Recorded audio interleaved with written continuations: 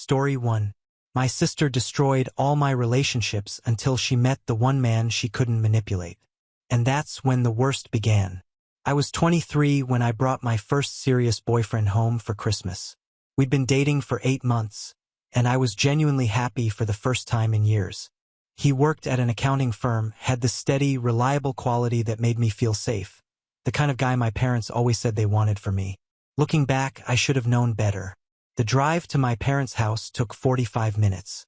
I spent most of it coaching him on my family, warning him about my dad's interrogations and my mom's invasive questions. I didn't mention my sister. I didn't know how to explain something I barely understood myself. We arrived at 6:30 and the house was already full of relatives. The smell of ham and cinnamon filled every room. Christmas music played and I felt that familiar mix of nostalgia and dread. My mom ushered us into the chaos. I introduced him to probably 15 people in the first 10 minutes. Then my sister came down the stairs in this tight red dress that left nothing to the imagination. She saw us and her face lit up with that performative smile. She hugged him first, not me, held on too long, pulling back slowly with her hand on his shoulder. Then she hugged me like an afterthought, already turning back to him with breathless questions. The entire evening was a nightmare. Every time we sat down, she'd find a way to sit between us. When he went to help my dad, she'd volunteer too. She laughed too loud at his jokes, found excuses to show him things in different rooms. My family thought it was hilarious. My aunt kept saying how charming she was. My dad said she'd inherited all the charisma in the family, looking at me when he said it. I sat there feeling my stomach twist, trying to convince myself I was paranoid. On the drive home, he was quiet. I asked if he was okay. He said yes, just a little overwhelming, then added that my sister was very friendly. The way he said it made my skin crawl. 2 months later, he broke up with me, said he needed space. Things felt different. He wasn't sure what he wanted. Standard breakup lines. I asked if there was someone else. He said no. I didn't believe him. 1 week later, my cousin tagged me in a social media story. There they were, my ex and my sister, at some trendy bar downtown, her hand on his chest, both laughing. I stared until the story disappeared, feeling like someone had punched all the air out of my lungs. When I confronted my sister, she acted like I was insane, said they'd just run into each other, it was innocent, I was being dramatic. My mom told me to let it go, that men don't like jealous women. My sister didn't even try to hide it after that. They dated for 3 months. At 25, I tried again with someone I'd been seeing for 2 years. He knew about what happened before, promised he saw through that kind of manipulation. We went to my parents' anniversary party. My sister showed up in another red dress, and I watched it all play out again. This time, I confronted everyone. They called me insecure, paranoid. My grandmother looked me in the eye and said, "If you were more feminine, more attentive, you'd be able to keep a man interested." Like it was my fault. That relationship ended 3 weeks later. Same excuses. I saw them together at a wedding 2 months after that. By 26, it happened a third time. That's when I finally understood. This wasn't coincidence. This was deliberate. I stopped bringing anyone home. For the next 3 years, I dated in secret, telling my family I was focused on my career. When I turned 29, my cousin called with a proposition. She worked at a literacy program for incarcerated people and desperately needed volunteers. Honestly, I almost said no, but I had nothing else going on that Friday night. The program coordinator explained everything over coffee in a church basement. We'd correspond with inmates who wanted to improve their reading and writing skills, help them prepare for GED exams. All male went through the program. We could stop any time. They gave me 6 names to choose from. I picked 3. 2 sent back generic responses, but the third wrote this 3-page letter full of crossed-out words and mistakes, but completely honest. He was serving time for armed robbery. 19 years old, owed a dealer money, walked into a bakery at 3 a.m. with a fake gun, took $873, got arrested 2 hours later. 8-year sentence, had served 7. He didn't make excuses. Wrote about the shame, his grandmother crying at sentencing, his sister stopping visits, about wanting to get his contractor's license when he got out. The letter was raw and real in a way that made me want to respond. We started off with grammar corrections and vocabulary building, which was ostensibly the point of the program. I'd mark his errors gently, explain the rules, give him exercises to practice. He'd write back with improved versions, with questions about things he didn't understand, with a dedication to learning that I found admirable. But somewhere around the fourth or fifth letter, it shifted into something more. He asked me how my week was, and I actually told him, not the sanitized version I gave my coworkers or my family, but the truth. Told him about my boss who micromanaged everything and took credit for my ideas. About my apartment with the leaking ceiling that my landlord refused to fix. About the strange limbo of being almost 30 and feeling like I'd somehow missed the boat on having a real life. About feeling stuck in a job that paid the bills but slowly drained my soul in a city where I had acquaintances but no real friends. In a life that looked fine from the outside but felt empty and lonely on the inside. He wrote back with this brutal honesty that most people don't have. No toxic positivity telling me everything happens for a reason. No empty reassurances that things would magically get better. No comparing his situation to mine in some weird oppression Olympics way. Just real observations about real problems, about the trap of settling for good enough. About how being comfortable can be its own kind of prison. He wrote about how he'd had all the time in the world to think about his choices. About how he'd realized that everyone builds their own cage in some way, just some of them have actual bars. Around the eighth letter, I made a vague reference to family issues. Nothing specific, just mentioned that the upcoming holidays were complicated. That I was dreading Thanksgiving and Christmas. His response came back 2 weeks later, and tucked in between grammar exercises and vocabulary practice was this paragraph that stopped me cold. Sounds like your sister is the kind of person who only feels good about herself when she's making other people feel bad. That's not about you. That's about how empty she is inside. People like that are black holes. They take, and it's never enough because they're trying to fill something that can't be filled from the outside. I read that paragraph probably 20 times that night, sitting on my couch with tears running down my face. Something about the simplicity of it, the directness, the lack of any attempt to soften the truth just hit me in a way that years of therapy and self-help books and well-meaning friends never had. This guy who'd made terrible choices and paid a heavy price for them, who was living in a cell and probably would be for another few months. He saw through everything so clearly.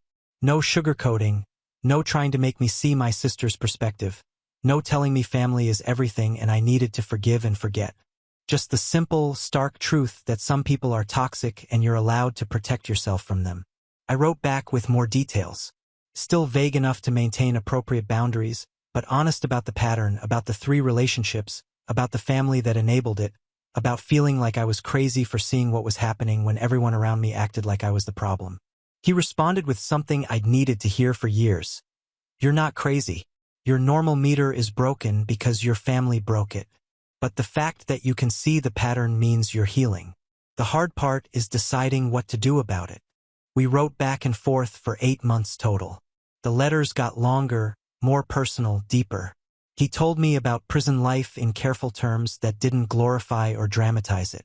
Just the reality of living in a concrete box with someone else's schedule dictating every moment of your day. About learning to meditate because it was the only way to find quiet in a place that's never actually silent. About the friends he'd made. The men who were actually trying to change versus the ones who were just counting days. About his grandmother's visits, how she'd forgiven him faster than he'd forgiven himself. About his plans for when he got out, the apartment he'd found through a re-entry program, the construction company that hired ex-offenders. I told him about my life in similar detail, about the promotion I got that came with more responsibility but barely more money, about finally getting the ceiling fixed after threatening to call the housing authority, about the small victories and the persistent loneliness, about the men I dated casually while keeping them far away from my family, about the relief of not having my heart broken, but also the sadness of never letting anyone close enough to matter. He was released in February on a Tuesday morning. I know because he'd written me a letter 3 weeks earlier with the exact date, asking if I wanted to meet once he got settled. I'd said yes immediately, then spent those 3 weeks alternating between excitement and terror. What if the connection we had on paper didn't translate to real life? What if he looked at me and was disappointed? What if I'd built him up in my head into someone he wasn't? We agreed to meet 2 weeks after his release at this small coffee shop near the bus station called something generic. Neutral territory where neither of us would feel trapped if things were awkward or disappointing. I got there 15 minutes early because I'm anxious like that. Ordered a coffee I was too nervous to drink and sat at a table near the window where I could watch the door. Every time it opened, my heart jumped. And then it would be someone else, and I'd feel this confusing mix of relief and disappointment. When he finally walked in at exactly the time we'd agreed on, I recognized him immediately, even though his photo from 7 years ago was outdated. He looked older, obviously, but not in a bad way. Prison ages you differently than normal life does. There was a weariness in the way he moved, in the way his eyes scanned the room before landing on me, in the careful way he approached the table. But when he smiled, it was the same warmth I'd felt in his letters, and something in my chest loosened. We sat down, and for the first 10 minutes it was stilted in that particular way. First meetings always are when you already know each other on paper, but not in person. The rhythm of conversation felt off, like we were both trying too hard. He asked about my drive there. I asked if he'd had trouble finding the place. We both commented on the weather like strangers making small talk. I started to panic, thinking I'd made a mistake, that we should have kept it to letters where we both knew how to communicate. Then he made some joke about the coffee shop's pretentious menu, how they had 15 different milk alternatives but couldn't figure out how to make a regular cup of coffee that didn't taste like dirty water. I actually laughed, and suddenly we were just talking. 3 hours went by in what felt like minutes. We covered everything and nothing. The big things and the small things, the serious conversations and the stupid ones. He told me about his first week out, how disorienting it was to have choices again, how he'd stood in a grocery store for 20 minutes just staring at the shampoo options because he hadn't had to make a decision like that in 7 years. I told him about the promotion meeting I'd had that morning, how my boss had somehow made my success about him, how I'd smiled and nodded while internally screaming. The barista started giving us pointed looks around hour 3, wiping down tables unnecessarily close to us, straightening chairs that didn't need straightening. We finally took the hint, gathered our things, walked outside into the cold afternoon. The sun was setting early like it does in February, and we stood there on the sidewalk, neither of us quite ready to leave yet. He asked if I wanted to get dinner sometime, maybe next week. I said yes before he even finished the question. We exchanged phone numbers, actual phone numbers now that the program didn't have to mediate. And he gave me this look like he couldn't quite believe this was real. I knew the feeling. I'd spent the last 3 years convinced I was fundamentally unlovable, fundamentally flawed. And here was someone who'd spent 7 years in prison looking at me like I was something precious. The next months were different from anything I'd experienced before. We took things slow, both of us carrying our own baggage. Both of us careful not to rush into anything. He worked in construction, started at 6 o'clock in the morning, and came home physically exhausted most nights. Lived with his grandmother in a small apartment across town to help with rent and keep her company. Was taking night classes twice a week to get his contractor's license. Studying at the kitchen table after dinner while his grandmother watched her shows in the living room. He had this maturity that none of the supposedly successful guys I dated ever had. Maybe prison does that to you. Forces you to grow up fast or get eaten alive. Maybe it was just who he was fundamentally. But he listened when I talked. Actually listened instead of just waiting for his turn to speak. He didn't play games or send mixed signals or do that thing where men act interested then suddenly ghost you for no reason. When he said he'd call, he called. When he said he wanted to see me again, he meant it. When he said he was working late, he was actually working late, not out with friends or seeing other women or any of the paranoid scenarios my broken brain tried to create. We'd meet for dinner when he didn't have class. Usually cheap places because neither of us had much money. Diners with sticky menus and refillable coffee. Food trucks parked near the construction sites where he worked. His grandmother's kitchen table where she'd make us dinner and then excuse herself to give us privacy, while not so subtly leaving the bedroom door open because she was old-fashioned like that. He met my middle sister in April, the one who stayed out of drama. We ran into her at the supermarket by accident, and she was nice enough, polite, asked normal questions, made normal conversation.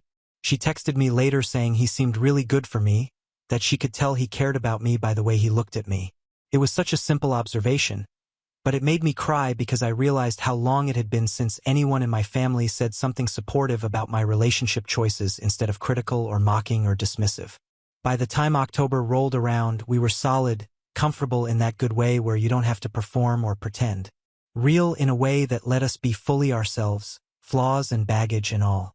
I'd met his friends from the construction crew, gone to his grandmother's birthday dinner, helped him study for his licensing exam. He'd met my coworkers at a happy hour, fixed the perpetually broken cabinet in my kitchen, started keeping a toothbrush at my apartment. Then November happened and everything changed. My mom called on a Thursday evening, didn't bother with pleasantries, just launched straight into her demands. I needed to come home for Christmas. Not asking, not requesting, demanding. In that particular tone she uses, that means she's already told the whole family I'm coming and I'll embarrass her if I don't show up. She'd already set up the guest room, already told everyone I'd be there, already planned the seating arrangement around my attendance. How could I do this to her? Make her look like a liar in front of the family? Ruin Christmas before it even started? I felt that old panic rising in my chest. That same panic I'd felt every holiday season for the past 3 years. My hands started shaking, my breathing got short, and I had to sit down on the floor because my legs wouldn't hold me anymore. He found me there 20 minutes later when he got off work, sitting on the kitchen floor with my phone in my hand, staring at nothing. He sat down next to me without asking questions. Just sat there until I was ready to talk. Then I told him everything. Every humiliating detail I'd been holding back, trying to seem less damaged than I was. The pattern, the manipulation, the 3 relationships destroyed by my sister's need for validation. The family that watched it happen with amusement instead of horror. The grandmother who told me I wasn't feminine enough to keep a man interested. The years I'd spent hiding, dating in secret, protecting myself by never letting anyone close enough to matter.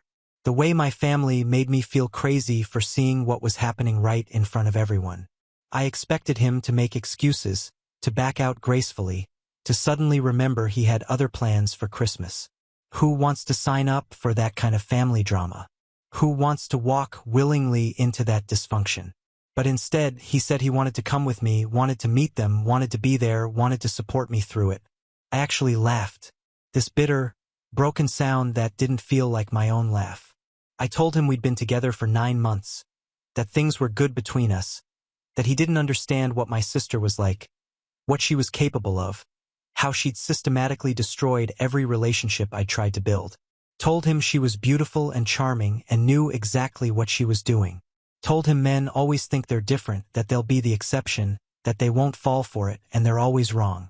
He looked at me with this completely calm expression, this certainty that should have scared me, but somehow didn't. He said he'd spent 7 years in prison, shared a cell with men who'd done terrible things, survived in an environment designed to break you, learned to see through manipulation because his life depended on it. My family couldn't be worse than that. My sister couldn't be scarier than the things he'd already survived. I wanted to believe him, wanted to so badly it physically hurt. But I also knew he had no idea what he was walking into. My sister didn't just flirt. She hunted. She made it her mission to prove she could take whatever she wanted, and she'd never failed before. Every man who'd promised to be different, who'd sworn he wouldn't fall for it, who'd looked me in the eye and said he chose me, they'd all ended up the same way. Why would he be any different? But he insisted. And honestly, I was tired of hiding. Tired of letting her win before the fight even started. Tired of protecting myself by never letting myself have anything worth protecting. So I said yes. Called my mom back. Told her I'd be there and I was bringing someone. She sounded surprised but pleased, probably already imagining the wedding she'd get to plan. The grandchildren she'd get to show off. I didn't correct her assumptions. Didn't tell her I'd be happy if we just survived Christmas without bloodshed or another destroyed relationship. The weeks leading up to Christmas were tense. I kept having these panic attacks where I couldn't breathe, where my mind would spiral into all the worst-case scenarios. He'd hold me through them, let me cry or rage or sit in silence. Never made me feel weak or crazy for being terrified of my own family. He'd been through worse, but he never made me feel like my pain was less valid because his had been more extreme. just sat with me in it until I could breathe again. We decided to drive up Christmas Day itself, spend the minimum amount of time required, leave as soon as politely possible. I packed a bag with outfit changes like I was preparing for battle, which in a way I was. Tried on 6 different things before settling on something that made me feel confident, but not like I was trying too hard. He wore a button-down shirt his grandmother had ironed for him. Nice jeans without any tears or paint stains from work, and the watch his mother had given him before she passed when he was 16. We looked like a normal couple going to a normal family Christmas, if only. We arrived at my parents' house at exactly 7 in the evening on Christmas, right on time like my mother demanded. The street was already lined with cars from relatives who'd gotten there early, and I could hear Christmas music and laughter coming from inside before we even reached the door. The smell of ham and cinnamon and pine hit us the moment we walked in. That particular combination that used to mean comfort and family, but had come to mean anxiety and dread for me over the past few years. My mom hugged me first, one of those quick performative hugs that's more about appearance than affection. Then she turned to him with actual warmth, thanking him for coming, saying she'd heard so much about him, ushering us both inside like she was genuinely happy we were there. My dad shook his hand, asked him about work, made small talk about construction and the housing market. My aunts and uncles waved from the living room where they were already drinking and watching a game on the television. Everything seemed normal, almost. Then my sister came down the stairs. She was wearing another red dress because of course she was. This one was even more dramatic than the ones I remembered. Tighter and shorter and cut in a way that was completely inappropriate for a family Christmas, but that she'd somehow get away with because she always did. Her hair was perfectly styled, falling over one shoulder in loose waves, and she was wearing those impossibly high heels that made her look like she'd just stepped off a runway instead of down the stairs of our childhood home. The entire room went quiet for a moment like we were all actors in a play and she was the star making her grand entrance. She saw us and her face lit up with that smile I'd seen 100 times before. The one that looked genuine and warm, but that I knew was calculated down to the last detail. She walked straight over to us and I braced myself for what was coming. She hugged him first, of course, not me, him, wrapped her arms around him in this full-body hug that lasted way too long, pressing herself against him, pulling back slowly with her hands lingering on his shoulders. Then she hugged me like an afterthought, barely a one-armed squeeze before she turned back to him with questions and compliments and that breathless, interested voice she used when she was performing. What was his name again? Oh, that's such a strong name. What kind of construction did he do? That must be so interesting and so physically demanding. She couldn't imagine doing that kind of work. How impressive. Had he always lived in our state? Oh, he'd moved around. How adventurous. She'd always wanted to travel more, but never seemed to find the time. Each question delivered with this constant touching of his arm. This leaning in close, this way of making him the only person in the room. My stomach dropped immediately. It was starting. The same pattern I'd watched play out 3 times before. The same predatory focus I'd hoped maybe, just maybe, wouldn't happen this time. My family was already watching with those same amused expressions. My aunt nudging my uncle, my cousins smirking from the couch. They thought it was entertaining. They thought my sister's behavior was charming instead of cruel. Thought my discomfort was insecurity instead of justified fear. Dinner was a nightmare. My mom had set up the table with assigned seating, which should have meant we'd sit together.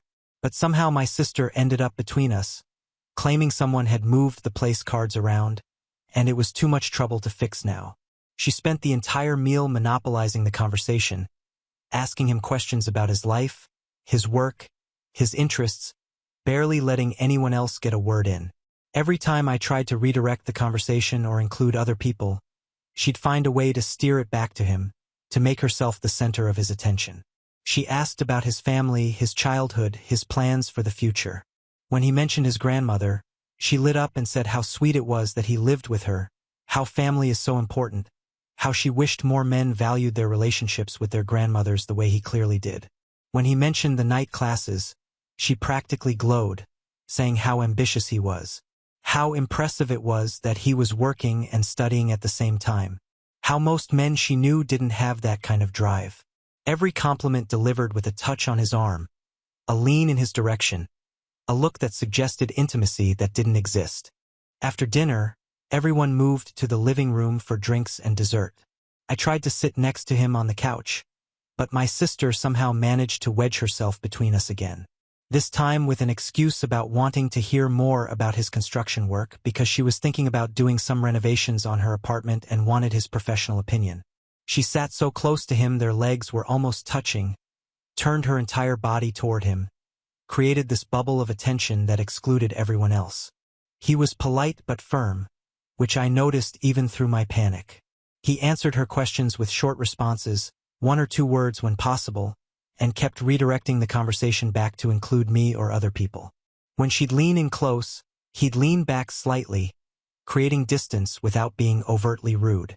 When she'd touch his arm, he'd move to pick up his drink or adjust his position, breaking the contact naturally. It wasn't dramatic or obvious, but it was deliberate, and I started to feel something I hadn't felt in years. Hope. Around 9, my uncle suggested showing him the garage where my dad kept his old car collection, and several of the men headed outside. My sister immediately volunteered to come along, saying she loved old cars, even though I'd never heard her express any interest in them before. I started to follow, but my mom caught my arm and asked me to help her in the kitchen with something that absolutely could have waited. By the time I got outside 10 minutes later, they were all coming back in, and my sister looked frustrated in a way I recognized. My younger brother pulled me aside while everyone was getting more drinks. He looked uncomfortable, kept glancing at our sister like he was worried she'd hear him. Then he told me what happened in the garage. While my dad and uncles were showing off the cars and talking about engines and restoration work, my sister had cornered him near the tool bench, asked if he wanted her number, said they should meet up sometime for coffee or drinks, that she knew great places around town. He'd shut her down immediately, told her he wasn't interested, that he was with me, and that wasn't going to change. She tried to play it off as a joke, said she was just being friendly, but my brother had heard the whole thing and knew better. I felt something crack open in my chest, something that had been closed tight for years.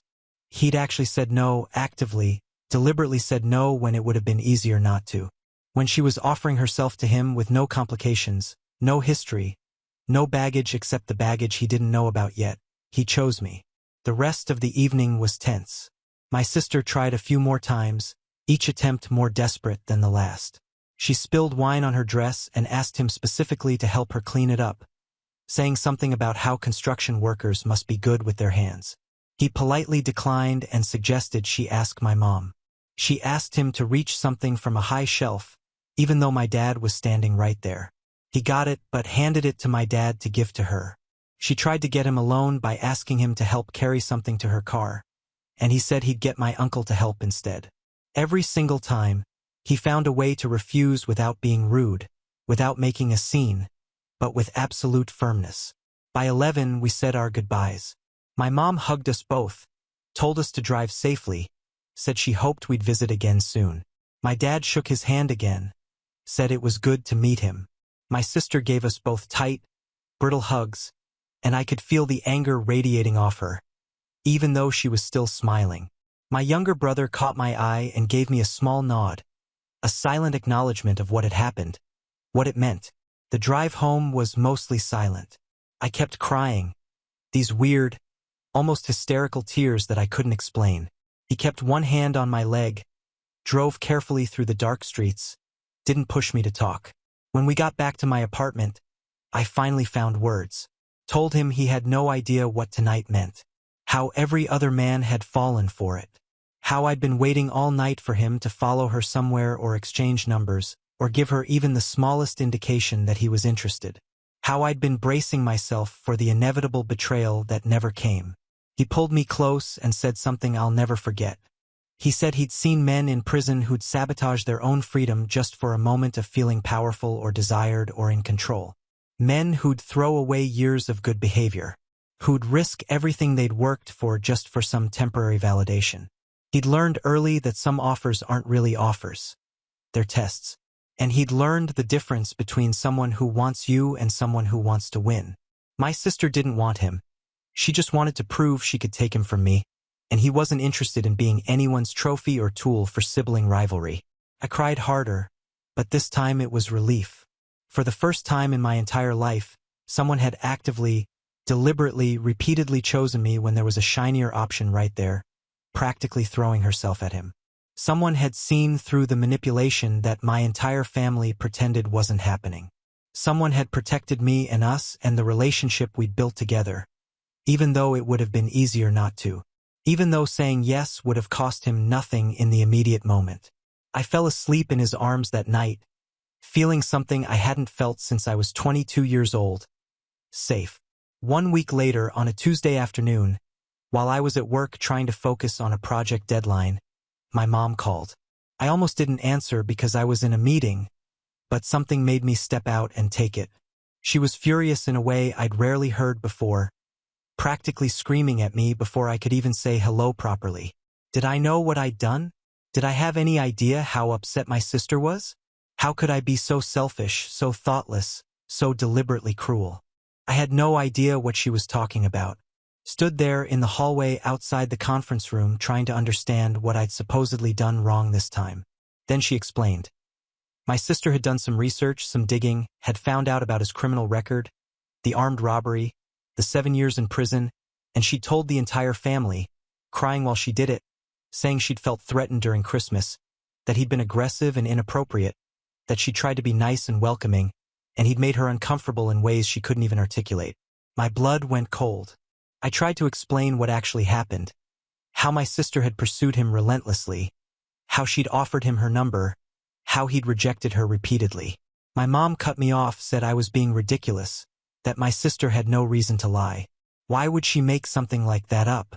And even if some of what I was saying was true, I should have told the family beforehand that I was bringing a criminal to a family gathering, that people had a right to know, to decide if they felt safe, that I'd put everyone at risk with my secrecy. My phone started exploding while I was still on the call with my mom. Text messages coming in faster than I could read them. My aunt saying I was selfish and irresponsible. Asking how I could endanger the whole family like that. What was I thinking? My uncle saying I should have warned everyone, that he had young children there, that he would have brought his family if he'd known there was a violent criminal in the house. Another aunt sending a long message about family trust and betrayal. About how disappointed she was in me, how I'd changed and not for the better. My grandmother, who I'd always thought had at least some affection for me, despite her earlier cruelty, sent me a 5-minute voice message. I listened to it in my car after leaving work early, unable to handle being around people anymore. She went on and on about how I was destroying the family's reputation, how people would talk, how she'd have to explain to her friends from church why her granddaughter was dating an ex-convict, about how I was putting everyone in danger, how I clearly had no judgment, how I must have some kind of savior complex or be desperate for attention to date someone like that.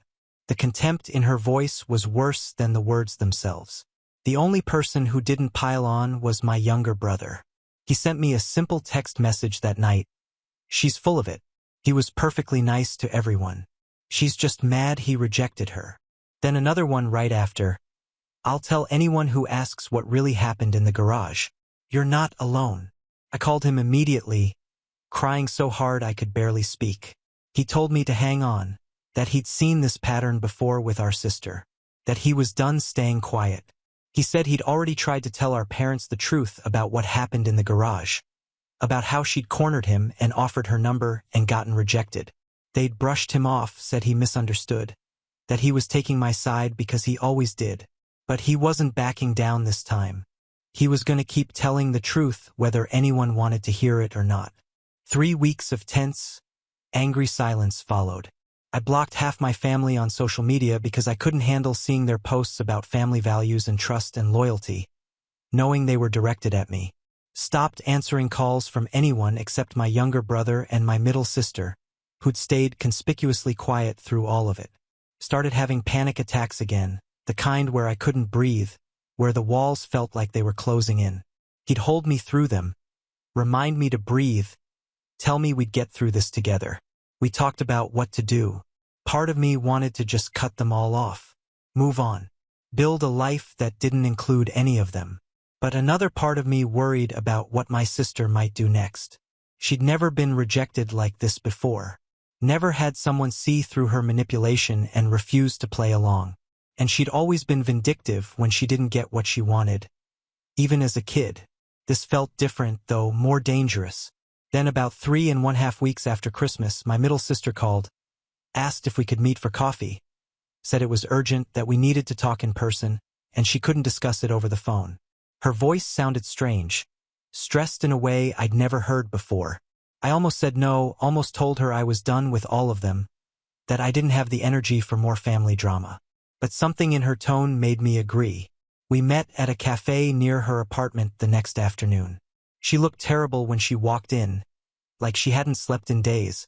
Dark circles under her eyes, hair pulled back in a messy bun, wearing sweatpants and an old sweater instead of her usual put-together outfits.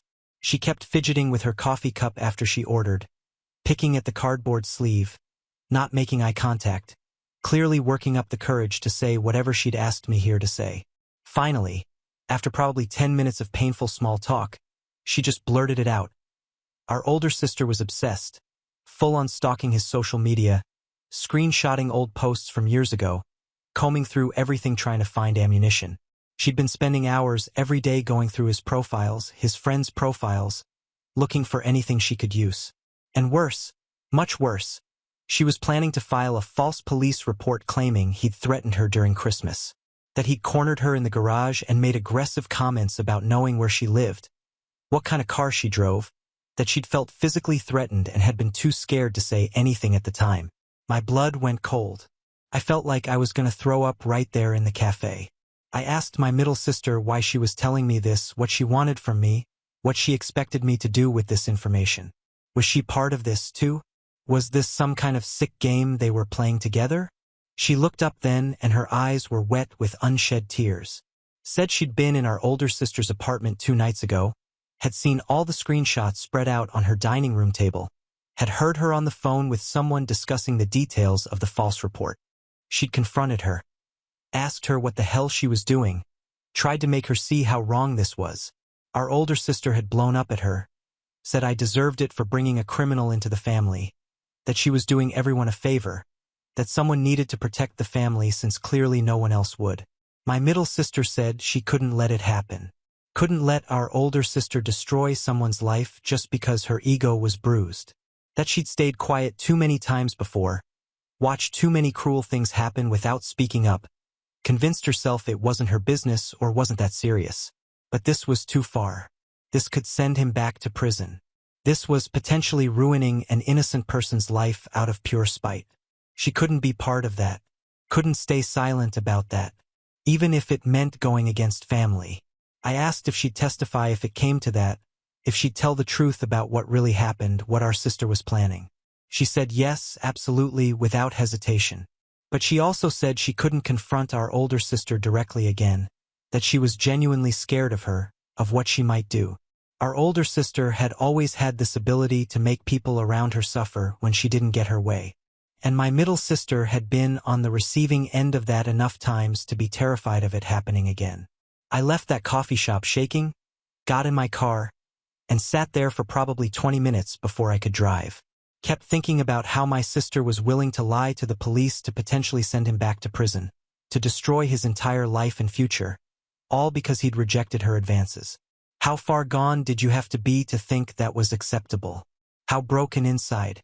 I drove straight to his construction site, waited until his lunch break, pulled him aside, and told him everything. He went very still, very quiet, in that way he did when he was processing something serious. Then he asked me what I wanted to do. Not what he wanted, what I wanted, whether I wanted to stay and fight this or whether I wanted to just cut ties and run, start over somewhere else. He said he'd support whatever I decided, that this was my family and my choice. I wanted to run. God, I wanted to pack up everything and move to another state, change our numbers, never speak to any of them again. But I also knew running wouldn't solve anything. My sister would find us if she really wanted to. And more than that, I was tired of running, of hiding, of letting her win by default. So we decided to stay and fight. We contacted a lawyer that week, explained the situation. The lawyer said that filing a false police report is a crime in itself, that if it came to that, we'd have witnesses and evidence on our side. My younger brother volunteered to testify about what he'd heard in the kitchen. My middle sister said she'd provide a statement if needed.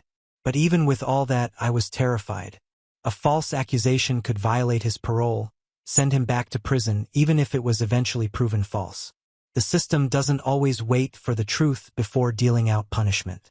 We spent 2 weeks in this awful limbo, waiting for the other shoe to drop, for the police to show up at his door. Then my sister got into a car accident. Nothing major. She backed into her own garage door and crumpled her rear bumper, but she ended up in the emergency room for a panic attack afterward. She called me from the hospital, crying hysterically, begging me to come.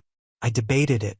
Part of me wanted to tell her to figure it out herself, that I was done being her emotional support after everything she'd put me through. But another part of me, the part that remembered when we were kids and actually liked each other, made me go. She looked destroyed. Not physically injured, but emotionally wrecked in a way I'd never seen before. Between sobs, she told me what happened.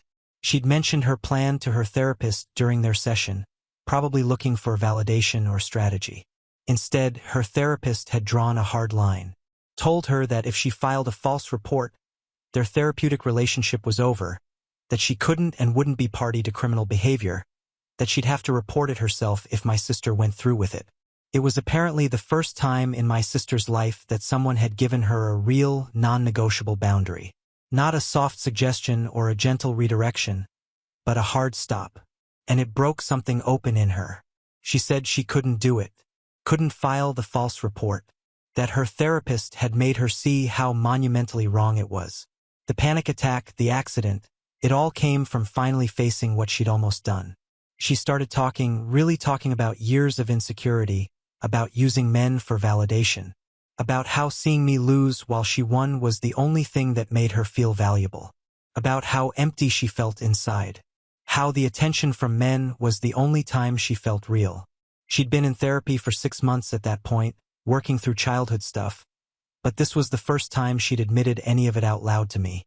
I didn't offer forgiveness, didn't tell her it was okay or that we'd work through it. I just said I needed her to leave us alone. No contact with me, no contact with him, no more drama. She nodded, still crying, and I left. 2 weeks after the hospital, we were on my couch watching some mindless show when he paused it suddenly, turned to me with this serious expression, and said he wanted to marry me. Not right now, but eventually. When you know, he said. Simple as that. I started crying. The good kind of crying this time. We got married 3 months later at a small farm owned by his uncle. 15 people total. His brother was the best man. His grandmother cried through the entire ceremony. My mom called the day before crying and saying I was making a mistake. My dad sent a text saying I'd regret this. Neither of them came. 6 months after the wedding, a letter arrived, 10 pages handwritten from my older sister. She detailed her therapy journey, the work she was doing to understand why she did what she did. How she'd realized she used male attention to avoid dealing with her own emptiness. How watching me fail made her feel temporarily successful in a life where she felt like she had no real accomplishments. How she'd built her entire identity around being desired. And when that didn't work on him, it shattered something fundamental. She didn't ask for forgiveness in the letter, just said she wanted me to understand. I read it twice, then wrote back a short response acknowledging her courage, but reaffirming that I needed distance. That maybe someday we could rebuild something, but not now. Possibly not ever. 1.5 years passed. My middle sister called out of nowhere and said our older sister was different. Really different. 2 years of intensive therapy, had cut out toxic friends, was single for the first time since high school, and actually working on herself. She'd asked about inviting me to lunch multiple times, but was too nervous to reach out directly. We talked on the phone for 2 hours. She told me about her therapy breakthroughs, about finally understanding that she'd been using men as a measure of worth because she didn't have any internal sense of value, about how terrifying it was to be alone with herself for the first time. I told her about our life, the small apartment we'd rented, the dog we'd adopted, the stupid arguments about whether to get a cat. At the end of the conversation, I agreed to lunch. Just lunch, nothing more. No promises, no expectations. I don't know if she's really changed or if this is just another phase. Don't know if I'll ever fully forgive her for what she put me through. For the years I spent hiding and the self-doubt she planted that still creeps up sometimes. But here's what I do know. I'm not obsessed with getting my family's approval anymore. I'm not competing with anyone or measuring my worth by whether I can keep a man interested. I have a partner who chose me when it actually mattered. When the easier path was right there in a red dress. We have a home we built together. A life that belongs to us. Plans that don't involve anyone's permission or validation. My younger brother came to visit last month. Stayed for a weekend. Said it was the most relaxed he'd ever seen me. We took him to our favorite breakfast place. The one where they know our order by heart. Walked the dog through the park. Watched a game at a sports bar. Had the kind of easy family time I'd forgotten could exist. On his last day, he said something that stuck with me. He said he used to think all families were supposed to be complicated, that drama was just part of the package. But watching us, seeing how simple and peaceful our life was, made him realize that wasn't true. That sometimes the family you choose is healthier than the family you're born into. I think about that a lot now. About how I spent so many years trying to fix something that was fundamentally broken. Trying to earn love from people who saw me as competition or collateral damage. About how much energy I wasted on relationships that were always going to hurt me. My middle sister asked me last week if I thought our older sister deserved a second chance. I told her I didn't know yet. That forgiveness isn't something you can force or rush. That I needed to protect my peace first. And if there's room for reconciliation later, it'll happen naturally. Or it won't. And that's okay too. I'm learning that you don't owe anyone your suffering. You don't owe toxic people your presence just because you share DNA. Sometimes the bravest thing you can do is walk away and build something new. I have a partner who chose me when it mattered, when the easier path was right there. I have a home that feels safe. Mornings without anxiety. Nights where I sleep without replaying what I did wrong. A life built on my terms with someone who proves every day that I was always enough. The lunch with my older sister is scheduled for next month. I might go. I might cancel. But either way, it won't define me. I've spent too many years letting her have that power. My husband asked me yesterday what I wanted for dinner. And I realized I couldn't remember the last time I'd had an anxiety attack. The constant vigilance I used to carry has slowly dissolved. This is what peace feels like. Not the absence of problems, but the presence of someone who faces them with you instead of creating them. My grandmother sent me a message last week. First contact in almost 3 years. She apologized for what she'd said that day about me not being feminine enough. I haven't responded yet. Some apologies come too late. But I appreciate that my older sister's changes are rippling out, making others examine their own behavior. The dog just brought me his leash. My husband is finishing a work call and we're meeting my middle sister for dinner later. Normal, boring, beautiful life. The kind I never thought I'd have. After everything, this quiet, chosen life is everything I needed. This healing in ways I didn't know I needed to heal. This teaching me that I don't have to perform or prove myself into being worthy of love. I was always worthy. I just needed to find someone who already knew that and then choose myself too. So that's where I am now.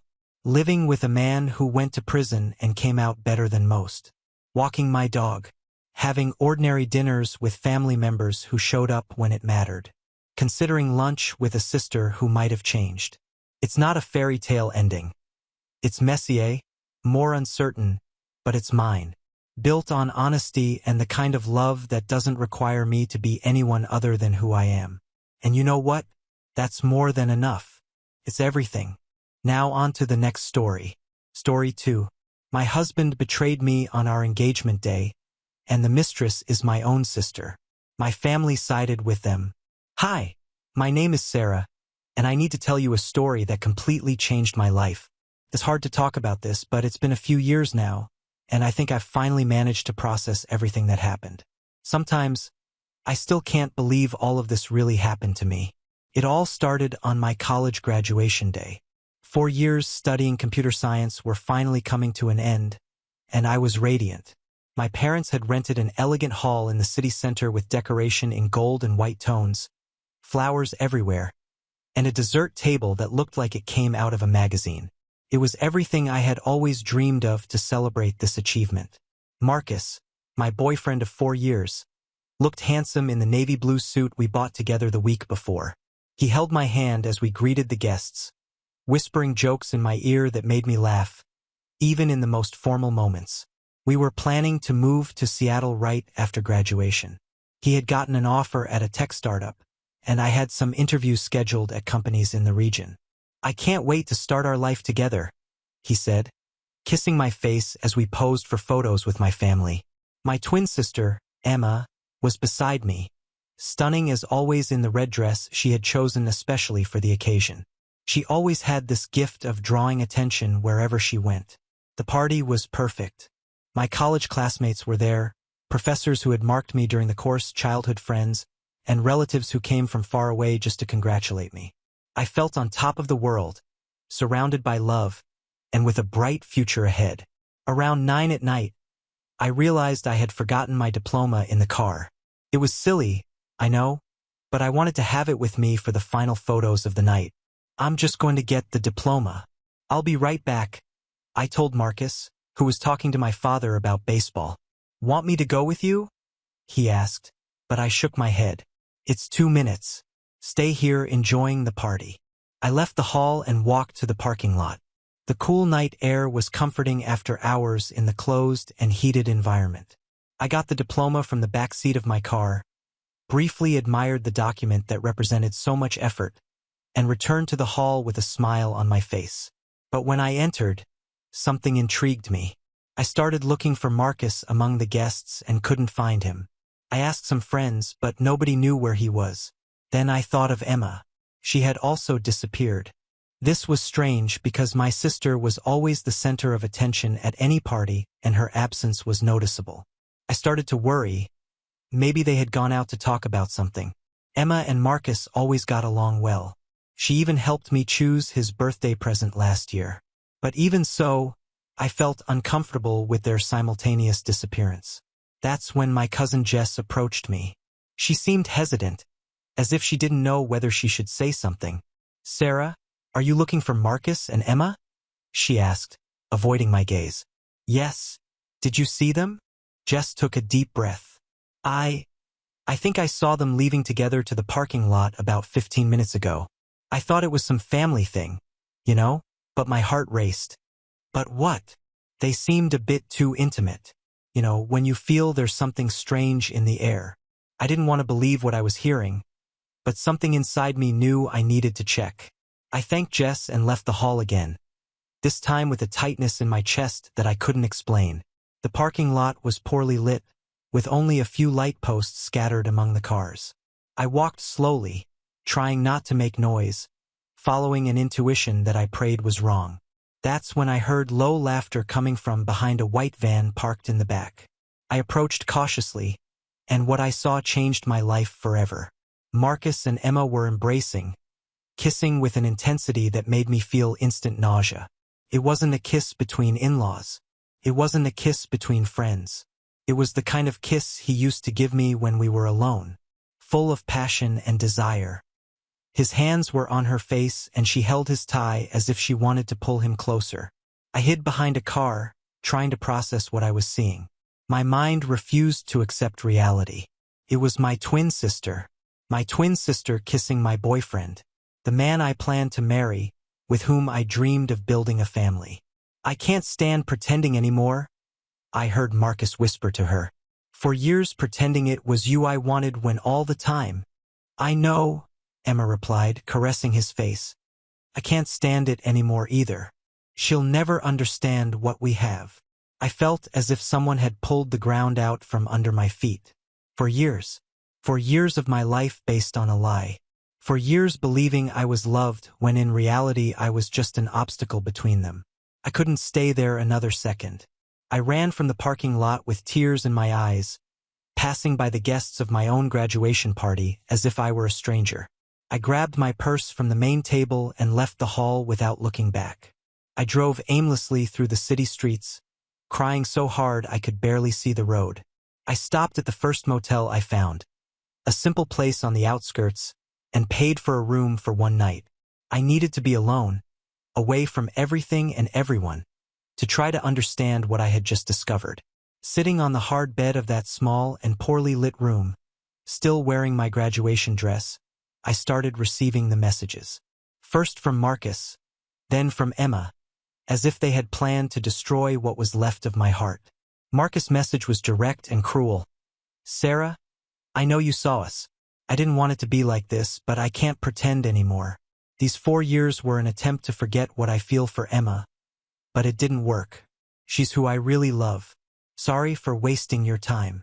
I read and reread those words, each one like a stab. Wasted my time. 4 years of my life were just wasted time to him. Emma's message arrived a few minutes later. "Sister, I know this is hard to understand, but what I feel for Marcus is something I can't control. Love happens. It's not something we choose. I hope that one day you can forgive us and accept our happiness." I threw the phone at the wall with such force that the screen cracked. How dare she talk about love and happiness? How dare she ask for my forgiveness after destroying my life this way? I spent the entire night awake in that motel room, alternating between compulsive crying and an emptiness that seemed to consume my soul. I picked up the broken phone and, even with the cracked screen, managed to read other messages that arrived during the early morning. My mother had written, "Sarah, where are you? Everyone is worried. You just disappeared from your own party." And then, "Marcus told us what happened. Dear, these life things are complicated. Come home so we can talk." My father also sent a message. "Daughter, I know it's difficult, but you need to be mature about this situation. Marcus and Emma are truly in love. It's nobody's fault. Nobody's fault." These words echoed in my mind like a slap. My own father was defending my sisters and my boyfriend's betrayal as if it were something natural, inevitable. But the message that hurt me the most arrived early in the morning from Emma. "Sarah, I know you must be angry, but you need to understand that we tried to resist this for years. We tried to ignore what we felt for each other. Marcus dated you because he thought that way he could forget what he feels for me. I encouraged your relationship for the same reason, but we couldn't fight against true love anymore. I hope you'll be the sister you've always been and support us in this moment." I read that message several times, trying to absorb the casual cruelty of her words. She was asking me to support them. After destroying my life, they wanted my blessing. I stayed in that motel for 3 days, living on delivery and trying to piece together the fragments of my sanity. It was during this forced solitude that I began to remember situations from the past that now made much more sense. We were twins, but we were always treated differently by the family. Emma was always the extroverted one, the charismatic one, the one everyone instantly adored. I was the responsible one, the studious one, the one who had her head in the right place. It seemed like a compliment, but now I realized it was just a polite way of saying I was the boring one in the family. I remembered the high school prom. I had saved money from my part-time job for months to buy a royal blue dress I saw in a shop window. It was perfect. It made me feel beautiful and confident. But in prom week, Emma decided she also wanted a blue dress. "Sarah, you don't mind if I wear a blue dress too, do you?" she said as if it were the most natural thing in the world. I saw a beautiful one at the same store. When I tried to explain that I had already chosen blue, that it would be strange for us to go matching, my mother intervened. "What nonsense, girls? You're twins. It'll look beautiful with you matching." But Emma didn't buy just any blue dress. She bought exactly the same model as mine, just in an even more vibrant shade of blue. On prom day, when we came down together, all the comments were about how stunning Emma looked. My dress, which I loved so much, became just a faded copy of hers. "Emma looks radiant today," commented my aunt. "And you look pretty too, Sarah," she added almost as a courtesy reminder. This dynamic repeated throughout our adolescence. Emma borrowed my clothes without asking, and somehow they looked better on her. She copied my hairstyles, but with a special touch that made them unique. When I developed an interest in photography, Emma also wanted to learn, and soon she was being praised for her natural artistic perspective. The most painful thing was that nobody seemed to notice this pattern. To our family, Emma wasn't copying or competing with me. She was just being herself, spontaneous, and talented. And me, I was being dramatic when it bothered me, jealous when I protested. Now, lying on that motel bed, I finally understood. Marcus had never really been mine. From the beginning, he was interested in Emma. But since she was dating someone else at the time, he settled for me. I was the consolation prize, the available substitute. I remembered how they behaved together during these 4 years. The intimate laughter when they told jokes that only they understood. The way Marcus always asked about Emma when she couldn't come to our dates. How he got excited when she decided to join us at the movies or dinners. "Your sister is very funny," he always said. "You're so different, but in complimentary ways." I interpreted this as a compliment to our family bond. Now I realized it was a comparison, and I always came out losing. There were also the moments when Emma appeared by surprise at our dates. "I hope I'm not disturbing the loving couple," she said with that smile that I always thought was affectionate, but now recognized as calculated. Marcus never minded. On the contrary, he seemed more excited when she was present. And the family parties where Marcus paid more attention to Emma than to me. He always justified himself saying he wanted to make a good impression on my family, especially on my twin sister since we were so close. I thought this was mature and thoughtful of him. What an idiot I was. All those moments when I felt uncomfortable but forced myself to ignore my instincts because I didn't want to seem paranoid or jealous. All the times Emma made comments about Marcus that were too intimate, but that I justified as family closeness. All the occasions when Marcus canceled our last-minute plans because Emma needed help with something. The last straw of my seclusion at the motel was when my best friend from college, Lisa, called me. "Sarah, where are you? Your mother called me asking if I knew where you were. Everyone is worried." "I'm fine," I lied. "I just needed some time to process some things. Look, I didn't want to be the person to tell you this, but Emma posted a photo on Instagram yesterday. Her and Marcus together with the caption, 'Finally free to love.' Sarah, I'm so sorry. Finally free to love." Less than a week after destroying my life, they were already publicly celebrating their romance. As if I had never existed. As if the 4 years I lived with Marcus were just an inconvenient obstacle that had finally been removed. At that moment, I made a decision. I couldn't hide forever. I needed to go home, face reality, and decide what to do with the rest of my life. But one thing I knew for sure, I would never again be the naive Sarah who accepted being treated as a second option. When I finally had the courage to return home on the 3rd day after the discovery, I found a scene I could never have imagined. I entered through the front door using my key, and what I saw in the living room made me question if I wasn't having a nightmare. Marcus was sitting on our family couch, the same couch where we watched movies together on Sundays, with his arm around Emma. My parents were in the armchairs in front, smiling and talking animatedly with the couple. On the coffee table, there was an open champagne bottle and used glasses. "Sarah," my mother exclaimed when she saw me standing at the entrance of the room. "Good thing you're back. We were celebrating the news." Celebrating the news? The words came out of her mouth so naturally that for a moment I thought I was delirious. "What news?" I asked, although I already knew the answer. Emma got up, still holding hands with Marcus, and came towards me with a radiant smile. "Sister, I know you're upset, but now that you've had time to process everything, can we talk like adults?" "Process everything?" I repeated, looking at my family's expectant faces. "Emma, you betrayed your own sister with my boyfriend of 4 years at my graduation party." "Sarah, don't be dramatic," my father intervened. "Nobody betrayed anybody. These heart matters happen. What's important is that Marcus and Emma are happy together." I turned to him, incredulous. "Dad, they were kissing in secret in the parking lot, while I was being congratulated for graduation inside." "Dear..." My mother got up and came to me, speaking in that condescending tone I knew from childhood. "I know it's difficult when we lose someone we love, but you need to think about your sister's well-being too. Emma and Marcus tried to resist what they felt out of respect for you, but true love always wins." True love. I was starting to feel hysterical. "Mom, he dated me for 4 years. We were planning to move together." Marcus finally spoke, still sitting on the couch as if he owned the house. Sarah, I'm sorry things happen this way. I really tried to love you the way you deserved, but I couldn't fight against what I feel for Emma. It would be worse to lie to you for the rest of my life. The casual way he talked about trying to love me was like a punch to the stomach. 4 years of my life summarized as a failed attempt to love the wrong person. You have to understand, Emma approached closer, putting her hand on my arm, that this is very difficult for us too.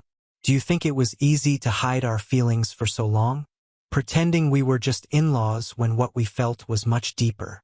I pulled away from her touch as if it were poisonous. You pretended to be in-laws because you were in-laws. Emma, I'm your twin sister, and you'll continue being my sister, she said, now with tears in her eyes. Sarah, I need you to support me in this.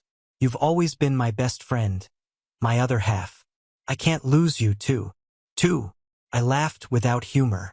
What exactly did you lose, Emma? Because from what I see, you got everything you wanted. That's when my father lost his patience. Enough, Sarah. You're being selfish and immature. Your sister found the love of her life, and you should be happy for her instead of making all this drama. Drama? I turned to him, feeling a rage I never knew I was capable of feeling. Dad, I discovered at my graduation party that my boyfriend was in love with my sister for 4 years. How is this drama on my part? Because you're turning this into something about you. My mother replied, Sarah, dear, you've always been jealous of Emma. Since childhood, whenever she stood out in something, you got this attitude. Jealous of Emma. Always jealous of Emma. As if all the moments of my life when I felt displaced and diminished were just products of my sick envy. You know what? I said, looking at each of them. You're right. I am selfish and immature.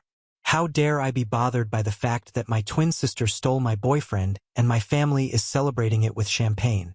Nobody stole anything, Emma said now, crying openly. Sarah, you can't control people's feelings. Marcus was never really yours if he always loved someone else. That phrase was the limit. Seeing my twin sister crying crocodile tears, telling me that the man with whom I had shared 4 years of my life had never been mine, while my parents nodded, agreeing with her. You're right, Emma, I said with a calm that surprised me. He was never mine. And you know what else? You never were either. The silence that followed was deafening. Marcus stopped pretending discomfort and just stared at me. Emma stopped crying. My parents looked at each other. Sarah, don't talk like that, my mother tried. Why not, Mom? It's the truth. You made it very clear where your priorities are. Emma has always been the favorite daughter, the little princess who can't be contradicted. And now, when she decides she wants her sister's boyfriend, you not only allow it, but celebrate. I went up to my room, which was technically still my room until I moved to Seattle, a plan that was now obviously canceled. I started packing methodically, putting only the essentials in 2 large suitcases. Emma appeared at the bedroom door half an hour later. Sarah, stop this. You can't just leave.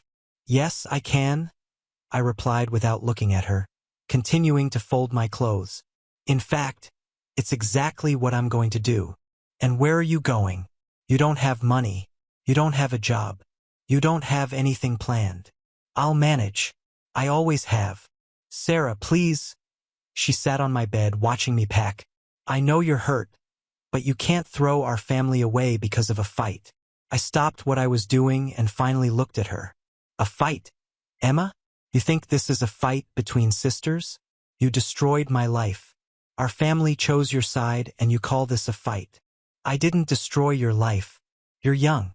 You'll find someone else. You'll be happy again. But I'll never find another Marcus. This is the love of my life. The cruel sincerity in her words hit me harder than any scream could have. She really believed what she was saying. For Emma, my pain was temporary and insignificant compared to her great love. You're right, I said, closing the last suitcase. You'll never find another Marcus. I hope you're very happy together.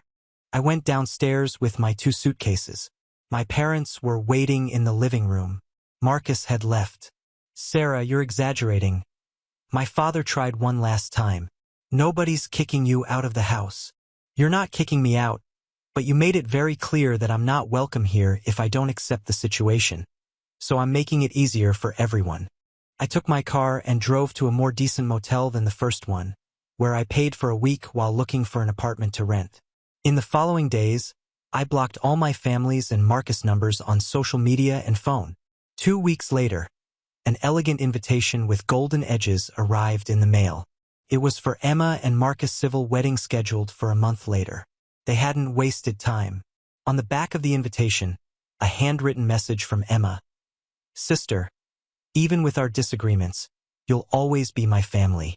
I hope you're present on the most important day of my life. I tore the invitation into small pieces and threw it in the trash. Then I sat on the motel bed and cried for the last time for everything I had lost. Not just Marcus, not just Emma, but the whole family I thought I had. The first months after moving to a small one-bedroom apartment were the hardest of my life. I woke up every morning with that feeling of emptiness in my chest, as if someone had torn out an essential part of me. But there was one thing Emma didn't know about me. I had always been stronger than I appeared. I got a job at a software development company downtown. It wasn't the dream job, but it paid the bills and kept me busy during the day. My coworkers, especially Jake and Amanda, noticed I was going through a difficult time and gradually included me in their social circles. Sarah, are you coming with us to happy hour today? Amanda asked on a Friday about 2 months after I started working there. I was going to refuse automatically, as I always did, but something made me accept. Maybe it was the tiredness of spending every night alone in the apartment, mentally reviewing everything that had happened. It was at this happy hour that I met people who would become my true friends. Jake, who was a senior developer and helped me adapt to the technologies the company used. Amanda, who worked in marketing and had a sense of humor that could make me laugh even on the hardest days. Mike from the design department, who shared my passion for photography. They never asked directly about my family or why I always got tense when we talked about relationships. They just welcomed me as I was, a person who was clearly rebuilding her life from scratch. You have talent for this, Jake commented one day, observing code I had written to optimize a process that was slowing down our system. Have you ever thought about specializing in optimization algorithms? I started studying in my spare time, taking online courses, reading technical books, practicing on personal projects. It was as if all the energy I used to direct towards maintaining toxic relationships could now be channeled into my professional growth. 6 months after starting at the company, I received my first promotion. After a year, I was invited to lead an important project. In 2 years, I was earning more than I had ever imagined possible and had moved to a beautiful apartment in Portland after getting an irrefusable offer from a tech company. My new friends celebrated every achievement with me. When I signed the contract in Portland, Amanda organized a farewell party at her apartment.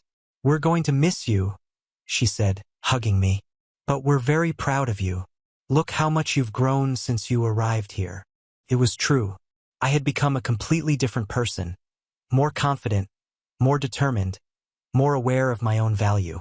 I had discovered that I could trust my instincts, that my ideas were valuable, that I didn't need anyone's approval to be happy. In Portland, my professional life took off for real. I worked at a startup that developed innovative solutions for complex logistics problems. My boss, David, recognized my potential from day one. Sarah, you have an exceptional analytical mind, he said during my 6-month evaluation. Have you ever thought about developing your own solutions? We have a program here that supports employees who want to become entrepreneurs. That's how I started working on my own idea, an algorithm that optimized delivery routes to reduce costs and environmental impact. I spent nights and weekends developing prototypes, testing theories, refining code. My social life also flourished. I met interesting people through tech meetups, made solid friendships with coworkers, and even started dating casually. Nothing serious, nothing that made me feel too vulnerable, but enough to realize I was capable of trusting other people again. During these 3 years, my family was just a distant memory. I had blocked all of them on social media, changed my phone number, and created a new life where they simply didn't exist. It was as if Sarah, the naive twin sister and consolation prize, had died at that graduation party, and a new person had been born from the ashes. I wondered sometimes how they were doing, especially during holidays or on significant dates, but I always managed to push those thoughts away. They had made their choice and I had made mine. That's when the email arrived that would change everything again. It was a Tuesday morning, 3 years and 2 months after the betrayal. I was in my Portland apartment having coffee while checking my emails before going to work when I saw a message from an address I didn't immediately recognize. marielopes2024@gmail.com. I opened the email and almost dropped my coffee cup when I saw the signature. With love and longing, Mom. My mother had created a new email to be able to contact me. My dear Sarah, the message began. I know you don't want to talk to us and I understand your anger, but I need to tell you something very important. We're going through a very difficult situation here at home, and you're the only person who can help us. My first instinct was to delete the email without reading the rest. But something made me continue. Emma and Marcus are having very serious financial problems. They made some bad investments in cryptocurrencies last year following the advice of a specialist they met and lost all their savings. Not just their savings, but also the money your father and I lent them to start a business. I laughed involuntarily. Emma and Marcus, who had always been so smart, so superior, had fallen for a cryptocurrency scam. Now they owe more than $200,000 to very dangerous people. Sarah, they're receiving threats. We had to sell our house to try to help, but it still wasn't enough. We're living in a small apartment and we don't know what to do anymore. $200,000. Our family never had that kind of money. My parents had always been middle class, honest workers who could pay the bills and take modest vacations a year. The idea that they had lost even the family house shocked me more than I expected. I know we don't have the right to ask for anything after what happened, but Sarah, you're our daughter and Emma is your sister. We found out through LinkedIn that you're doing very well professionally, that you have a good position at an important company. Could you lend us the money? I promise we'll pay it back, even if it takes years. Found out through LinkedIn. They had tracked me through professional social media, discovering where I worked, how much I earned, how my life was going. Emma cries every day. She knows she was wrong, knows she hurt you, but she's desperate. Marcus is also destroyed. They want to apologize personally, want to better explain what happened, want us to be a family again. The email ended with an emotional appeal. Sarah, I know you have a good heart. You've always been the most generous, most understanding daughter. Please help us. We don't know who else to turn to. I read the email 3 times, feeling a mixture of emotions I couldn't completely process. There was a part of me that felt sorry for them, especially my parents, who had apparently lost everything trying to save Emma and Marcus. But there was a bigger part that felt bitter satisfaction knowing that consequences had finally arrived for them. $200,000. Ironically, it was an amount I could lend without breaking my financial stability. My investments and savings had grown substantially in recent years, and my startup was starting to generate real profit. But lending that money would mean reopening a door I had closed with great effort. It would mean going back to being part of a toxic family dynamic where Emma was always the victim who needed to be saved, and I was always responsible for solving the problems. I closed the laptop without responding and went to work. Throughout the day, I couldn't concentrate properly. The email kept echoing in my mind.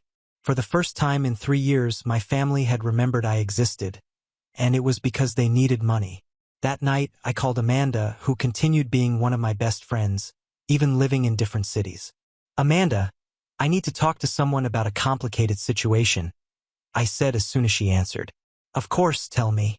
I told the whole story about Emma and Marcus, about the betrayal, about how my family had reacted, and now about my mother's desperate email.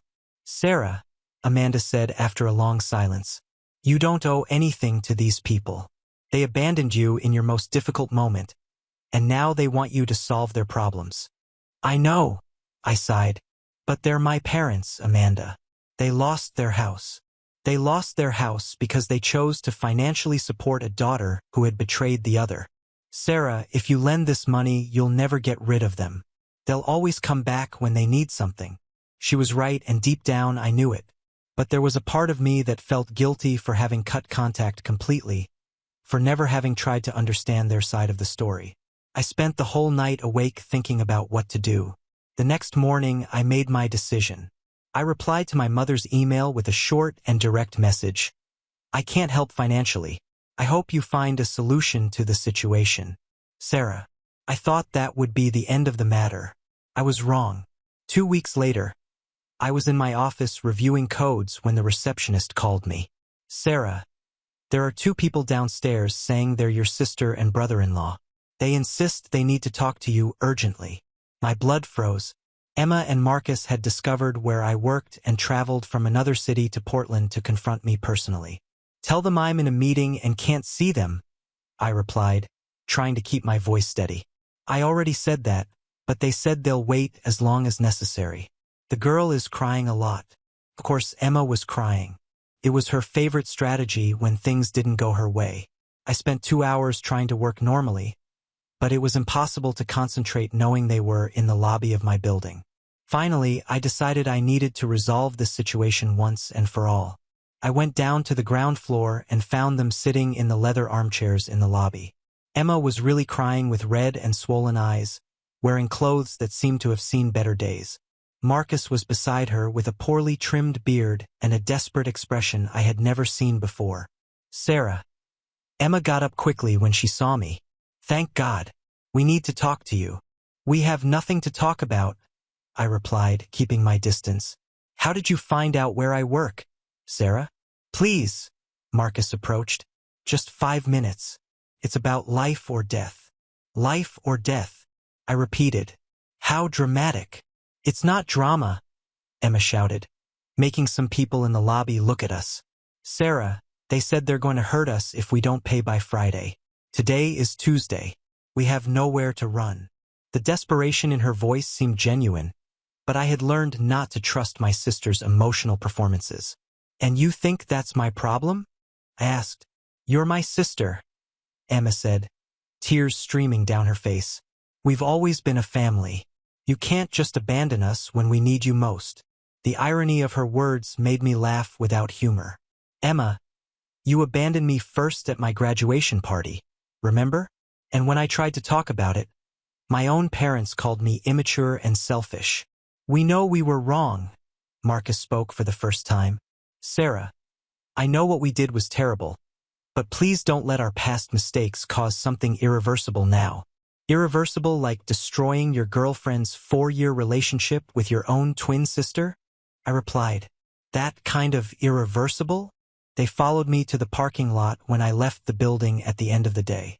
I tried to ignore them, but they kept talking, begging, trying to convince me to help them. Sarah, wait. Emma ran after me when I started walking towards my car. Please, just listen to what we have to say. I have nothing to listen to, I replied, opening the car door. That's when Marcus did something I never expected from him. He put his hand on my car door, preventing me from closing it. Marcus, take your hand off the door, I said, trying to stay calm. Not until you listen to us, he replied with an intensity in his eyes that made me uncomfortable. Take your hand off the door now, I repeated more firmly. Sarah, you don't understand. Emma approached from the other side of the car. These people are dangerous. They said if we don't pay, they'll do terrible things, and we have nobody else to turn to. That's not my problem, I replied, trying to pull the door, but Marcus held it firmly in place. It is your problem, Marcus exploded. You're part of this family whether you like it or not, and families help each other. Family? I laughed bitterly. Where was my family when I needed support? Where was my family when my world collapsed? We were in love, Emma shouted. You can't blame us forever for falling in love. No, Emma. You were being selfish and cruel. And now you're being selfish and cruel again, pressuring me and following me to my workplace. Marcus still hadn't let go of the car door, and Emma was clearly panicking. They started talking at the same time, pressuring me from both sides, their voices getting louder and more desperate. Sarah, you have to help us. It's just a loan. You can charge us interest. We're your family. You can't let us die. That's when I realized the situation was getting out of control. Marcus was getting increasingly aggressive and Emma was hysterical. I started to feel really threatened. Marcus, let go of my car door now or I'll call security, I warned. Call them then, he shouted back. We're not leaving here until you agree to help us.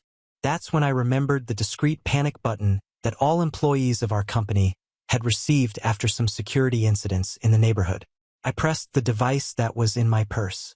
In less than 3 minutes, 2 security guards from the building appeared in the parking lot, quickly followed by a police car that was patrolling the area.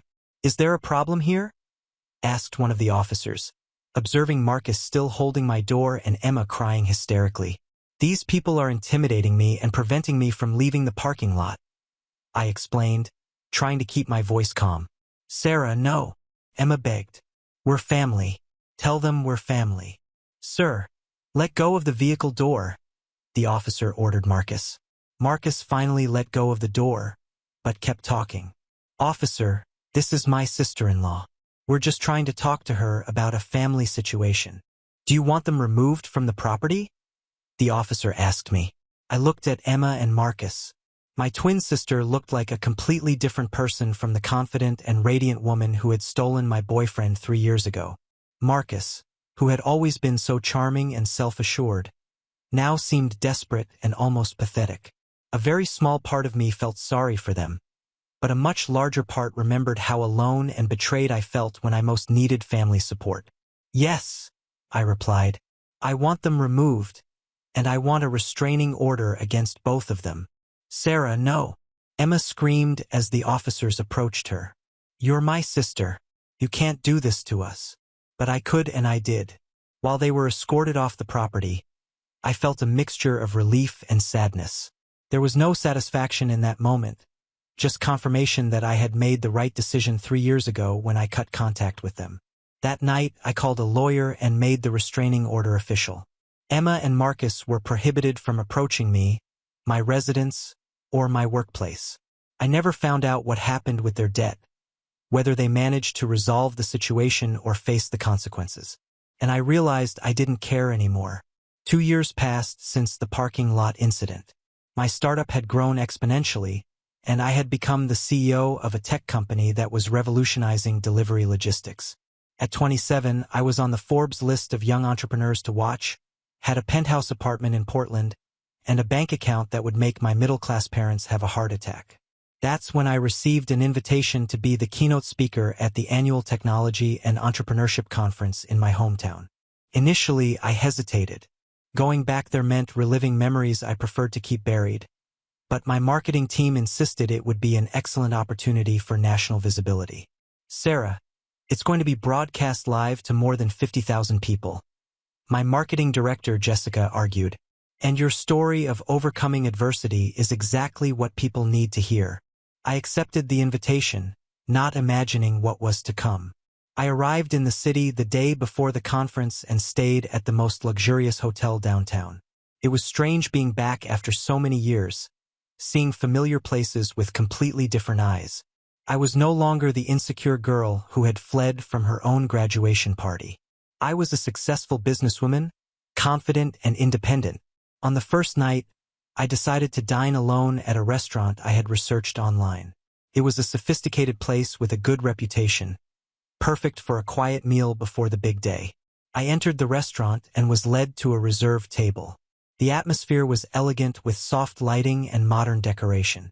I was looking at the menu when I heard a familiar voice apologizing behind me. Sorry for the delay. I'm Emma and I'll be your waitress tonight. I looked up from the menu and met my twin sister's shocked face. She was wearing the restaurant's standard uniform, white shirt, black apron, hair pulled back, and a simple bun. She seemed to have aged 10 years in the last 5. Sarah, she whispered, her voice trembling. Hello, Emma, I replied naturally, as if it were the most normal thing in the world to find her working as a waitress. For a moment, I thought she was going to faint.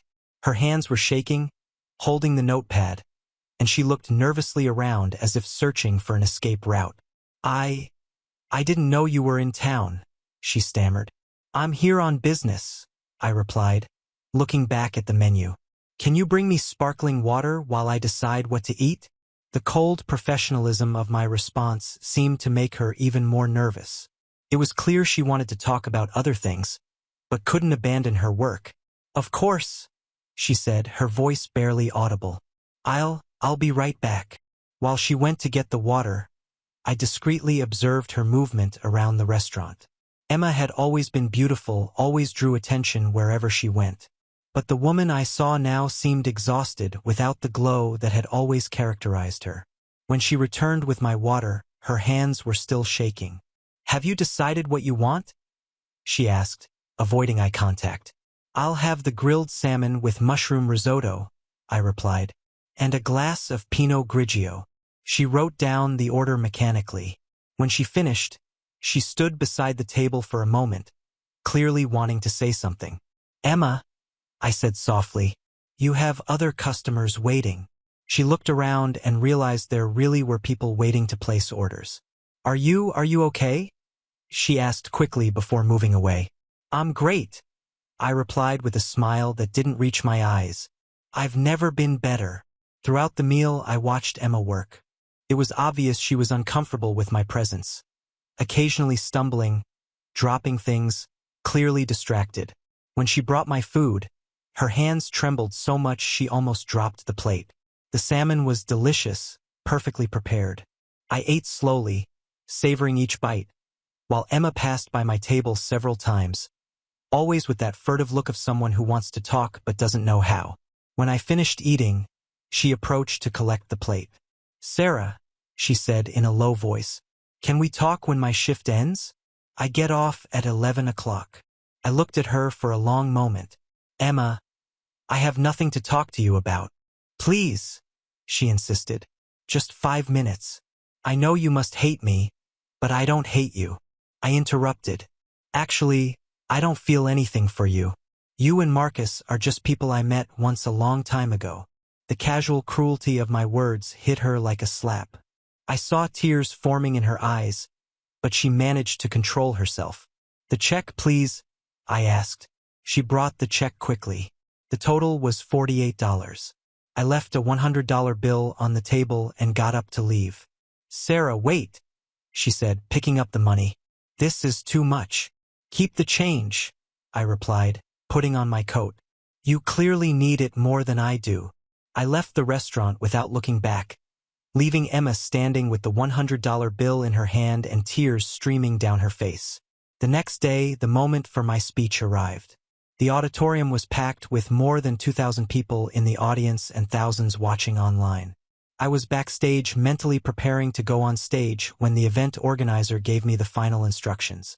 "Sarah, you have 20 minutes for your presentation. The theme is overcoming adversities in entrepreneurship, right?" "Perfect," I replied, adjusting my navy blue blazer. When I went on stage, the spotlights blinded me momentarily. But when my eyes adjusted, I saw the sea of attentive faces waiting to hear my story. It was an intoxicating power, being there at the center of so much attention and respect. "Good afternoon," I began, my voice echoing clear and confident through the auditorium. "My name is Sarah Mitchell, and today I want to tell you a story about how the worst betrayals of our lives can become the fuel for our greatest success." An expectant silence took over the auditorium. 5 years ago, on the night of my college graduation, I discovered that my boyfriend of 4 years was having an affair with my twin sister at my own graduation party. A murmur went through the audience. I could see some shocked faces, others compassionate. When I confronted my family about the situation, they told me I was being immature and selfish, that I should accept their true love and move on. My own parents celebrated their relationship with champagne while I was emotionally destroyed. I continued telling my story without mentioning names, but with enough details that anyone in the city who knew my family would recognize the events. I talked about how I had cut contact with all of them, how I had rebuilt my life from scratch, how I had channeled my pain into determination. "The person who betrayed me said our 4 years together were wasted time," I continued. "And you know what I discovered? He was right. It was wasted time. Time I wasted being too small to recognize my own worth." The audience was completely silent, hanging on every word. Today, 5 years later, I'm the CEO of a company valued at $50 million. I employ more than 200 people. My technology is revolutionizing the way we think about sustainable logistics. And all of this happened because the people who should have loved me showed me that I couldn't count on anyone but myself. I talked about resilience, about turning pain into purpose, about how sometimes the people who abandon us do us a favor by showing us we're stronger alone than we ever were with them. The greatest favor someone can do for you, I concluded, is to show exactly who they are when you need them most. Use that information wisely. The audience exploded in standing applause. It was one of the most rewarding moments of my life, seeing 2,000 people recognizing not just my professional success, but my personal journey of overcoming. After the speech, I returned to my hotel room. My phone was full of congratulatory messages, interviews, business proposals. But among all these messages, there were 3 that caught my attention. The first was from my mother. Sarah, we watched your speech. I'm very proud of what you've become, but also very sad for what we lost. If you ever want to talk, we'll be here. The second was from my father. Daughter, your speech was incredible. I know we failed you. I don't expect forgiveness, but I want you to know I recognize our mistakes. The third was from Emma. Sister, you're right about everything. I destroyed our family out of selfishness. You became an incredible person and I became exactly what I deserved. I hope you're happy forever. I read all the messages once and then deleted them without responding. I took the Dom Perignon champagne bottle that was in the hotel minibar, courtesy of the event organization, and toasted alone in my luxurious room. I took a selfie holding the champagne glass with the city view in the background through my 20th floor room window and posted it on social media with the caption, "Some people abandon you at your worst moment. Use that as fuel to become unreachable at your best." The post went viral in a few hours. Thousands of likes, hundreds of comments from people sharing their own stories of overcoming. Dozens of media outlets asking for interviews. Later that night, while looking at the city lights through the hotel window, I received one last email. It was from Marcus. Sarah, I watched your speech. You're right about everything. I destroyed your life and mine too. Emma and I divorced last year. We lost our house, our jobs, our families. I work delivering food through apps now. I'm not asking for forgiveness because I know I don't deserve it. I just wanted you to know that you won. And we paid the price for our mistakes. I read the email once and deleted it too. I didn't feel satisfaction. I didn't feel pity. I didn't feel anything. They were just ghosts from a past I had left behind.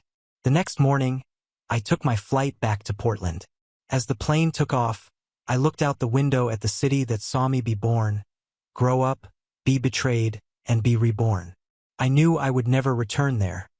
Not because I was afraid or hurt, but because there simply wasn't anything left for me in that place.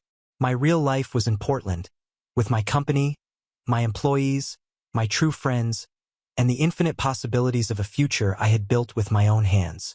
Emma and Marcus became exactly what they were always destined to be. A valuable lesson about the importance of knowing our own worth and never accepting less than we deserve. 5 years after the worst night of my life, I was finally free. Free from them, free from hurt, free from the need to prove anything to anyone. I had won, not because they had lost, but because I had discovered I was always stronger than I imagined. And that, in the end, was the greatest victory of all. Now on to the next story. Story 3. My name is Nathan. I'm 27 now, but the story I'm about to share starts long before the inheritance ever came into the picture. If you had met me at 17, you'd have thought I was just another kid trying to find his way in the world. What you wouldn't have guessed is that my parents had already made it crystal clear I wasn't part of their family plan anymore. At 17, I was told to pack my things and leave. No dramatic fight, no tears, just a cold, almost casual dismissal. My dad said, "We've done enough for you. Time to stand on your own 2 feet." And my mom, she barely looked up from her cup of coffee. I can still see the steam rising off it as she told me, "You'll figure it out. Don't come crawling back when you fail." That was the last morning I lived under their roof. I left with a duffel bag, a couple of shirts, and a quiet determination not to give them the satisfaction of seeing me break. I won't sugarcoat it. It was brutal. Those first few years were a blur of working night shifts, bouncing between couch surfing and cramped apartments, and pretending to be fine when I wasn't. But here's the thing, you learn quickly when you've got no safety net. You learn how to stretch a dollar, how to read people, and how to hold on to every scrap of dignity when the world feels like it's laughing at you. The only person who really checked in on me during that time was my grandfather, my mom's dad. He wasn't the type to gush over you with hugs or long speeches, but he had this quiet way of making you feel seen. A call on my birthday. A note slipped into the mail with $50 and the words, "Don't waste this." Sometimes he'd invite me over to mow his lawn or help fix a fence, and he'd hand me a sandwich and tell me stories about how he built his business from the ground up. It wasn't charity. It was like he was showing me that being cut off wasn't the end of the world, that you could build your own. Fast forward nearly a decade later. I had found my footing, more or less. I wasn't rich, not by a long shot, but I had carved out a stable little life for myself. I had a steady job, a small apartment, and the kind of freedom I once thought was impossible. That's when the phone call came, the one that hit like a hammer to the chest. My grandfather had passed away. The funeral was a quiet affair, not the kind of grand spectacle my mom would have liked to turn into a social event. She cried loudly, almost performative, while my dad stood stone-faced beside her. My younger sister kept whispering to her fiancé about how long the service was taking. And me, I just sat there numb, clutching the program with my grandfather's picture on it. The man who had been the only tether to something that felt like family was gone. But I wasn't prepared for what would come next. A week after the funeral, I got a letter from the executive of my grandfather's estate. It was an official summons for the reading of the will. I almost didn't go. What would be the point? My parents had always painted the picture that I was out of the family. So why would I be included in something like that? Still, curiosity nodded at me. Something in me whispered that I should show up, if only to hear his last words formally spoken. So I did. The day of the reading, I walked into the lawyer's office wearing my one decent jacket, the same one I used for job interviews. My parents were already there, sitting like they owned the place. My mom gave me a thin smile, the kind that didn't touch her eyes, and my dad didn't even acknowledge me. My sister raised her eyebrows, almost like she was surprised I'd bothered to come. When the executive, Mr. Carlson, walked in with a thick folder under his arm, the room went silent. He sat down, cleared his throat, and began the formalities. My parents leaned forward, hanging on to every word. Then he said the words that made my mother's lips twitch into a smug little grin. "Your father's estate, including the properties and business holdings, will be divided." But before he could finish, my dad interrupted with a laugh. "Nathan doesn't need to be here for this. We'll manage it for him. He doesn't know the first thing about handling real money." I froze. The entitlement in his voice wasn't even shocking anymore. It was expected. But then Mr. Carlson opened the folder, adjusted his glasses, and looked directly at me. His words came out steady, deliberate, and I swear I saw the color drain from my parents' faces as he continued, and that's where everything began to unravel. Mr. Carlson's voice cut through the room like a blade. "Per your grandfather's wishes, his estate and assets, totaling $3 million in liquid value and 2 properties, will be left entirely to his grandson, Nathan." The silence that followed was deafening. For a split second, I thought I had misheard. My mind scrambled to process the words.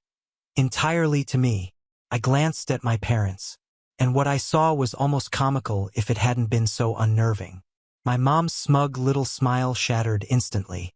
Her mouth opened, then closed like she couldn't quite find the air to speak. My dad went pale, the kind of pale you only see when someone realizes the ground beneath them is shifting. My sister, who had been fiddling with her phone, actually dropped it into her lap with a loud clatter. I sat there frozen, trying to hold back a mix of shock and something dangerously close to laughter. Me, the failure they cut off at 17, was suddenly the sole heir. I hadn't expected anything, maybe a photo or a watch. But this. My grandfather hadn't just remembered me. He had trusted me with everything. Before I could even speak, my mom leaned forward, her voice sharp and controlled the way it always was when she thought she was about to win an argument. "That must be a mistake," she said, her hands folded tightly together. "Surely Dad meant for us to oversee things. Nathan doesn't have the experience to manage that kind of responsibility." Mr. Carlson raised an eyebrow and flipped a page. "Your father was very clear. He entrusted Nathan directly with no co-signatories, no guardianship, and no oversight. His instructions were precise." My dad tried to chuckle, but it came out strained. "Look, Nathan's a good kid, but he can't possibly handle this on his own. We'll make sure it's managed properly, invested wisely, kept in the family." "In the family?" I cut him off before I could stop myself. My voice came out colder than I intended. "You cut me off when I was 17. Remember? You made it very clear I wasn't part of this family anymore." My mom whipped her head toward me, her eyes narrowing. "Don't start that nonsense here," she hissed. "We had to do what was best for you. Look how much stronger it made you. And now you're going to throw that back in our faces." I wanted to laugh at the irony. They had tossed me aside, and now, suddenly, I was supposed to see their cruelty as a gift. My sister finally chimed in, her tone dripping with mock concern. "Nathan, come on. You don't really think you can juggle all this? $3 million, 2 properties, that's huge. You'll mess it up. Why not let Mom and Dad guide you? At least at first." Guide me? That was rich. What she really meant was take it, control it, drain it. I could see it in the glint of her eyes. Mr. Carlson cleared his throat, clearly used to this kind of family chaos. "If I may remind everyone," he said firmly, "the will is legally binding. Your father knew exactly what he was doing. He trusted Nathan. That should have been the end of it. But of course it wasn't. My parents weren't the type to take a loss gracefully." Over the next week, the phone calls started. First, it was my mom calling to explain how overwhelming things like property taxes and investments could be. She framed it as if she were doing me a favor, telling me all the pitfalls I'd face. I listened quietly, but every word felt like a snake tightening around me. When I didn't agree to hand things over, her tone shifted. Suddenly, I was ungrateful. Then came my dad. His approach was more blunt. "Look, you're not equipped for this. You'll lose it all in a year. Let us handle it. It's what your grandfather would have wanted." The audacity nearly made me choke. He was rewriting reality right in front of me, twisting my grandfather's last act of trust into some imagined endorsement of them. My sister wasn't any better. She sent texts, long paragraphs about how unfair it was, how she had been there for Mom and Dad while I was off doing my own thing. She claimed she deserved at least part of the inheritance because she had stayed loyal. Loyal. The same sister who used to laugh when my parents belittled me at dinner. The same one who told me I was pathetic for not having a car at 18. Now she was loyal. But the worst came when they tried to corner me in person. I was sitting in the lawyer's office again going over some paperwork when my parents suddenly walked in unannounced. My mom sat across from me, her eyes fixed on me with that same sharpness she always used to cut me down. "Nathan," she said softly, almost sweetly, "this isn't healthy for you. It's too much. You'll drown in this responsibility. Please let us help you. Hand over the estate to us.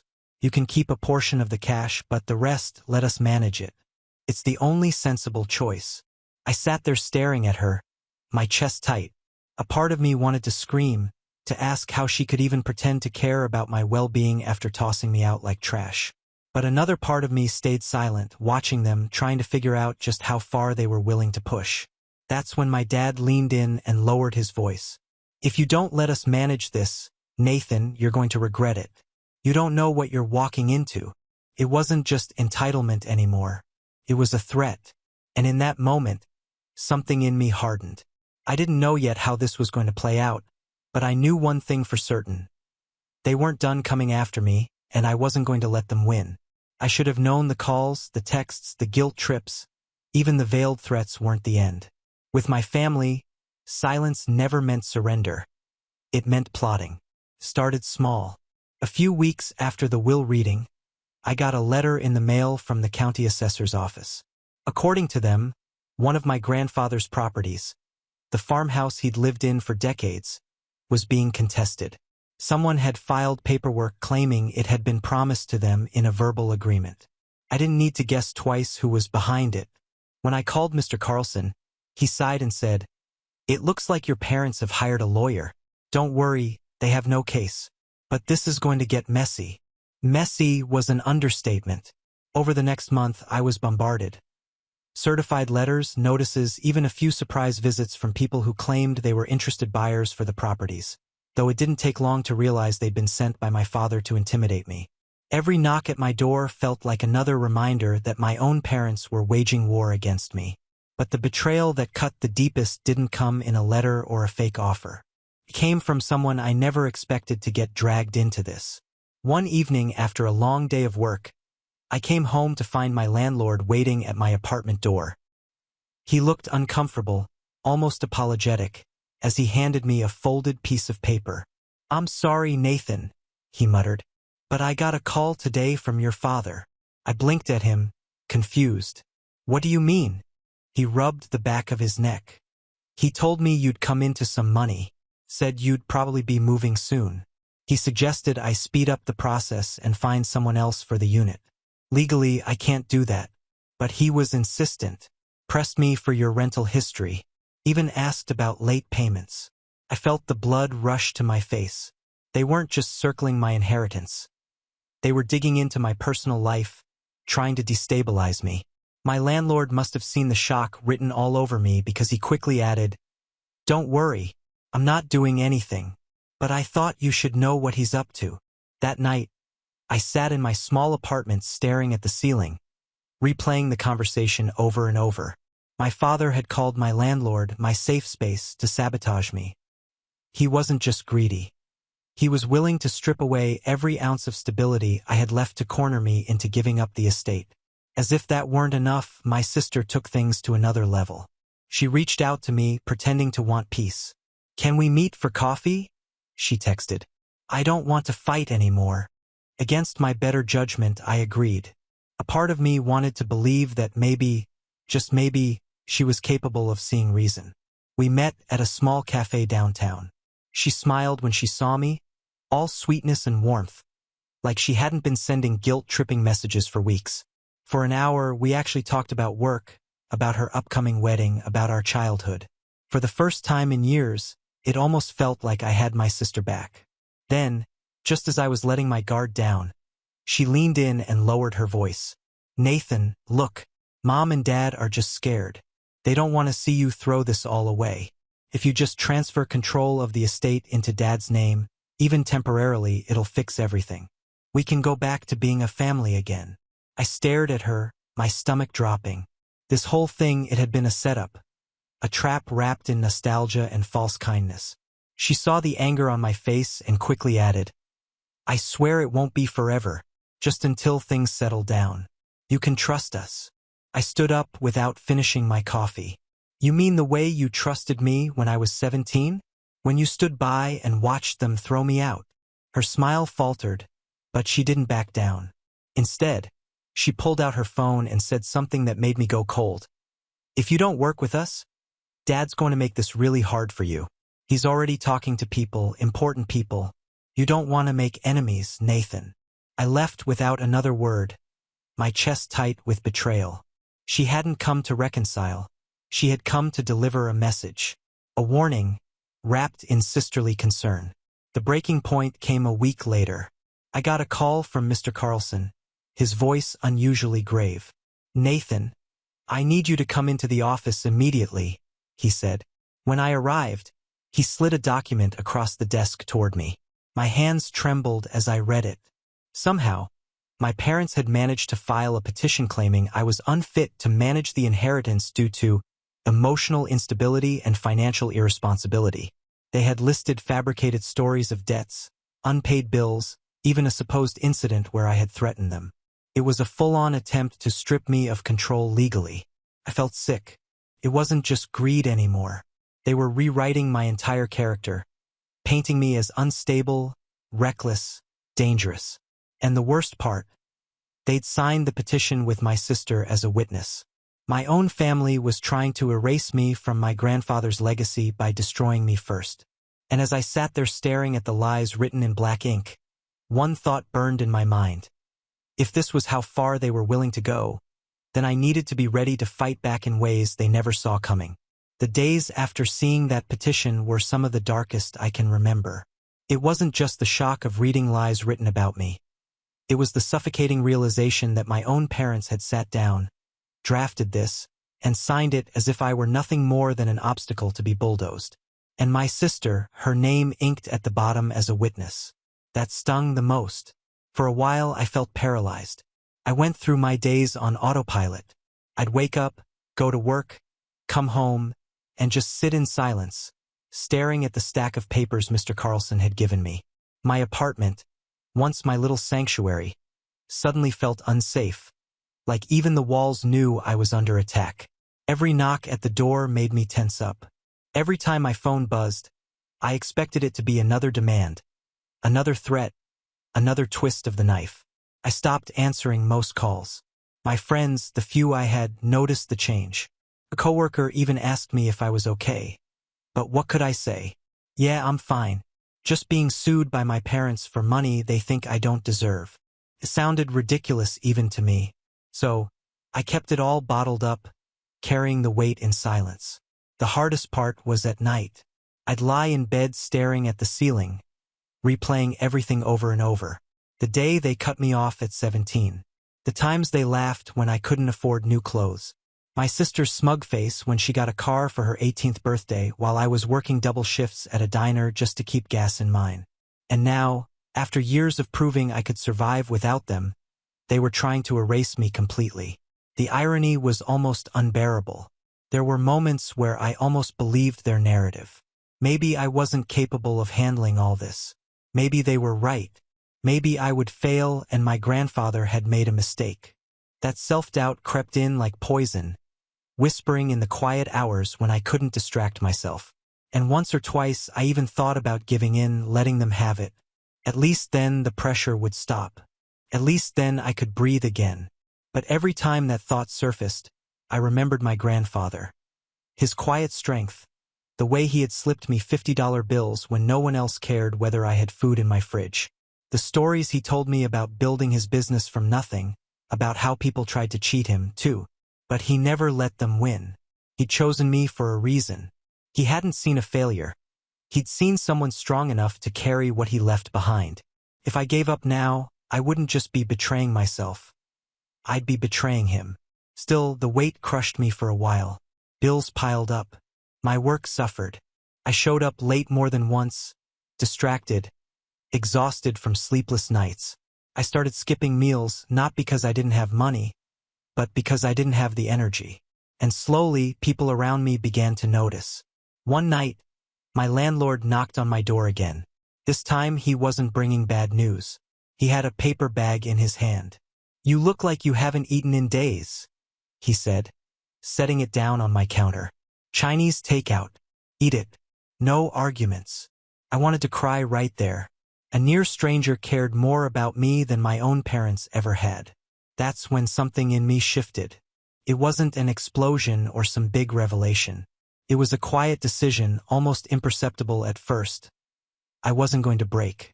I wasn't going to give them the satisfaction of seeing me crumble.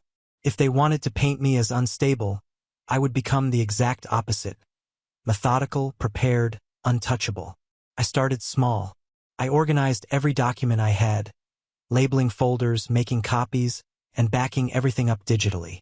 I met with Mr. Carlson more often, asking questions, listening carefully.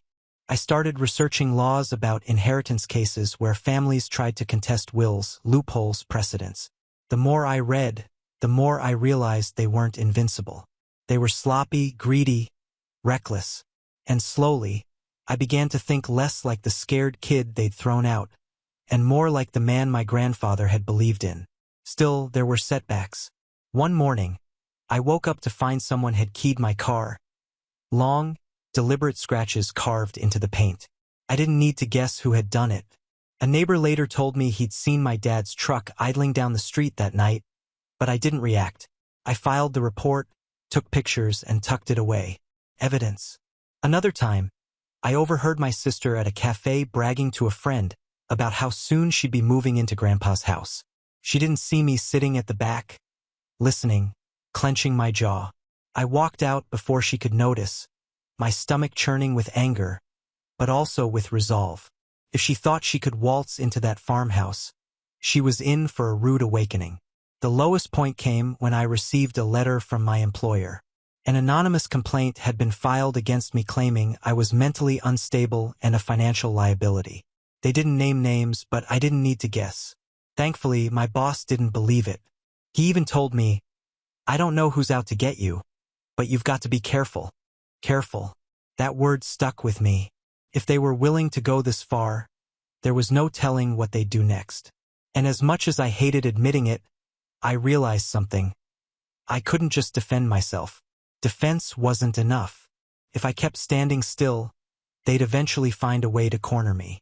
I needed to start moving quietly, carefully, building my own path, preparing for the moment when I could turn all of this around. For now, I kept my head down. I worked. I planned. I watched. I let them think I was cornered.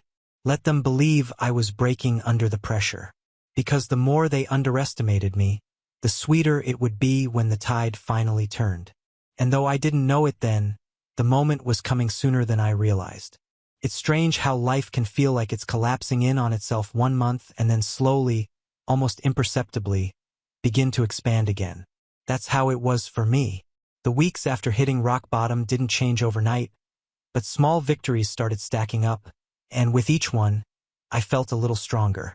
The first came in the form of an unexpected ally, Mr. Carlson. Until then, I had viewed him purely as my grandfather's executive, someone paid to handle the paperwork. But as we spent more time together, I realized he wasn't just some detached lawyer. He had known my grandfather for decades, had sat at his kitchen table, had watched him build everything from scratch. One afternoon, as we sat across from each other going through files, he leaned back in his chair and said, "Nathan, your grandfather always said you reminded him of himself when he was young. Hard-headed maybe, but resilient. That's why he trusted you with this. Don't doubt that." Those words lit something inside me. I started treating our meetings less like chores and more like lessons. I asked questions about property management, taxes, trusts, investments. At first, I felt embarrassed, like a kid asking the teacher to explain the obvious, but Carlson never once made me feel stupid. Slowly, terms that had sounded like another language began to make sense. My confidence grew piece by piece. Then, with his guidance, I opened a trust account, something my parents had no control over. For the first time, the inheritance didn't just feel like a weight. It felt like a tool, something I could use strategically. I didn't splurge.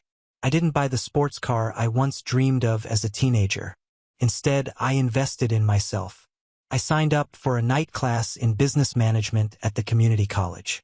I bought books on estate planning, on real estate, on building generational wealth. It was almost poetic. While my parents were busy burning their energy trying to strip me of what they thought was theirs, I was learning how to grow it into something even bigger. And the universe, in its strange timing, seemed to reward the effort. At work, my boss pulled me aside one morning. "I've noticed the extra effort you've been putting in," he said. "I know things have been rough, but you've handled yourself well. How would you feel about taking on a supervisory role?" It wasn't a glamorous job, it never had been. But that offer was validation. After weeks of feeling like I was under siege, here was someone acknowledging that I wasn't crumbling. I accepted. Of course, the pay bump wasn't life-changing, but it gave me breathing room. More importantly, it gave me leverage. Every step forward, no matter how small, was another reason my parents' narrative about me being unstable didn't hold water. Meanwhile, I started to notice something interesting. The more I pulled away, the louder they got. My mom called repeatedly, her tone switching from syrupy sweet to sharp-edged anger when I didn't answer. My dad left voicemails dripping with false authority, lecturing me about family duty. My sister flooded my phone with passive-aggressive messages about how unfair I was being. And yet, the more they demanded, the calmer I became. Because now I wasn't reacting blindly. I was observing, gathering, filing away their desperation like pieces on a chessboard. And then came the turning point, the farmhouse. My grandfather's old home wasn't just property to me. It was where I had spent countless afternoons helping him fix fences, where he had taught me how to hammer a nail straight, how to change oil, how to stand tall even when life wanted to break you. Owning it felt symbolic, like reclaiming a piece of my childhood that my parents had tried to erase. The first weekend I had the keys, I drove out there alone. The place was dusty, the grass knee-high, the paint peeling, but walking through that creaky front door, I felt something settle in me. This wasn't just an inheritance. It was a fortress, a legacy, a place they couldn't touch. I spent that weekend cleaning, repairing, fixing little things my grandfather had left half-finished. Each nail I hammered felt like staking my claim, not just to the property, but to my own future. I didn't tell anyone. Not my friends, not my coworkers, and certainly not my family. The farmhouse became my quiet retreat, a space to think, to plan, to breathe. And in that solitude, the planning sharpened. I started documenting everything my parents had done. The letters, the threats, the fake complaints. I kept files, timelines, recordings, not out of paranoia, but out of preparation. If they wanted a war, I would give them one, but it would be fought on my terms. What I didn't realize then, though, was that my growing strength didn't go unnoticed. My sister, in particular, seemed to sense something had shifted. One evening, as I was leaving work, I found her leaning against my car in the parking lot. "You think you're clever, don't you?" she sneered, arms crossed. "Running off to that old house like it makes you special. Newsflash, Nathan, it's not yours, it's ours. And no matter what that stupid Will says, you can't keep us out forever." Her words rattled me, not because of the threat itself, but because it meant they knew about the farmhouse. They were watching me more closely than I realized. That night, sitting at the farmhouse kitchen table, I felt a chill crawl up my spine. The rise I had been experiencing, the small victories, the growing confidence, it had put me on their radar in a new way. They weren't just trying to break me anymore.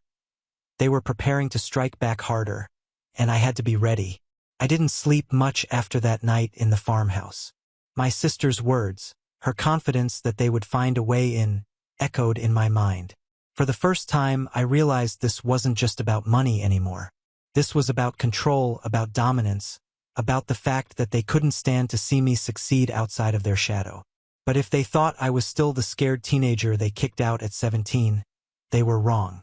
I had something now I didn't back then. Leverage. The first real break came almost by accident. Mr. Carlson called me into his office one afternoon to review some estate paperwork. And as we flipped through the files, I noticed something tucked in the back of a folder. A handwritten note from my grandfather dated about 6 months before his passing. Carlson smiled when he saw me reading it. Ah, yes, he left me copies of those. He wanted to make sure there was no ambiguity about his intentions. The note wasn't just sentimental, though it made my throat tighten to see my grandfather's words in his own handwriting. It was strategic. In it, he detailed his reasons for leaving everything to me point by point. He wrote about how my parents had cut me off, how they had proven time and again they couldn't be trusted with money, how my sister had shown no interest in responsibility. And then, in one line that struck like lightning, he wrote, "Nathan has earned this not by birthright, but by resilience. He knows what struggle is, and I trust him to honor what I built." It was more than a note. It was a weapon, proof of intent, a shield against every fabricated story they tried to spin about me being unfit. I tucked that knowledge away carefully, but it sparked something bigger in me. If they wanted to use lies and manipulation, I would use truth, evidence, facts. So I started digging quietly, methodically. I combed through public records, financial filings, even old business documents tied to my parents. What I found surprised me. My father, for all his bluster about being a provider, had been drowning in debt for years. He'd refinanced their house twice, taken out loans in amounts that didn't match his income, and even had a couple of questionable business expenses that looked suspiciously personal. My mother wasn't much better. Her credit history was riddled with missed payments, maxed out cards, and collection notices. Here they were trying to paint me as irresponsible, when in reality, they were the ones one step away from financial ruin. The more I uncovered, the more I realized they weren't just greedy. They were desperate, and desperate people make mistakes. At the same time, I leaned into building my own power. The night classes in business management began to pay off. I found myself understanding legal jargon, recognizing loopholes, seeing the little traps they tried to set for me. I wasn't intimidated by the paperwork anymore. Instead, I saw it for what it was, a battlefield. And I wasn't alone. Carlson introduced me to a colleague of his, a lawyer who specialized in inheritance disputes.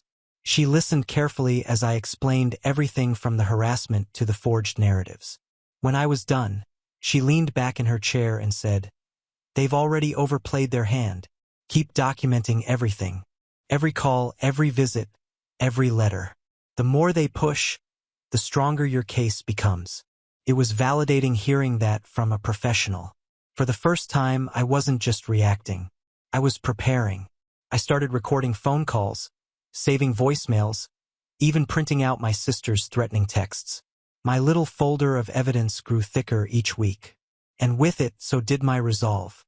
And then came the moment that sealed my determination. I was at the farmhouse again, going through some old boxes in the attic, when I stumbled across a dusty, leather-bound ledger. It was my grandfather's, filled with meticulous notes about his business dealings, investments, and personal reflections. But at the very back, he had written something that nearly made me sit down right there on the floor. "One day, they'll come for this. Not out of love, but out of greed. Don't give them what they want. Nathan, remember, control is not given, it's taken. Protect this and protect yourself." Felt like he had written it directly to me. A warning, a preparation, a reminder that he had seen the storm coming long before I did. Armed with that, I knew what I had to do. I couldn't just play defense forever. I had to start setting traps of my own. Not in some vindictive way, though part of me burned for revenge, but in a calculated, deliberate way. If they were going to keep pushing, I would make sure every push dug them deeper into a hole they couldn't climb out of. The groundwork was laid. I had allies, I had evidence, and I had the beginnings of a strategy. They thought they were tightening the noose around me, but what they didn't realize was that I was quietly looping it back around them. And soon enough, they were going to step right into it. The first move wasn't loud. It wasn't dramatic. It was a single sheet of paper slipped across a lawyer's desk. Carlson's colleague, the inheritance specialist, had drafted a formal response to my parents' petition. Attached to it were copies of every piece of evidence I had been quietly gathering. My grandfather's handwritten note, the threatening texts from my sister, the voicemails where my dad flat out said I wasn't part of the family but now suddenly claimed I couldn't be trusted with family assets. When we filed the response, I felt a calm I hadn't known in months. Not triumph, not yet, but a steady, controlled calm. For once, I wasn't on the back foot. The real revenge wasn't going to be in a single courtroom victory, though. No, it was going to be in dismantling the narrative they had worked so hard to spin, piece by piece, in ways they couldn't stop. The first crack appeared when their lawyer, a smug man who clearly thought this was going to be an easy win, started asking for financial disclosures. They hadn't expected me to comply so quickly, and they certainly hadn't expected mine to come back clean. No debts, no missed payments, no instability. Meanwhile, their own disclosures, forced by the court, painted a different picture. My father's loans, my mother's maxed-out cards. Their shiny facade of financial control crumbling into dust under official scrutiny. I didn't have to say a word. The numbers spoke for themselves. Then came the farmhouse. They had been circling it like vultures, dropping hints to neighbors, even sending potential buyers to snoop around. What they didn't know was that, on Carlson's advice, I had already placed it into a trust under my name, legally untouchable. When they tried to file another claim on the property, it bounced back with a simple note. Property held in trust. Contest invalid. The look on my sister's face when she found out. Pure fury, thinly veiled behind a brittle smile. "You think you're clever?" she hissed again when we crossed paths at the courthouse. "But this isn't over." "Oh, I know," I told her calmly. "It's just starting." The next step was deliberate. I began to document their harassment, not just for legal use, but for public record. Every voicemail my dad left where he threatened I would regret this. Every text from my mom calling me ungrateful or unstable. Every time my sister tried to manipulate me with false promises of family, I didn't react. I didn't delete anything. I just kept building the file, and then I handed it over to the lawyer, to the court, to the bank that held my accounts as proof that any sudden claims they might try to make were acts of harassment. Bit by bit, their credibility unraveled. But the most satisfying move came quietly, without them even realizing it at first. Remember those debts I discovered? The refinances, the unpaid loans, the overdrawn accounts. I knew exactly where they were most vulnerable. With a few meetings at the right offices, and a carefully placed inquiry about certain loans that were suspiciously categorized, I ensured the spotlight shifted onto their finances. Auditors started asking questions. Creditors began calling. And suddenly, the people who had been so eager to accuse me of being irresponsible were busy scrambling to defend themselves from their own mess. It wasn't flashy. It wasn't loud, but it was precise. Every time they tried to twist the knife in me, they ended up cutting themselves instead. The irony wasn't lost on me. Here they were, the family who had mocked me for years, who had told me I was worthless, unstable, a failure. And yet, in the eyes of the law, in the eyes of the community, in the eyes of anyone paying attention, I was the one standing tall, quiet, steady, untouchable. And I wasn't finished. Not even close. Because as much as it felt good to see their lies unravel, I wanted something more. Not just protection, not just survival. I wanted a reckoning. The kind my grandfather had warned me about in that ledger. A reckoning where they wouldn't just lose the inheritance. They'd lose the very power they had tried to hold over me my whole life. The pieces were on the board, the trap was set, and soon they were going to walk straight into it. The day of the final hearing was gray and heavy with rain, the kind of weather that seemed fitting for what was about to unfold. I sat at the long wooden table beside my lawyer, my stack of carefully prepared files neatly organized in front of me. Across the room, my parents and sister looked like they'd aged 10 years since the will reading. My father's jaw was clenched so tightly I could see the muscle twitching. My mother fidgeted with her pearl necklace, and my sister scrolled on her phone with feigned indifference, though her eyes darted nervously every few seconds. The judge entered and the proceedings began. Their lawyer launched into his argument, painting me as financially reckless and emotionally unstable, citing incidents that never happened, debts I never had, and behaviors I never displayed. He spoke confidently like he thought the outcome was already secured. Then it was our turn. My lawyer stood calm and steady and began laying out the truth. One by one, she presented the evidence.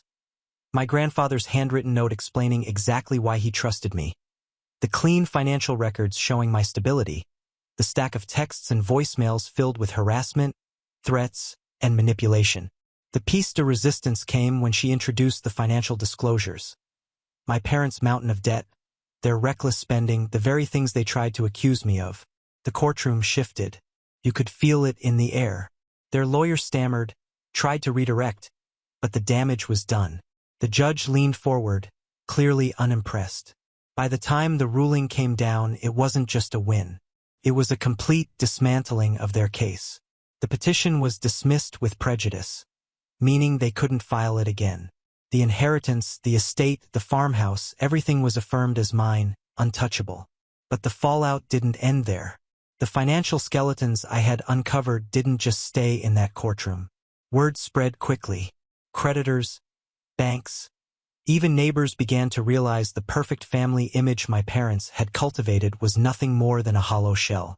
Their debts piled higher, their credit collapsed, and soon enough, the home they had always lorded over me was put up for sale just to keep their heads above water. My sister didn't fare much better. Her fiancé, upon learning about the lies, the debts, and the public humiliation of the failed petition, quietly ended their engagement. The wedding that was supposed to be her big moment never happened. I heard later she moved into a cramped apartment across town, far from the spotlight she craved. And me? I didn't gloat. I didn't need to. My revenge wasn't in rubbing their faces in their downfall. It was in standing tall when they expected me to crumble. It was in honoring my grandfather's faith in me, in proving that resilience outlasts greed every single time. Months later, I stood on the porch of the farmhouse, the fields stretching out before me. The house had been cleaned up, repainted, restored piece by piece with my own hands. I thought about my grandfather, about how he must have known this day would come, about how he trusted me, not just with his estate, but with the lesson that family isn't defined by blood. It's defined by loyalty, respect, and trust. As the sun broke through the clouds and lit up the fields, I whispered the words I wished I could tell him face to face. You were right. I protected it, and I protected myself. Now on to the next story. Story 4. My name's Kyle. I'm 33, and every year since I was old enough to drive, I've made the same 4-hour trip on December 24th. No matter how chaotic life got. Job deadlines, breakups, missed flights. Christmas was non-negotiable. It was the one time I could convince myself that maybe we were still a real family, that the dysfunction was just noise, and underneath it there was still warmth, still love. But this past year shattered that illusion like glass underfoot. Started off like it always did, with too much planning and not enough sleep. I'd stayed up until 2 a.m. wrapping the gifts I'd thoughtfully picked out for every kid, aunt, cousin, and yes, even my sister Laura. I always went all out. Toys that lit up, gift cards tucked into handmade cards, little things I remembered people mentioning in July. Things no one ever got me in return. Not that I ever kept score. I didn't do it for the thanks. I did it because I believed that if I kept showing up, kept trying, someone would finally see me. The drive was long and icy, the kind that keeps you alert with both hands glued to the wheel. I pulled up to my sister's house at 3:42 p.m., still on time for dinner. The lights were on. The driveway was full. I could hear laughter through the closed windows. For a second, I smiled. Sounded like joy. I told myself the tight feeling in my chest was just nerves.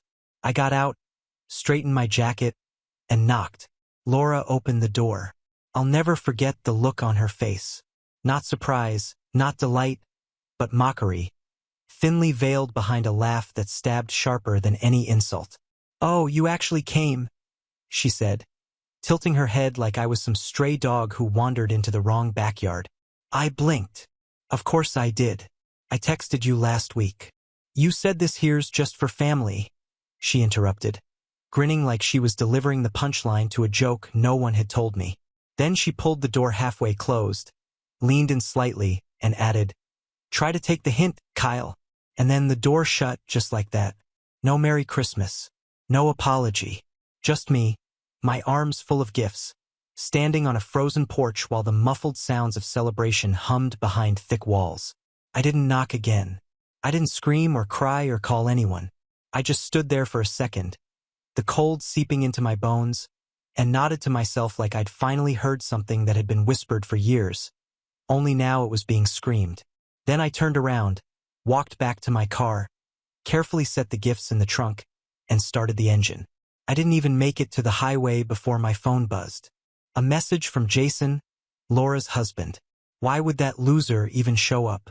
I stared at the screen, frozen. You ever have a moment so surreal your brain doesn't even react right away? I thought maybe it was a mistake, a prank. But no, it was clearly meant for someone else, probably Laura. Probably part of a long thread of jokes at my expense. And that's when the silence cracked. Not outside. That was still the quiet hum of tires on snow. But inside me, something fractured in that moment. Something old and tired and stretched too thin for too long. My hands didn't shake. My chest didn't burn. I just smiled, a small, quiet smile, because Jason, the man who once cried to me over beers when he lost his job, must have forgotten who'd been quietly paying their utilities for the last 8 months.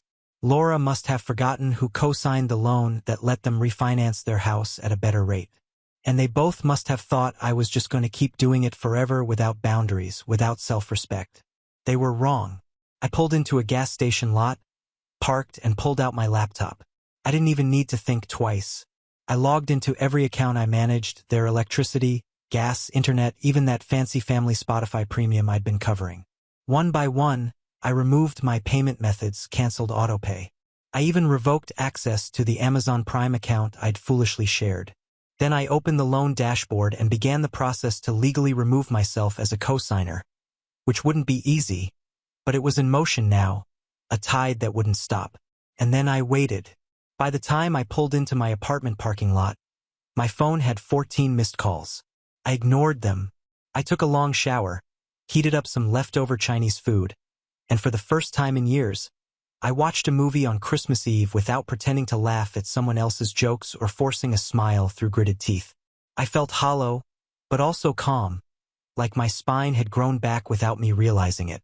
Around midnight, the calls ramped up. 31, 38, 44. By 2 a.m., it was over 50. At 3:17 a.m., a message popped up, this time from Laura. Just 3 words, "We need to talk." But I didn't open it. Not yet, because for once I wasn't scrambling to fix what they broke. I wasn't jumping in to protect the very people who had made it their tradition to humiliate and isolate me under the banner of family. Instead, I sat on the edge of my bed, phone in hand, thinking about every quiet moment over the years when I'd brushed something off, when I'd excused a dig as a joke, when I'd blamed myself for being too sensitive after hearing whispers that I wasn't successful enough, wasn't manly enough, wasn't needed. Turns out they were right about one thing. I wasn't needed. And now I was going to show them just how much they'd taken me for granted. But the best part, they had no idea just how deep my support had gone or how much more I still controlled. So I opened her message. "We need to talk." No apology, no explanation, just a demand, as if I owed her time or attention or access. I didn't reply, not out of spite, but because I genuinely didn't know what I'd say that wouldn't come out as a scream. I needed space, distance. But even as I set my phone down and tried to close my eyes, more messages rolled in. One from Mom, one from Dad, even a vague one from my cousin Dylan, who never texts unless it's a birthday or a group photo. All of them danced around the same tone. Vague concern, mild panic, not a single ounce of ownership. "Hey sweetie, Laura said you left early. Everything okay? Can you call me when you get a sec? Not sure what's going on, but I think Jason's phone got hacked. Kyle, just call her. It's Christmas." It was never about me, never about what I felt. Just patch it up. Fix the optics. Pretend everything's okay. That had been my role since I was 16. The peacemaker, the fixer, the one who understood why everyone else got to be cruel. At 6:41 a.m., the first real voicemail came in. It was Jason. "Kyle, man, look, that text, it wasn't meant for you. It was a joke, okay? Just between Laura and me. You know, we love you. Come on. And I don't know what's going on with the bills, but the gas company says the auto pay didn't go through and Laura's mom is here and the kids are cold. Man, just can you call me back?" I didn't. I sat there and listened again. "You know, we love you." That's what people say when they love the benefits, not the person. Still, I didn't feel triumphant. Not yet. It wasn't satisfying. Not really. Felt like standing on the edge of something. Not a cliff, but a choice. I could walk back into the cycle, play nice, accept the half apologies and watered down lies, or I could burn the script and finally stop pretending. I went with the latter. I took a deep breath, brewed some coffee, and opened a spreadsheet. It was time to document just how much I'd contributed. Not out of pettiness, out of clarity. I needed to see it all laid out. The mortgage co-signing, the utilities, the groceries, the Uber Eats gift cards when they just needed a little help this week, the emergency vet visit I covered when their dog got sick, the school supplies I bought for their oldest, the summer camp deposit I paid and never got a thank you for. By the time I was done, the total was just over $18,000 in the last 24 months. $18,000. Quietly paid, quietly justified. A slow bleed I hadn't even realized was happening because it always came with a, "You're the only one who understands," or a, "We'll pay you back once Jason's bonus hits," or a guilt-laced, "It's just this once, we promise." That's when the real anger kicked in. Not the hot, screaming kind, the cold, clear kind that sharpens your thoughts into decisions. At 8:12 a.m., I finally texted Laura back. 3 words. "Lose my number." No rage, no essay, just the end of the leash. She replied instantly, "Wait, what? Call. Don't be dramatic. It was a misunderstanding. You know how Jason jokes. Then a second later, "You can't seriously be mad over this. It's Christmas." I almost laughed. That was the thing. I wasn't mad anymore. I was done. I didn't reply. Instead, I called the loan servicer. I explained the situation, asked for the cosigner release form. The woman on the line was kind, helpful, even empathetic. She told me that once I submitted proof that they had consistent income and made payments for a certain period, I could initiate the request to remove myself. It would be a process, but it was doable and it was happening. By 10:30 a.m., I'd revoked every access point, streaming services, backup emails, joint accounts, even the DoorDash I stupidly left logged in on their devices. Then I logged into my email and forwarded them a spreadsheet. No note, no commentary, just raw numbers. Every dollar, every date, every receipt. I labeled the document "Financial Dependency for Your Records." And then I blocked them. All of them. Phone, email, socials, even my mom and dad, who I knew would eventually take Laura's side like they always did when things got uncomfortable. I needed peace. I needed distance. And most of all, I needed to stop being the family's emotional and financial doormat. But I didn't stop there, because what they still didn't know, what none of them remembered, was that the home they lived in, the one Jason bragged about refinancing, it wasn't in his name. It wasn't in Laura's name either. It was in mine. I had quietly bought out the remainder of our parents' old mortgage 3 years ago after Dad lost his pension and panicked. I kept the deed under a trust for tax reasons and, let's be honest, to keep things from falling apart. But Jason and Laura didn't care to read the fine print when they signed the paperwork. All they knew was the monthly payment got lower, the house didn't get foreclosed, and Uncle Kyle was so helpful. Now, I was done being helpful, and I was ready to remind them exactly whose roof they were standing under. But first, I was going to wait just long enough for the consequences to settle, for the calls to go from frantic to desperate. I waited not out of cruelty, but because I knew them. I knew their rhythms, their patterns, the way they spun chaos into pity, and pity into leverage. I knew that if I acted too fast, it would be all about me being spiteful or holding a grudge. But if I gave it time, just enough for the heat to turn into desperation, for the missed payments to add up, for the family chatter to shift from confused to concerned, the truth would reveal itself. And when it did, no one could accuse me of acting on impulse. They'd see it for what it was: consequence. By December 27th, the first domino fell. I was on my couch, still off work for the holidays, halfway through a documentary I wasn't really watching, when a message came through. A friend of mine from high school, Ashley, had posted on her story a screen recording. "My sister live on Facebook." I turned the volume up. "We've just had such a rough Christmas," Laura was saying, sitting on their couch, fake crying in that way only people who practice in the mirror do. "The kids don't understand why the Wi-Fi is down. Jason's been on hold with the power company for 2 hours. It's a lot, and family is supposed to be there when times are hard. But not everyone has that." In the comments, hearts, prayers, sympathy. I took a sip of my coffee. Not once did she mention my name. Not once did she admit to what they'd said or done. It was pure theater. All vibes, no accountability. And it was working. People were offering to send gift cards, Venmo donations. Someone even asked for their Amazon wish list. I didn't say anything, but I saved the clip.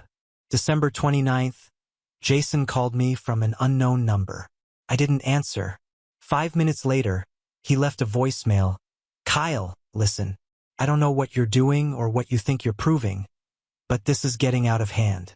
The mortgage company called. They said they can't speak to me directly, that you're still the listed owner. I thought we signed everything over 3 years ago. Man, you said it was handled." Pause.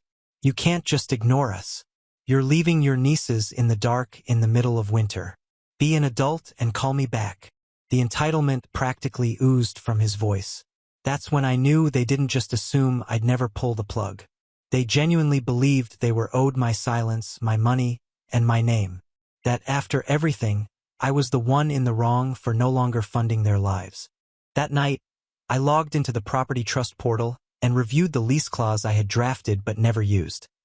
a clause that allowed for transfer or removal of tenants with a 30-day notice in the event of breach of verbal agreement or abuse of occupancy. I had documented everything. The emails, the agreements, even the text from Laura asking me not to tell the others I was helping with bills because she didn't want them to think Jason couldn't provide. I had receipts, literal and emotional, but I still hadn't pulled the final lever. I wasn't looking to destroy them. I wasn't interested in revenge for the sake of revenge. I just wanted them out of my life, cleanly, clearly, with no room left for return. That moment came on January 2nd. I was eating lunch when I got a knock on my apartment door. I opened it, surprised. It was Mom. She looked exhausted, puffy eyes, red cheeks. She was holding a paper shopping bag full of something I assumed was guilt. "Can I come in?" I didn't answer right away. Then I stepped aside. She sat down slowly, like someone preparing to deliver a speech they hadn't rehearsed. I stayed standing. "I didn't know," she began. "I didn't know they were treating you like that. I didn't know you were paying all that." I said nothing. "They said you'd overreacted, that you just got your feelings hurt and were lashing out." I raised an eyebrow. "And you believed them?" She looked down. At first there was a long silence. Then she added, "Your father and I have been talking. We're sorry, truly, and we understand if you need space." I wanted to believe her. I really did. But then she reached into the bag and handed me a small stack of envelopes. Letters, drawings from the kids, a handmade card from Laura written in glitter pen like it was 2005. "We miss you. Please come back. They're hurting, Kyle." I sighed. "I'm sure they are. But they weren't hurting when they laughed in my face. They weren't hurting when Jason called me a loser." She flinched. "You raised her," Mom said. "But I'm done raising them." She didn't try to argue. She just nodded slowly and stood. As she left, she paused at the door. "You know they'll lose the house." I nodded. Maybe that's what it takes for them to grow up. And then she was gone. That night, I began the eviction paperwork. Not in a blaze of vengeance. Not with glee or spite. Just with the calm hand of someone who'd carried a family on his back long enough. I gave them the full 30 days, filed it legally, and even waived any back payment. I wasn't trying to make them homeless, just free, and maybe free myself too. But the morning after they got the notice, that's when everything changed. That's when Jason showed up at my door, red-eyed, silent. And he wasn't alone. Jason stood at my doorstep like a man who'd finally realized the house was on fire, and he'd been holding the match the whole time. Behind him, just a few paces back, was Laura. No makeup, no fake smile, no glitter-covered apology card, just silence. Her arms crossed, jaw tight like she was biting down every word she wanted to scream but knew better. For a moment, none of us said anything. Then Jason exhaled slowly. "We're not here to fight," he said. "I swear." I raised an eyebrow but didn't move from the doorway. He looked over his shoulder at Laura, who avoided my eyes, then back at me. We need to talk." I stepped aside wordlessly, more out of curiosity than kindness. They walked in like guests at their own funeral. Slow, heavy steps. I was darting around my apartment like they couldn't believe I lived in a space that didn't revolve around them. I let the silence stretch. I wanted them to feel it. All of it. The weight of their choices. The consequences finally catching up. "We got the notice," Jason said, finally sitting on the edge of my couch like it might disappear beneath him. And we didn't realize how bad we'd messed up. I nodded once, just enough to say go on. "I thought," he broke off, then tried again. "I thought you'd always be there. I guess I took that for granted." "You didn't guess," I said. "You knew and you counted on it." Laura finally looked up. Her voice was tight. "We never meant to push you away." I tilted my head. That's rich coming from the person who literally shut the door in my face. She flinched. "I thought you'd laugh it off like you always do. You're the strong one, Kyle." I nearly laughed at that. Strong? No, I was just tired. Tired of swallowing it. Of being the bigger person. Of being the family ghost. Only visible when someone needed money, a ride, a bailout. Jason leaned forward. "Look, man, I messed up the text. It was cruel and I can't take it back. But I need you to know. I need to say it out loud. I'm sorry. He met my eyes for once. He wasn't trying to charm or joke or manipulate. He looked broken. And not because he cared about me, but because the scaffolding of his life, the one he thought I'd hold up forever, had finally collapsed. Laura reached into her purse and pulled out a crumpled envelope. My handwriting, the one I'd sent with the spreadsheet. We looked through everything. I didn't realize how much you'd done. I don't even remember half those payments. And I didn't want to remember because it was easier to believe you were just doing fine. I didn't respond. There wasn't much to say. They'd known deep down, but they'd chosen convenience over conscience. For years, we talked to the kids, Laura said, her voice shaking slightly. Told them we might have to move, maybe in with my parents. Jason's picking up extra shifts. I applied for a second job and I asked, and we're going to figure it out, she said. Jason nodded. You were right to pull the plug. We didn't appreciate you. We used you and we're not here to beg you to undo anything. We just wanted to say it. They stood. I watched them head to the door and just before they stepped out, Laura turned back. I hope you find peace, Kyle. You deserve it. And then they were gone. I stood alone in my apartment, letting their words settle, letting the tension leave my shoulders one breath at a time. That was the closure I hadn't expected. Not groveling or denial, but quiet acceptance. Maybe they really were going to change. Maybe they wouldn't.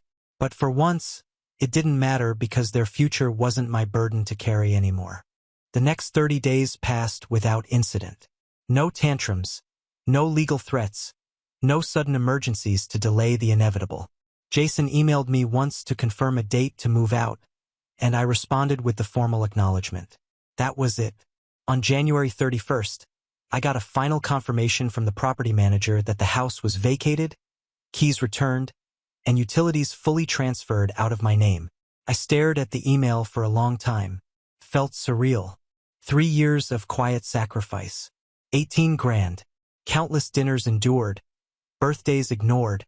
Backhanded compliments. And silent humiliations.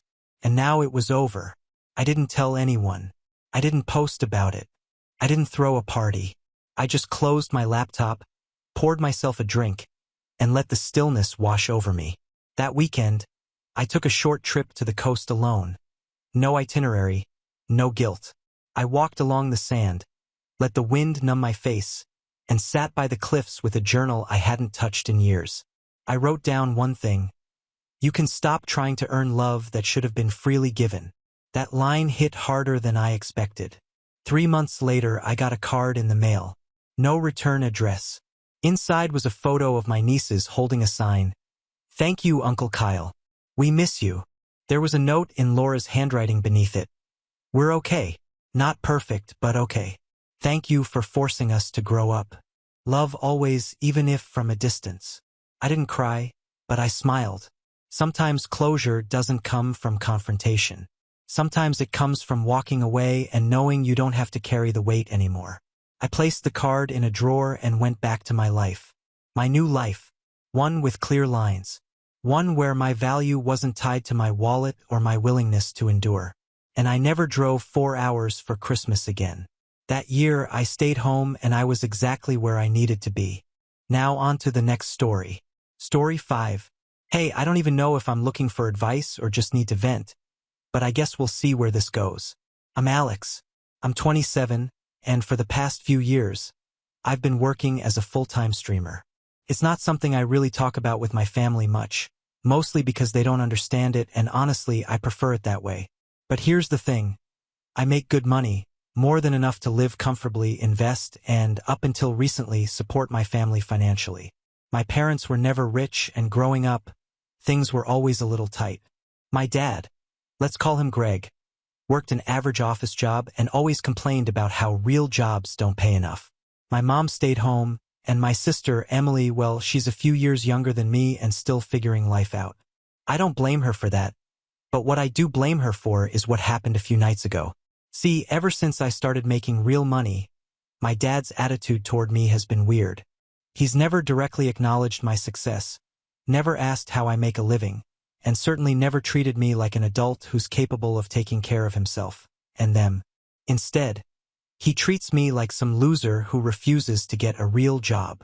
It used to just be eye-roll-worthy comments like, "Oh, playing video games all day must be so exhausting," or, "When are you going to do something productive with your life?" But recently it's gotten worse. Last weekend, I went over to my parents' house for a family game night.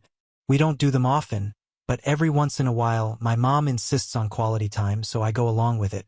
I figured it'd be a few rounds of Uno, some lighthearted bickering, and maybe a home-cooked meal if I was lucky. Instead, it turned into a night of subtle and not-so-subtle jabs at me. It started small. My dad making fun of how I sleep in all day. I just work late. Then my sister chimed in about how I never really grew up.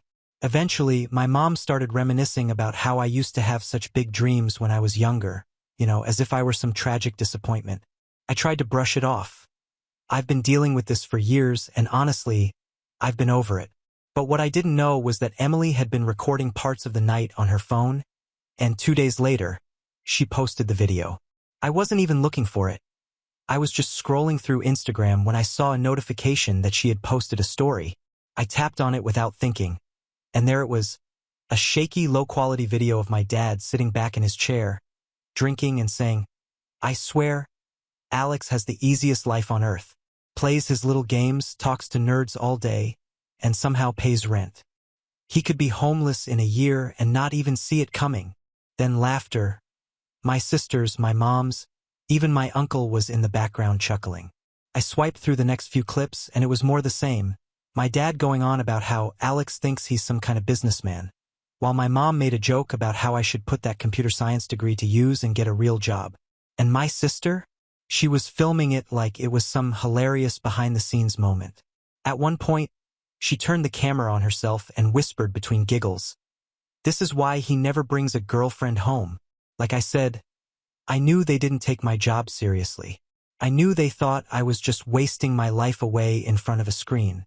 But something about seeing them say it when they thought I wasn't listening, hearing the laughter, the mockery, the sheer lack of respect, hit me in a way I didn't expect. For years, I've been helping them. I'd covered bills when they were struggling. I paid off my mom's medical expenses when she needed surgery last year. I even gave Emily money when she was short on rent for her apartment. And yet, here they were laughing at me like I was some pathetic loser they had to tolerate.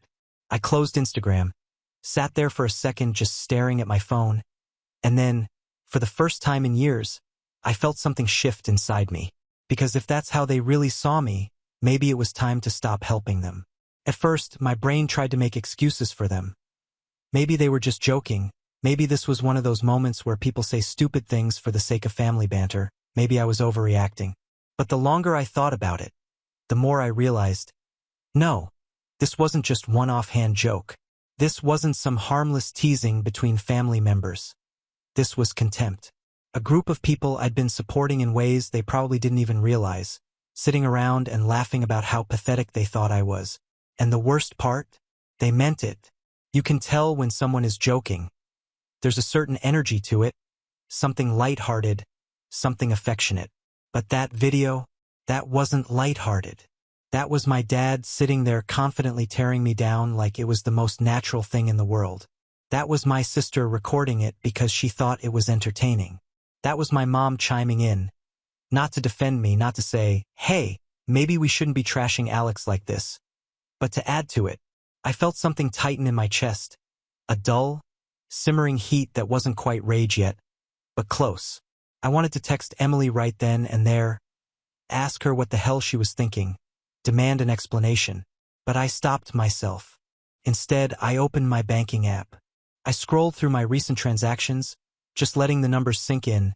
$1,500 rent money for my parents' house, $600 for the last chunk of Emily's car payment, $3,200 for a credit card bill my dad had forgotten to pay, $250 for groceries from when my mom called saying they were short last month. Line after line. A quiet, damning list of all the ways I've been helping them. All the times they'd come to me with a small favor or an unexpected expense that they just couldn't handle on their own. And for years, I'd said yes every single time because I wanted to help, because they were my family, because no matter how dismissive my dad was, No matter how little respect they showed me, I convinced myself that I was doing the right thing, that someday they'd see I wasn't some lazy failure. But now, staring at that video, at those transactions, it hit me. They weren't ever going to see me differently, not unless I made them. I took a breath, then another, and then, finally, I did something I should have done a long time ago. I opened my group chat with my parents and my sister, and I typed, "Hey, just saw Emily's video. Didn't realize you all thought so little of me." 3 little dots appeared almost instantly. My mom typing, then they vanished. Then my sister started, then stopped. Finally, my dad replied, "Oh, you saw that? Come on, don't be so sensitive. We were just joking around." I stared at the screen. Joking, right? Before I could respond, Emily chimed in, "Yeah, it wasn't serious, lol. You know how Dad gets after a few drinks." That heat in my chest burned a little hotter. Funny, I don't remember it being a joke when you needed money for rent last month. Another pause, longer this time. Then, "Dude, seriously? You're mad over a stupid video?" I clenched my jaw. This wasn't just about the video. It was about the years of disrespect, the years of being treated like some kind of joke even while I was the one making sure they could pay rent, keep the lights on, buy groceries, and they still didn't get it. So, I typed one last message. "I'll make this simple.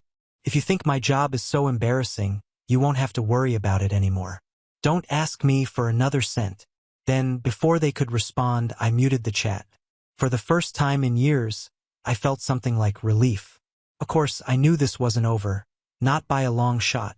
Because if I knew anything about my dad, it was that he never handled losing control well, and I'd just taken away his favorite safety net. I had a feeling the real fallout was about to begin. The first few hours after I muted the chat were eerily quiet. No messages, no frantic apologies, no desperate attempts to argue. For a brief, stupid moment, I almost thought maybe they got the message, maybe they finally understood. Then, around 9 p.m., my phone lit up. Dad calling. I let it ring. A minute later, a text, "Pick up the damn phone." Then another, "Don't act like a child over a joke." And another, "You really think you're going to cut us off over this? Grow up, Alex." There it was, that familiar tone, that mix of anger and entitlement. Like he was owed a conversation, like I was the one being unreasonable for finally setting a boundary. I ignored him. 2 minutes later, Emily texted, "Dude, you're being so dramatic. Dad's pissed, just talk to him. It wasn't even that serious." I didn't respond. Then my mom, "Alex, honey, please don't do this. You know your father didn't mean any harm." That one stung more than it should have, not because I believed her, but because of how automatic it was. How predictable. She always did this. Minimized his behavior, swept things under the rug, smoothed things over just enough to keep the peace. I could practically hear her voice in my head, that tired, exasperated sigh she always used whenever I dared to push back. "You know how he is, Alex, just let it go." But I was done letting it go. I was done playing along. So, I put my phone on Do Not Disturb, shut my laptop, and went live. It was a good stream, too. Pulled solid numbers, had a great game, even got a couple of big donations from some regulars. And the whole time I kept thinking, this is my real life, not them. I should have felt free, and in a way I did, but I also knew my dad, and I knew he wouldn't just let this go. I crashed around 3 a.m., completely exhausted. When I woke up the next morning, the first thing I saw was my phone screen absolutely flooded with notifications. 16 missed calls. 8 from Dad, 4 from Mom, 2 from Emily, 2 from an unknown number. And then, at the very top, the one notification that made my stomach drop. My bank app. I tapped it open, already dreading what I'd see. $600 withdrawal. $150 withdrawal. $350 withdrawal. I stared at the screen, my brain taking a second to process what I was looking at before the realization hit me like a freight train. They took money from me. More specifically, my parents had just drained my joint emergency savings account. The account I had set up years ago, the one I created back when they were struggling, when I still thought I could trust them, when I was naive enough to believe that helping them would make them appreciate me. I barely used it now, it was just a backup, a safety net. And they were emptying it. My hands were shaking as I yanked my phone off the charger and immediately called my bank. "Yeah, I need to remove someone from my account," I said, barely able to keep my voice steady as the customer service rep greeted me. They started asking for security details, confirming my identity, all that standard stuff, but I could barely focus. My mind was racing, a mix of anger and disbelief crashing over me in waves. They really thought they could do this? They really thought they could steal from me and I'd just take it? While the rep worked, I pulled up my family group chat, and without bothering to read any of the dozens of unread messages, I sent one final text. "You just stole from me. I'm done." Then I blocked all of them. No more arguments, no more justifications, no more excuses. I was done. But deep down, I knew this wasn't over. People like my dad, they don't just walk away when you take away their control. And sure enough, later that afternoon, I heard it. A loud, angry knock at my door. Not the casual kind, not someone dropping by for a visit. This was insistent, demanding. I already knew who it was before I even checked. But still, I looked through the peephole anyway just to confirm. And there he was, my father, standing on my doorstep, jaw clenched, face red, fist practically trembling at his sides. He didn't look angry, he looked furious. And I had a feeling this was about to get a lot worse. I stood there staring through the peephole, my heart pounding. I wasn't scared, at least not in the way he wanted me to be. But there was something about the way he stood there, his whole body practically vibrating with anger, that made my blood run cold. He didn't just look pissed, he looked offended. Like I had done something to him, like I was the one who had crossed the line. Another knock, louder this time. "Alex, open the damn door." His voice was sharp, clipped. A voice I'd heard my entire life. A voice that always expected to be obeyed. He pounded his fist against the door again. "I know you're in there." I took a deep breath, trying to decide what to do.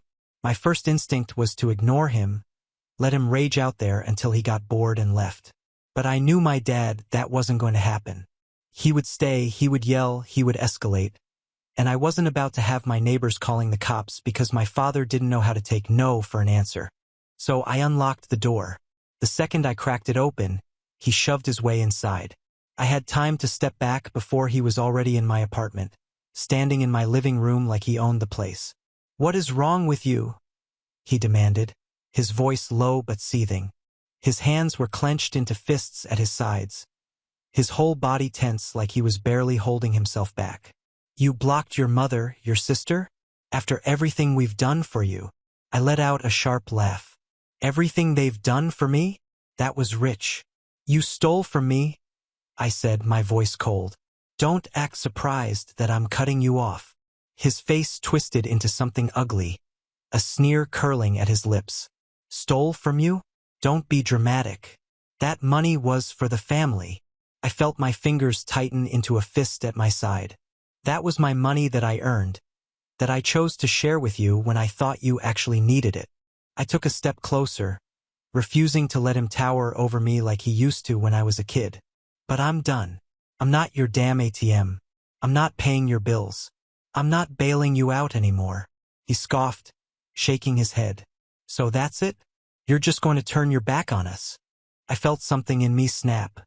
"You turned your back on me." I shot back, my voice rising.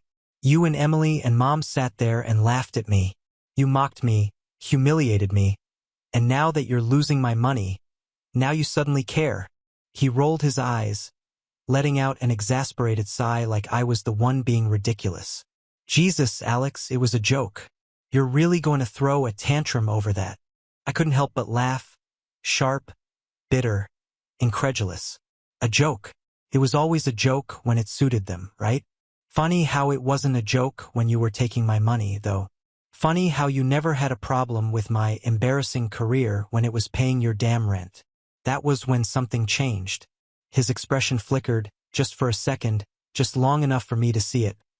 Uncertainty, a crack in his armor, like for the first time it was actually registering how serious I was. But then, just as quickly, the anger was back. He stepped closer, jabbing a finger in my chest. "You wouldn't have that money if it wasn't for us," he spat. "We raised you. We supported you. You wouldn't be where you are if we hadn't busted our asses putting food on the table for you. I let out a breath, shaking my head. And I paid you back 100 times over. I took care of you. I covered your bills. I gave you everything I could, and it was never enough for you. I locked eyes with him, my voice turning ice cold. But I'm done. You don't get to insult me, steal from me, and then waltz in here acting like I owe you something. For the first time since he barged in, he didn't have a response. He just stood there, breathing hard, his face twisted in rage, but I could see something else beneath it. Realization. Because deep down, I think he finally knew I wasn't bluffing. Then, just when I thought he might actually leave, his lips curled into a smirk. You think you're so damn successful, huh? His tone was mocking now, dripping with condescension. Think you're some big-shot internet star? I didn't say anything. I just crossed my arms and waited for him to get to his point. He let out a short, bitter laugh. You think this streaming thing is going to last forever? You think you're set for life? Let me tell you something, kid, you're nothing. You're a joke. You think these people watching you online actually care about you? The second you stop being entertaining, the second some younger, better streamer comes along, you'll be forgotten. And when that happens, he spread his arms wide, giving me that patronizing, self-satisfied grin that used to make my stomach churn as a kid. You'll come crawling back, just like I knew you would. I just stared at him for a long moment. He really believed that. He needed to believe that because the alternative, that I was actually successful, that I was actually better off without them, was something his ego couldn't handle. So I smiled, a slow, knowing smile that made his smirk falter just slightly. You really think that, huh? I said, my voice almost amused. You really think I need you? I took a step closer, looking him dead in the eye. You have no idea how much money I make. And that was when I saw it. That flicker of something in his expression. Greed, curiosity, doubt. For the first time, he actually thought about it. And that was when I knew he wasn't here to argue. He wasn't here to make me feel guilty. He was here because he thought he could still win. But he was about to learn he had already lost. For the first time in my life, I saw something I never thought I'd see on my father's face. Hesitation, doubt. He wanted to believe I was bluffing. He needed to believe that I was still the same kid he could manipulate, that my success was temporary, that at any moment I'd come crawling back desperate for his approval. But he wasn't stupid. He had never actually bothered to ask me about my career before. But now, standing in my apartment, my nice apartment in a building he probably couldn't afford to rent a closet in, it was hitting him. I was doing better than him, better than all of them, and he hated it. You think you're too good for us now? His voice had lost some of its bite, but he was still trying to cling to the upper hand. You think just because you got lucky playing video games on the internet you don't need your family anymore? I sighed, shaking my head. You don't get it, do you? This isn't about money. It's about respect. I gestured around the room. I worked my ass off for this, and instead of being happy for me, instead of being proud of me, you sat there and laughed. You treated me like a joke. I took a step closer, my voice cold. But I'm the one laughing now. His jaw clenched. You think you'll be laughing when this all falls apart? Because it will fall apart. And when it does, don't come crying to us. I tilted my head, studying him. That's funny. Because I was about to say the same thing to you. He scoffed, but I saw the flash of uncertainty in his eyes. I let the silence stretch between us before I finally spoke again. You need me, I said simply. Not the other way around. His face turned red. He opened his mouth to fire back some half-baked insult, but then his phone buzzed. He pulled it out, glanced at the screen, and his scowl deepened. I smirked. That mom asking if you got me to change my mind? His grip on the phone tightened. Bingo. I crossed my arms. Let me guess. Since I cut you off, the bills are stacking up? You've got debts? Maybe mom's been hounding you because suddenly there's no money coming in to save her from herself? Maybe Emily's panicking because she lost her safety net? I let my words sink in before I delivered the final blow. How does it feel, Dad? Knowing that the embarrassing failure is the only reason you weren't drowning. His breathing was heavier now, his whole body tense with rage, but he had nothing to say because he knew I was right. I walked to the door and opened it wide. "Get out." He didn't move. He just stood there, staring at me like he couldn't quite believe this was happening, like he still thought there was a way to turn this around. "You're making a mistake, Alex," he finally said, voice low. "Family is all you've got." I held his gaze. "That's where you're wrong." For the first time in my life, I wasn't afraid of him. I wasn't seeking his approval. I didn't care what he thought, and that scared him more than anything. He lingered for a few seconds longer, maybe hoping I'd change my mind, maybe waiting for some last-minute guilt trip to land, but I just stood there waiting. And finally, he turned and walked out. I shut the door behind him and locked it. Then I took a deep breath. I wasn't angry anymore. I wasn't hurt. I wasn't even sad. I just felt free. I took a moment to just stand there, letting the silence settle around me.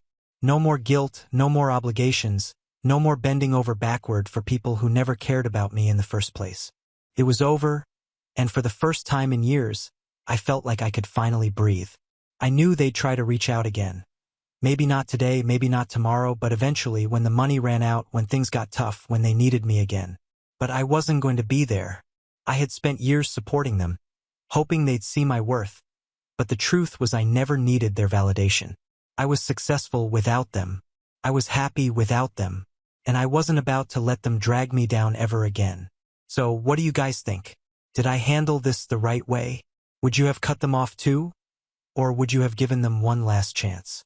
Let me know, because honestly, I've never felt more sure about a decision in my life. Now on to the next story. Story 6. My selfish parents gave my daughter a broken $5 toy for Christmas and said, "You're not the favorite. The real gifts are for your cousins." My daughter started crying. Everyone snickered, even my sister's kids. But 20 minutes later, the house went quiet when I ruined Christmas for my daughter. That's part 1. Keep replaying. Not what they did, not even what they said, but the fact that I brought her there knowing exactly what kind of people they are. That's on me. I should have never walked back into that house. It's not like this was new. My parents have always made it painfully clear who their real family is. My sister, her kids, my brother when he keeps his mouth shut. I was just the one who did the work, showed up early, helped at the business, and covered when they were too lazy to handle things themselves. But when it came to love, respect, even basic decency, I was last in line. Then Lily, she was never in line to begin with. So, I told myself they were getting older. That maybe this year they'd try harder. That maybe they'd realize they've missed 6 birthdays in a row, and that giving a child some attention on Christmas wouldn't kill them. I told Lily we were going to Nana and Grandpa's. She got excited. She even picked out a dress 2 days early and asked if she could bring the photo she printed of her and my dad from last summer, the one where he looks like he's actually smiling. It was warm that day. He let her hold the fishing rod. He still talks about it. So we showed up Christmas morning, gift in hand, and I knew within 10 seconds it was a mistake. The house was too perfect. My mom was too smiley. My sister was already filming everything on her phone. Her twins sitting in front of the mountain of gifts, screaming and laughing like it was a game show. No one said anything to Lily. Not hello, not Merry Christmas. She sat next to me on the edge of the couch, clutching her little wrapped photo. She waited. I waited. My brother came in a little late, gave me a look that said, "You already regret being here, don't you?" Then came the gifts. The cousins got everything. We're talking brand new iPads, bikes, sneakers, personalized art kits, and jewelry. Even my sister's dog got a stocking filled with treats and toys. Lily kept watching, polite as always, and I hated myself for letting her hope. Finally, my mom reached under the tree and pulled out a crumpled, half-ripped package. She looked confused, like she didn't even remember wrapping it. She handed it to Lily without a word. Inside was a cheap plastic horse. One leg was broken clean off. There were scratches on the side, and someone had scribbled on it with permanent marker. It looked like it had come from the bottom of a dirty toy bin at a garage sale. Lily stared at it. She didn't say a word. My dad, already sipping something strong, chuckled and said loud enough for everyone to hear, "She's not the favorite. The real gifts are for your cousins." And that was it. Everyone laughed, even the kids. My sister smirked like she was enjoying it. My mother didn't blink, just moved on to handing out more gifts to the real grandkids. Lily's eyes filled up. She tried to hold it in, but she couldn't. She buried her face in her hands and started to cry. I sat frozen for a second, not because I didn't care, but because I felt something I hadn't felt in years. Rage, shame, and a sharp, rising clarity. My brother stood up, told them this was disgusting, told them they were humiliating a child, told them they were broken. My dad told him to shut up. My sister rolled her eyes. I took Lily to the hallway. She kept asking if maybe they gave her the wrong gift by mistake. Maybe they had something else for her in the other room. I said, "No, honey, that's it." She cried harder, and I decided right there I was done pretending this was a family. 20 minutes later, the laughter died down. My sister was too busy uploading photos. My mom was serving cake, and I walked back in, calm. I picked up the two expensive, thoughtful gifts I had brought from my parents and placed them gently back into my bag. My dad noticed first, asked what I was doing. I looked at all of them, even the kids now staring at me like something had shifted, and I said, "I hope you enjoyed your little show because I have a Christmas gift of my own, and this one you won't forget." You could hear a pin drop when I said it. I won't be working for you anymore. First, they thought it was a joke. My dad chuckled like I was putting on some dramatic little show. My mom looked at me with her patronizing therapist face, the one she uses when she thinks someone's having a meltdown. My sister rolled her eyes, whispered something to her husband, and picked up another slice of pie like nothing important was happening. Then I told them it was real, that I'd been quietly building something over the past year. Planning, learning, networking. That the investor I'd been meeting with had finalized everything last week. That I was launching a business, my own, and not just in some distant little side lane. No, right in their lane. Direct competition. And not small either. Bigger than what they built, better model, cleaner structure, none of the sketchy deals, none of the nepotism, and definitely none of the abuse they called tough love. I'd been taking notes all these years while they thought I was just their overworked safety net. My dad stopped smiling. He stood up and asked me what the hell I was talking about. Said I didn't know what I was getting into. Said I didn't have what it took. My mom went pale. She asked why I do this to them. What kind of daughter burns her family down? I told her it was simple. You didn't treat me like a daughter, and you sure as hell didn't treat Lily like a granddaughter. I'm not burning down my family. I'm walking away from the fire you've been lighting for years. That's when my sister snapped. Said I was being selfish. That this was jealousy, plain and simple. That just because her kids were more successful, I didn't have to try to destroy everything. More successful? They're 8. They get iPads for existing. Lily brings a handmade photo frame and gets humiliated in front of the whole family. And I'm the jealous one? My brother finally spoke up. He told them to stop talking. Told them they were blind. That I had every right to do what I was doing. That this wasn't sudden. It was overdue. Then he picked up Lily, who had wandered into the hallway still clutching the broken plastic horse. She was trying not to cry again, just listening from behind the corner. He told her they were going upstairs to make hot chocolate and play a game, that it would be a better Christmas up there. He looked at me before he left the room and said, "You're not wrong for doing this. You should have done it years ago." Downstairs, my parents lost it. My dad said I was ungrateful, that I was turning my back on everything they built for me. I reminded him I built it. Every extra hour, every late-night call, every problem they dumped on me because they didn't have the time. I told them they only liked me when I stayed quiet and useful, that the second I asked for anything, time off, flexibility, a raise, I became a burden. They tried to twist it, of course. Told me they were just being hard on me because they believed in me. Told me this was all for my own good. I asked them if giving my daughter a broken $5 toy was for her good, too. My sister jumped in again, raising her voice, saying I was being vindictive, that I'd regret this. She called me a backstabber. I told her I didn't stab anyone. I just stopped handing them the knife every year and watching them use it on me and my kid. And then my mom cried. Said this was the worst Christmas ever. Said I ruined everything. She looked like she expected me to apologize. Instead, I just said, "I hope you enjoyed the last Christmas where I showed up pretending we were still a family, because next year you won't even know where we are." And I meant it. I went upstairs to get Lily. She was sitting with my brother's kids, laughing for the first time all day. I thanked him quietly. He said nothing back, just nodded. That was enough. I packed our coats, grabbed our bag, and walked out without saying goodbye. We didn't need their presence. I had something bigger. I had freedom. Lily fell asleep before we even got out of my parents' neighborhood. Her head leaning against the window, clutching the stuffed bunny my brother's daughter had quietly handed her upstairs. She didn't cry anymore, but there was something worse in her face. Silence. That kind of quiet that only shows up when something breaks for the first time and the person doesn't know how to fix it. And I hated them for putting that in her. I carried her up to bed when we got home. She never woke up. I sat at the edge of her bed for a while, thinking about how I let them do this to her. I could have walked away years ago. I should have, but I kept clinging to the idea that they were family and family meant something. That night, I wrote the resignation email. It wasn't emotional, no long, dramatic monologue, just facts.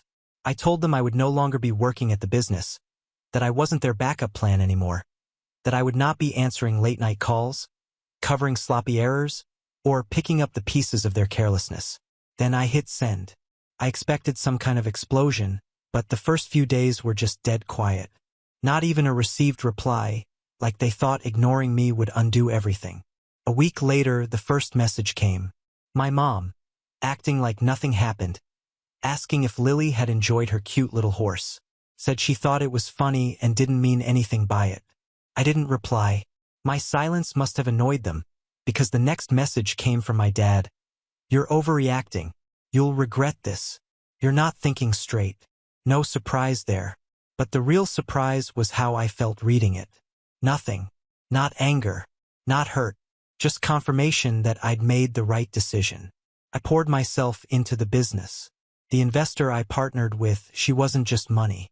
She believed in what I wanted to build. Something ethical, fresh, sustainable. She even introduced me to 2 other former execs who were looking to collaborate. Within 3 weeks, I had an office space, a name, a logo, and 3 team members, all people who had left my parents' company over the years because they were tired of the games. The first 5 clients signed with us by mid-January. 2 of them were former clients of my parents. I didn't approach them. I didn't steal anything. They came on their own. One of them even said, "I always figured you were the engine behind everything anyway. You were the only one who gave a damn."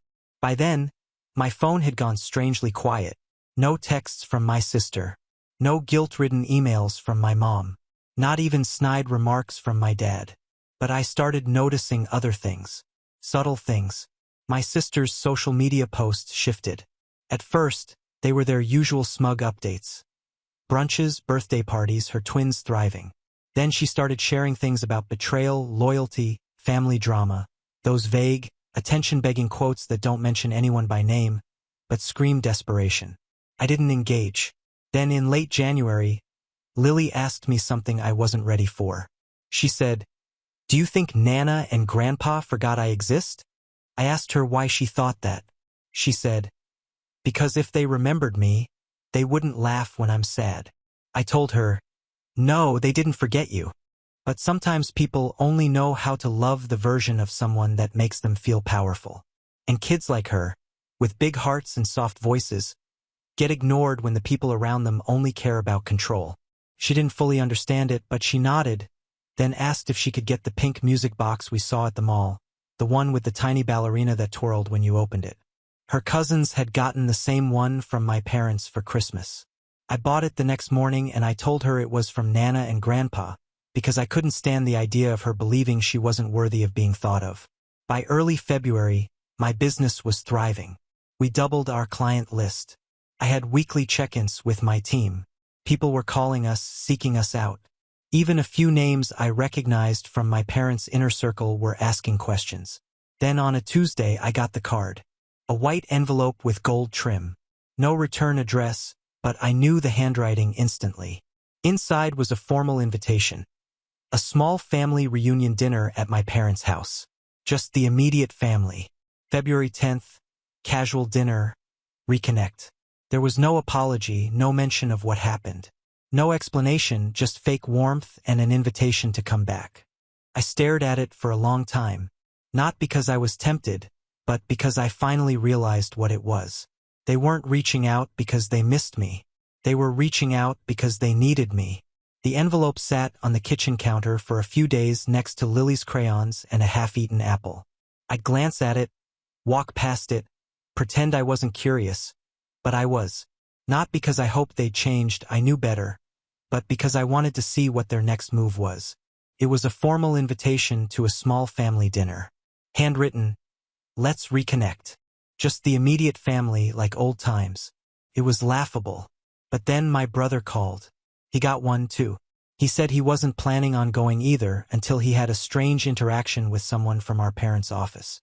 Apparently, their longest-standing client had quietly ended their contract 2 weeks ago. No announcement, just gone. That same client had called me last Friday. I told my brother I'd think about it. And then, without telling anyone, I showed up.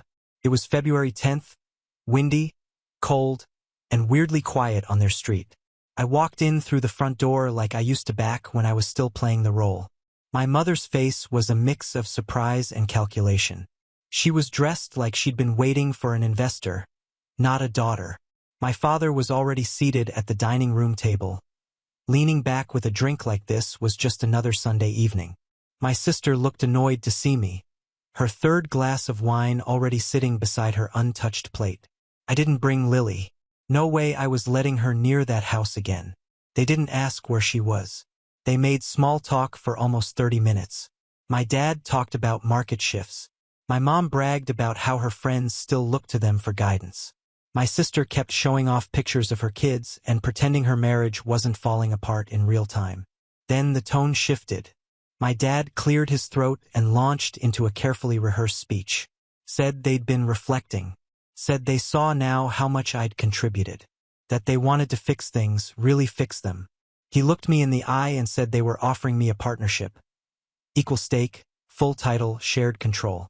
All I had to do was come back. My mom jumped in with the emotional appeal. Said they missed me, missed Lily. That family didn't always get things right, but they were trying. My sister didn't say much. Just watched me with that sour smirk like she was waiting for me to beg. I didn't. I passed. Why? Why not? After years of dismissing me, after humiliating my daughter, after ignoring my voice in the business, treating me like staff with a shared last name, they danced around it. Of course, my dad said something about timing. My mom said something about healing. So, I gave them the truth. Because your biggest clients are leaving. Because your project manager joined my company last week and you didn't even realize. Because your reputation is slipping and you think I'm your life raft. My sister scoffed. Said I was delusional. So, I pulled out an envelope from my bag, just like the one they had sent me. I slid it across the table toward my dad. He opened it thinking it was a contract. It was a buyout offer, not for me to join them, but for them to sell everything. Clean exit. They could retire, tell the world it was planned, save their pride, and walk away before their brand collapsed completely. My dad's face went red. My mom froze. My sister knocked over her wine glass. I told them the offer was real, backed by one of my investors, already reviewed by 2 of their former clients who'd agreed to transition if the deal went through. They started talking over each other. My dad said I was trying to erase them. My mom called it betrayal. My sister just stared at me like she didn't know me. Then my brother walked in. He'd been in the kitchen the whole time, listening, watching. He sat down across from me and said calmly, "I think she's offering you mercy." No one spoke after that. I stood up, thanked them for dinner, and told them they had 1 week to consider the offer. After that, I'd stop being generous. My brother walked me out to the car. On the way, he asked if I really meant it. Would I actually take over the entire company? I said yes, but only because they left me no other choice. By Monday, the silence had cracked. The first sign of pressure came early. A missed call from my dad just after 8 a.m. No voicemail. Classic him. Then around noon, my mom sent a text that sounded like an afterthought. Just thinking about you. Maybe we could have a coffee this week? Just the two of us. Doesn't have to be about the business. I didn't reply. That night, my sister posted a photo from their office captioned, "Some people run from real responsibility. Not subtle enough." I knew what was happening. They weren't panicking yet, but the ground was starting to shift under them. I could almost hear the whispered conversations behind closed doors, the quick glances and meetings, the realization that I hadn't been bluffing.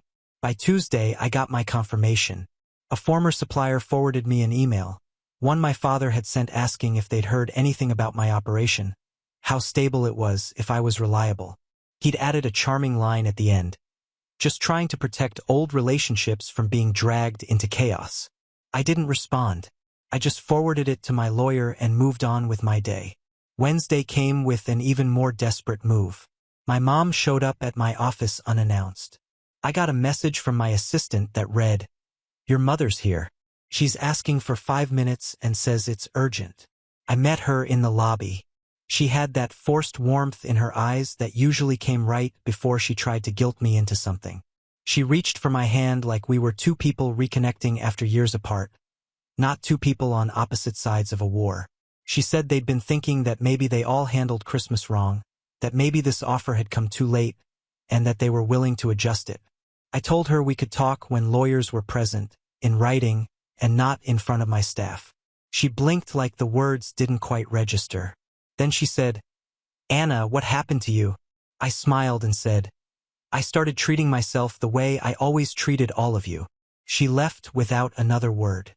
Thursday, my sister lost it. She posted a long, cryptic rant online about fake women who pretend to be family until they get a little money and think they're CEOs. It was followed by 5 hashtags, one of which was just #pathetic. But that wasn't the surprising part. The surprising part was the comment from one of their former partners. "Actually, Anna was always the one we trusted." And then Friday happened. My investor forwarded me a voicemail she'd received from my father. A full minute of him pretending to be calm while trying to sabotage me. He told her I was emotionally unstable, that I had a habit of burning bridges, that I wasn't ready to lead anything, let alone a company. She didn't just send it to me.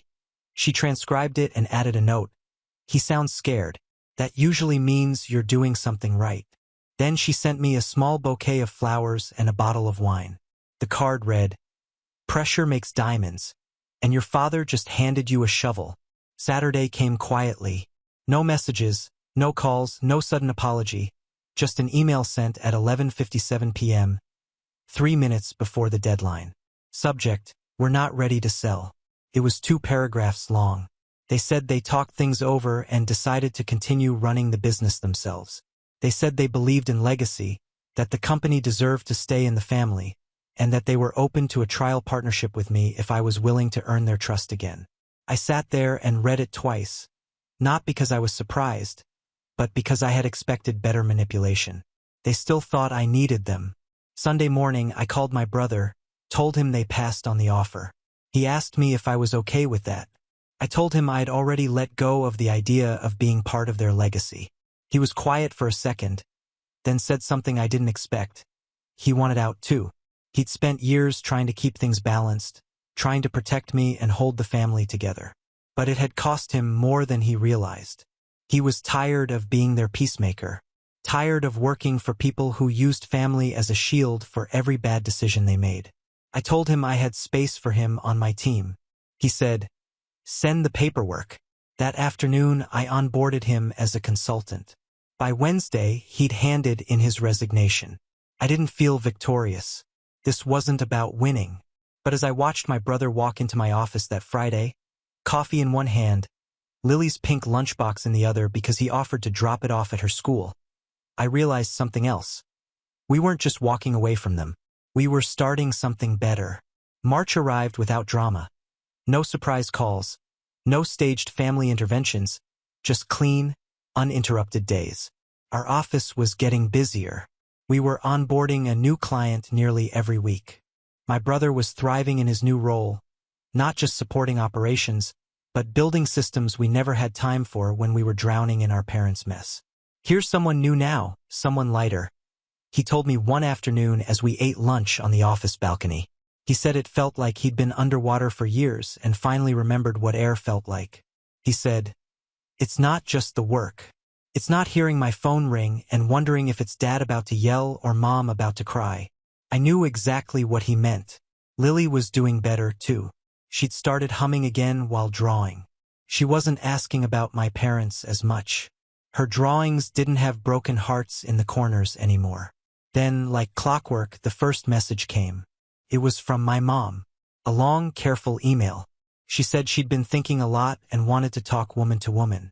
She said they missed Lily and hoped I could see that families have rough seasons, that perhaps we were all too emotional over Christmas. She admitted the business was facing a challenging season, and she wanted to talk about what working together again could look like. I read it twice, not because I was confused, but because I was so detached it felt like I was reading someone else's story. 3 days later, my dad called. I let it go to voicemail. No message. The day after that, I received flowers at the office.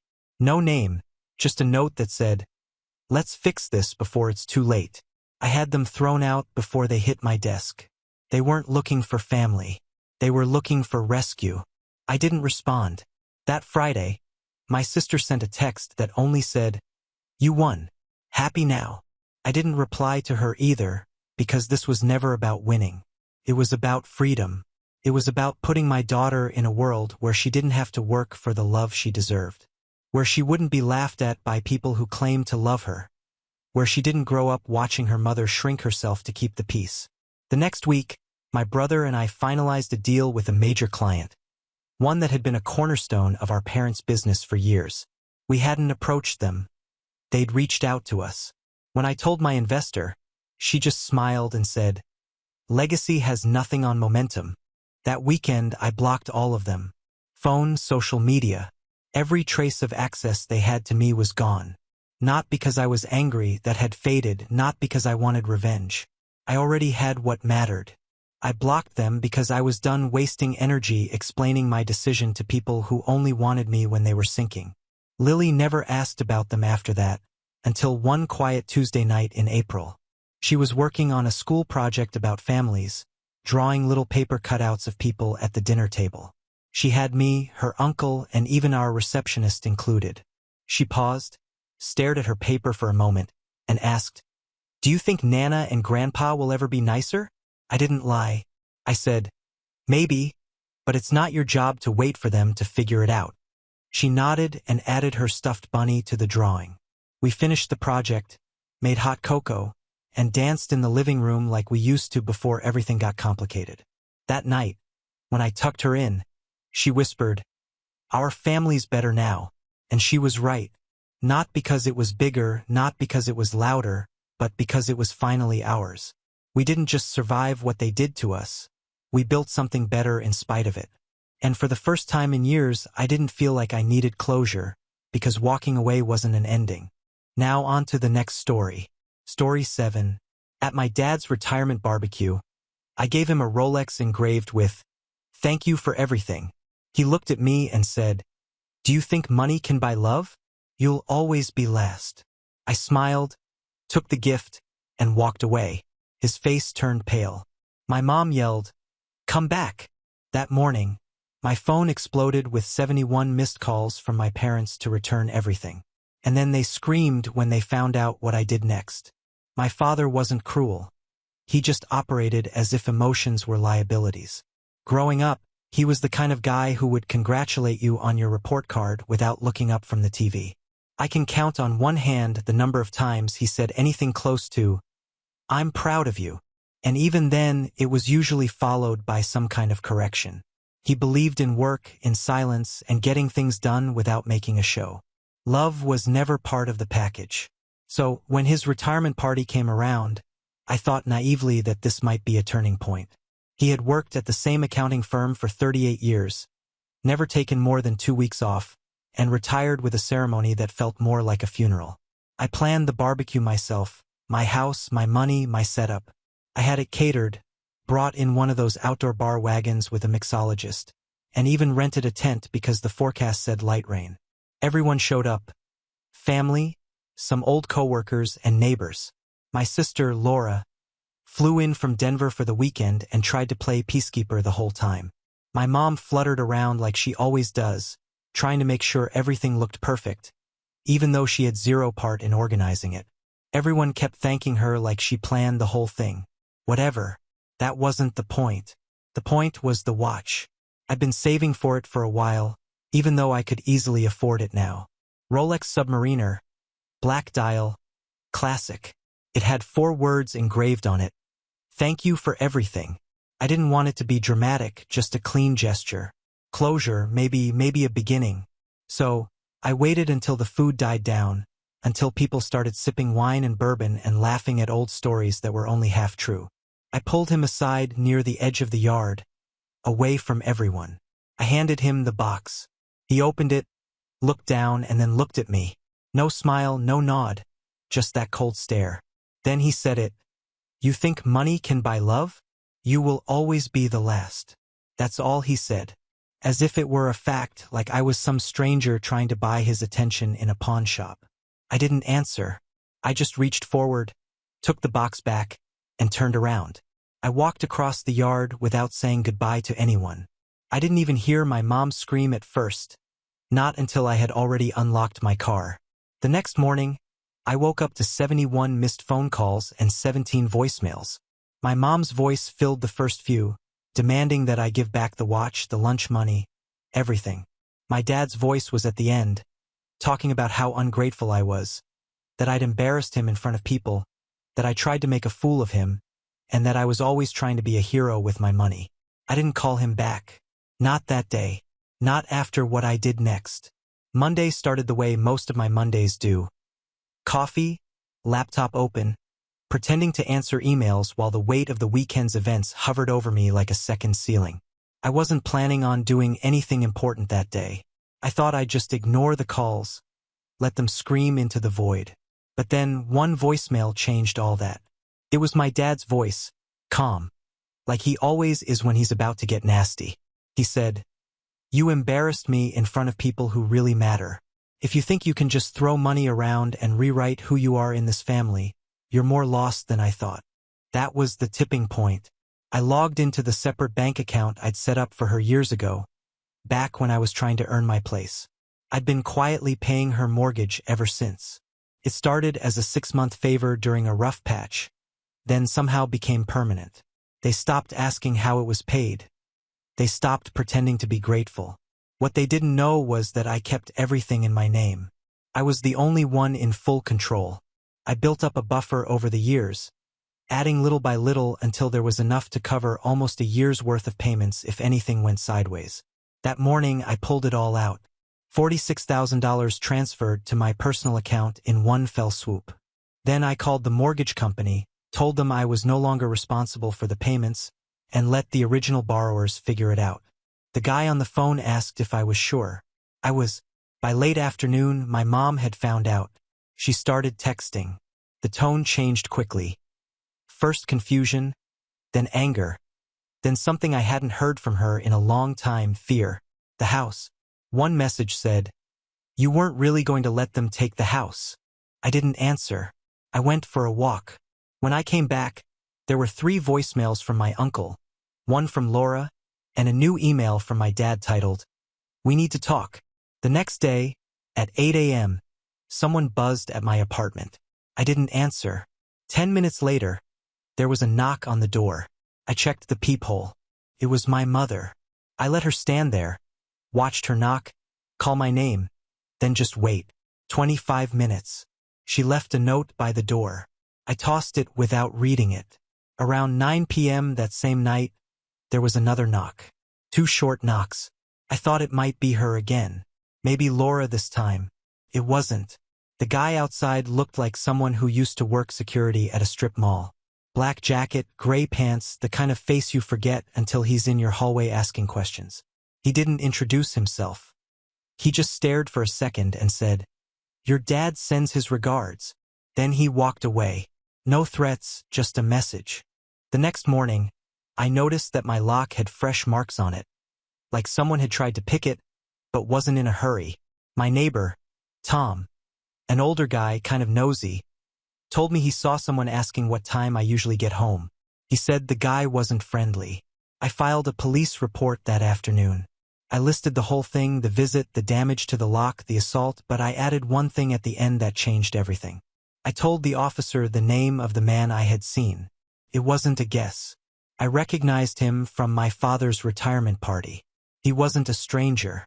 He was one of those old coworkers that everyone thought had just shown up to wish him well. He'd been drinking whiskey and barely said a word. Turns out his name wasn't on any guest list. The moment I got confirmation from the officer that the man knocking on my door wasn't just some drunk trying his luck, everything changed. He was a licensed private investigator until a few years ago, now working in the gray area, mostly hired by people who didn't want questions asked. The officer wouldn't say it outright, but the tone was clear. He'd seen this type of guy used before by people trying to scare the family into submission. The implication: my father had paid him to rattle me, to dig around in my life, and maybe worse. But the part that lit the fuse: he had already visited my ex, Olivia. I hadn't spoken to her in over a year. Things had ended cleanly. No bad blood. She texted me around midnight right after the police left. She said some guy claiming to be handling a family matter showed up at her office and asked if she knew anything about my finances. He asked about my mental health, if I'd ever talked about hurting anyone, if I'd ever hinted at doing anything reckless with money. At first, she thought he was a debt collector until he mentioned my father's full name. That's when everything came into focus. My dad wasn't just angry. He was planning something. Maybe not a lawsuit, but something more sinister. Character assassination, third-party gaslighting, making me look unstable, unpredictable, dangerous. The kind of man you shouldn't trust with money or secrets, or even my own freedom. And the best part? He underestimated how much I knew. I didn't sleep that night. Instead, I opened the one file I'd kept buried for years, a digital folder called Contingency. It started as a joke, really just a collection of screenshots and documents that, if ever needed, could serve as insurance. Things like emails between my dad and his old business partner about tax write-offs that weren't exactly clean.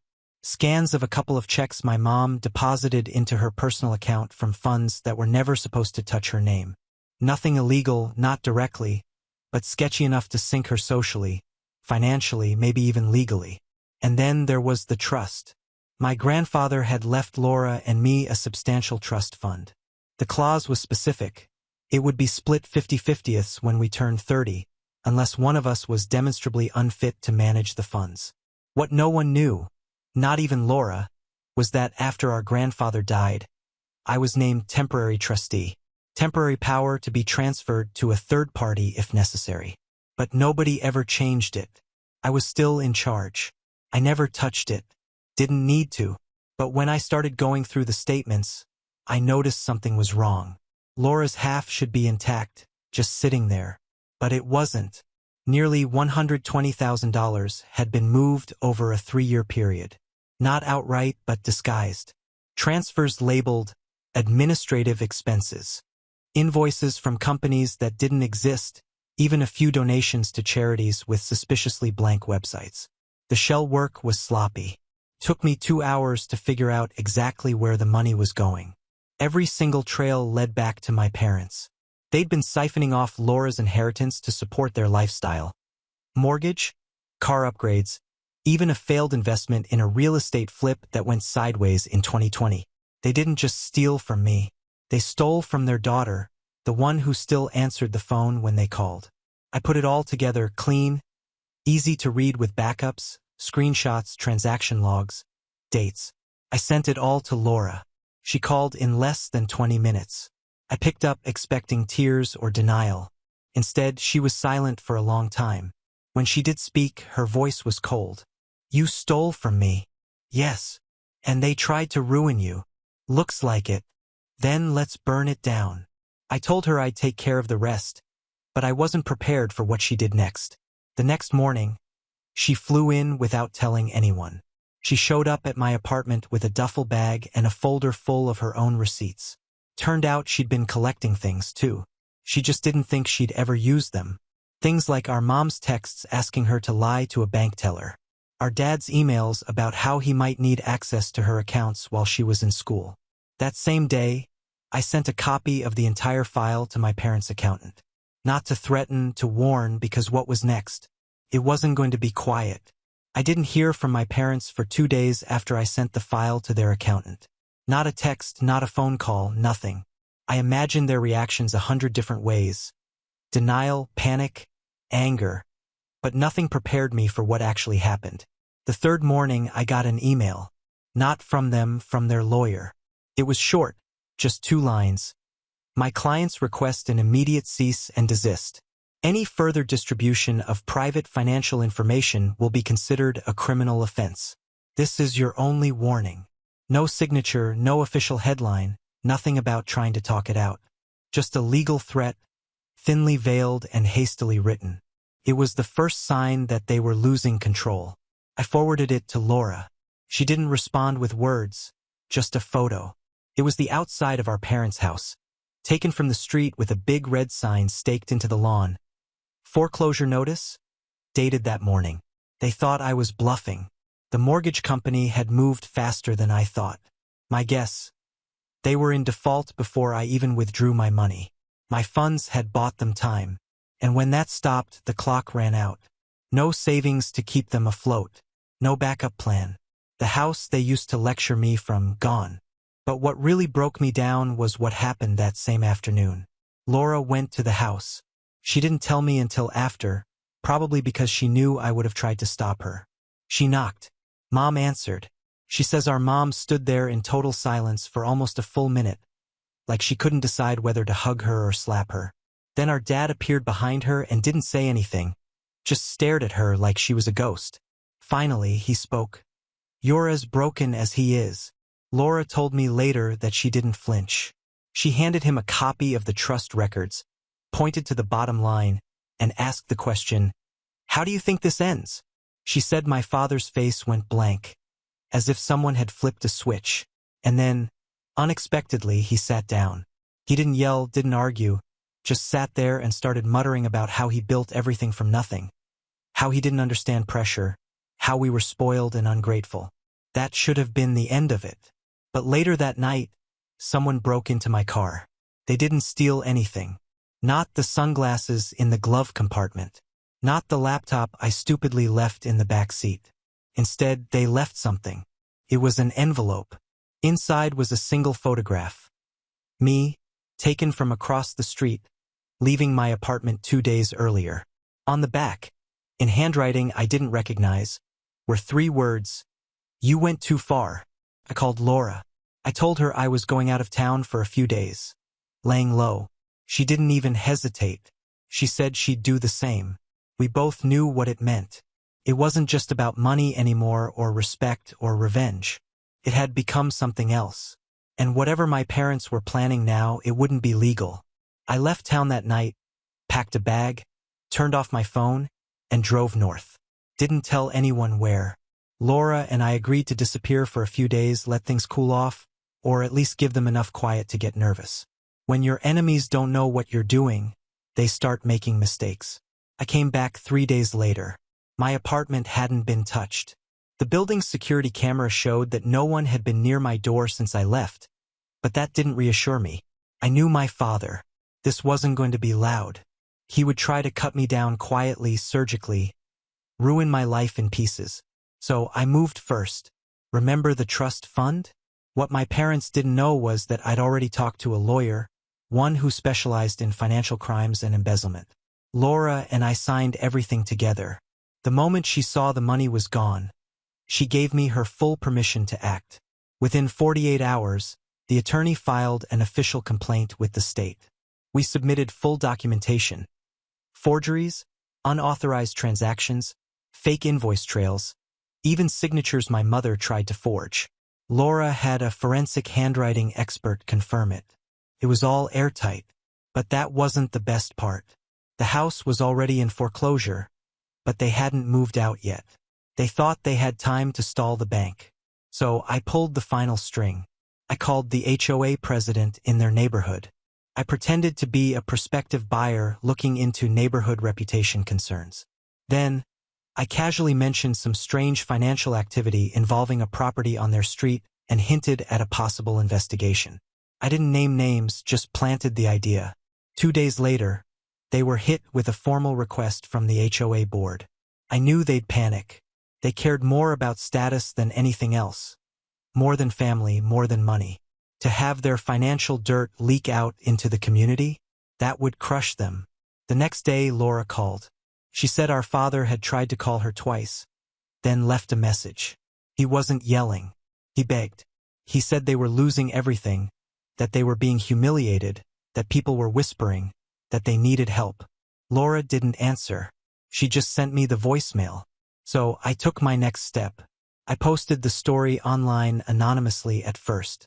Nothing directly tied to us, just a detailed account of a family that misused their children's trust fund and, after public humiliation, hired a private investigator to stalk their own son. Quickly gained traction. People started commenting, speculating. Some even guessed what city it took place in. A local reporter sent me a private message asking if I wanted to talk. I said yes. And then I attached a photo, the same one that was left in my car, me caught leaving my apartment. I told the reporter everything, not just the money, not just the PI, everything, even the threats. 2 days after the article ran, I got an email from the same lawyer who had warned me earlier. They're considering a libel suit. I wrote back a sentence. Tell them to try it. I'll see them in court.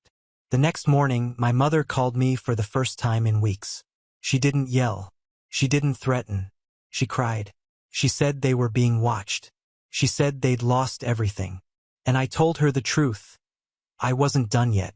After the article blew up, the silence became loud. No more PI visits. No more threatening envelopes. My parents disappeared from the digital world. Facebook accounts deactivated. LinkedIn scrubbed. I knew what that meant. Damage control. They were hiding. But the problem with hiding is that when people can't find you, they start looking harder. And people were looking. The reporter followed up 3 days later. He said the story had been picked up by a national network. They wanted to do a segment on financial betrayal within families. I agreed on one condition. They had to keep the names anonymous, at least until I gave them the go-ahead. While all this was snowballing, Laura found something else, something we had overlooked. A second escrow account. This one was hidden under a shell LLC set up 3 years ago, tied to a business name that no one in the family had ever heard of. It was technically under my father's name, but listed Laura and me as legacy stakeholders. At first, that phrase didn't mean anything until our lawyer looked into it. It turned out that the second account had been used as a siphon. My father had been taking money out of our original trust, funneling it through this sham company, and stashing it away like a private bunker. There was still $86,000 in there. We froze it. That same night, Laura texted me a line. You should hear this. She forwarded a voice message from a burner number. It was our dad. He sounded off, slurred, almost like he'd been drinking. He said something about mistakes, about how we didn't understand what he was trying to protect. Then he said something that made my stomach sink. I know you think you're winning, but I'm not the only one who knows things. That stayed with me. I replayed it 10 times. Something in his voice wasn't just defeat. It was fear. The next morning, a woman named Dana showed up at my office. Mid-40s, sharp voice, wore glasses too big for her face. Said she worked with my dad years ago. Said she had something I needed to see. I didn't let her in the office. We went to a coffee shop down the street. She slid a flash drive across the table. He made copies of everything, she said. Bank stuff, your mother's accounts, and something else. What? I asked. She looked around and whispered, insurance policies. Old ones, the kind that pay out when someone disappears. I left the cafe without finishing my coffee. At home, I opened the files. There were scanned copies of policies from the early 2000s. One had my name, another had Laura's. The beneficiaries were my mother and father. And in the notes section of one, someone had handwritten, untraceable if overseas. I felt the blood drain out of me. This wasn't just greed anymore. This wasn't just humiliation or revenge or theft of inheritance. This was darker. They had plans, backup plans, contingencies. And then I remembered something. A trip they took in 2018 to Belize. Supposed to be a vacation. They stayed an extra 3 weeks. No explanation, no photos, just silence. At the time, I thought they were trying to get back together. Now, I wasn't so sure. That night, I called Laura. We were never just insurance, I said. We were the exit strategy. And she didn't argue, because she knew they never planned to give us anything. They were planning to leave. I couldn't sleep after that night. I kept thinking about that policy, about Belize, about that strange comment my father had made on the voicemail. I'm not the only one who knows things. My mind went to places I didn't want to go. Did they ever seriously think about it? About cashing in? Pretending? Starting over? I didn't want to believe it. But at that point, I didn't trust them to water a plant, let alone value someone's life over a payout. I met with our attorney again. We handed over the flash drive, went over the insurance documents, and began the process of legally freezing all the policies. He also pointed out something even more unexpected. The theft of trust, combined with the potential fraud and harassment, was enough to warrant full criminal charges. We didn't press charges. Not yet. We gave them a deadline. It wasn't about money anymore. Laura and I didn't need it. We wanted a clean break. No house. No apology. No vague Christmas phone calls asking for help. Just a legal, documented, irreversible end. The terms were simple. They would relinquish all access to both trust accounts. They would provide signed affidavits admitting financial wrongdoing. They would leave the state for good. No phone calls, no emails, no threats. We gave them 7 days. On the 4th day, they agreed. No fighting, no denial, just a single email. Send the papers. I didn't ask why they gave in so easily. I didn't want to know. But then something even stranger happened. 2 days after the signing, my dad sent a final message. Not to me, to Laura. It was a stark letter typed with no greeting, just one paragraph. We thought we were building something strong. We didn't realize we were pouring concrete around our own feet. Tell your brother we lost the game the moment he smiled and walked away without the watch. She forwarded it to me without comment. I read it once and deleted it. I haven't heard from them since. Last I checked, their house was sold below market value. The HOA fined them for disrupting the community. Their names no longer appear on any escrow documents. Their accountant dropped them. And me? I donated the Rolex. Quietly, no story, no plaque, no ego, just gone. Because in the end, it wasn't about proving a point. It was about cutting the cord they thought they had wrapped around my neck. And when it snapped, it was silent, permanent, just the way it had to be. Mini update 1 year later. It's been almost a year since everything went down. I wasn't planning on doing an update, but a couple of things happened recently that made me think it was time. First, I got a letter, not an email, an actual handwritten letter in an envelope with no return address, postmarked from Oregon. I knew the handwriting. It was my mother's. Just 2 pages. The first half was the usual guilt-ridden language about how they only did what they thought was necessary, how they never stopped loving us even when we became strangers. I didn't even finish it, but the second page was different. It said, "You think you know everything, but your father didn't tell you what he did with the rest." That line stayed with me. No explanation, no context, just that. I did some checking, contacted our lawyer again, and it turns out there is a third account offshore. Not in her name directly, but tied to the same shell company used in the trust siphoning. No money in it anymore, but it existed, which means there could be more. Laura and I have talked about it. For now, we're letting it go. We're not going to chase it anymore. Some things aren't worth tearing apart, especially when the people behind them are already living like ghosts. I haven't heard from either of them since. No birthdays, no holidays, no nothing. But I still check the mail now and then, just in case. Now on to the next story. Story 8. Parents gave my sister a new house for graduation. Then, I got my present. It's a gym membership. They said, I got angry and left. A month later, my sister lost the house in a casino. Graduation day was supposed to be a celebration. Barbara and I had both graduated from college, and our parents had gathered the family for a big dinner. I expected a speech, maybe some sentimental nonsense about how proud they were. What I didn't expect was for them to turn to Barbara with big smiles and say, "We got you a house. A house. A brand new house. Fully paid for. Worth $120,000. The whole room erupted in applause as she gasped and put her hands over her mouth, pretending to be surprised even though I was sure she knew. She always knew. Then my father turned to me, and I felt the moment stretch.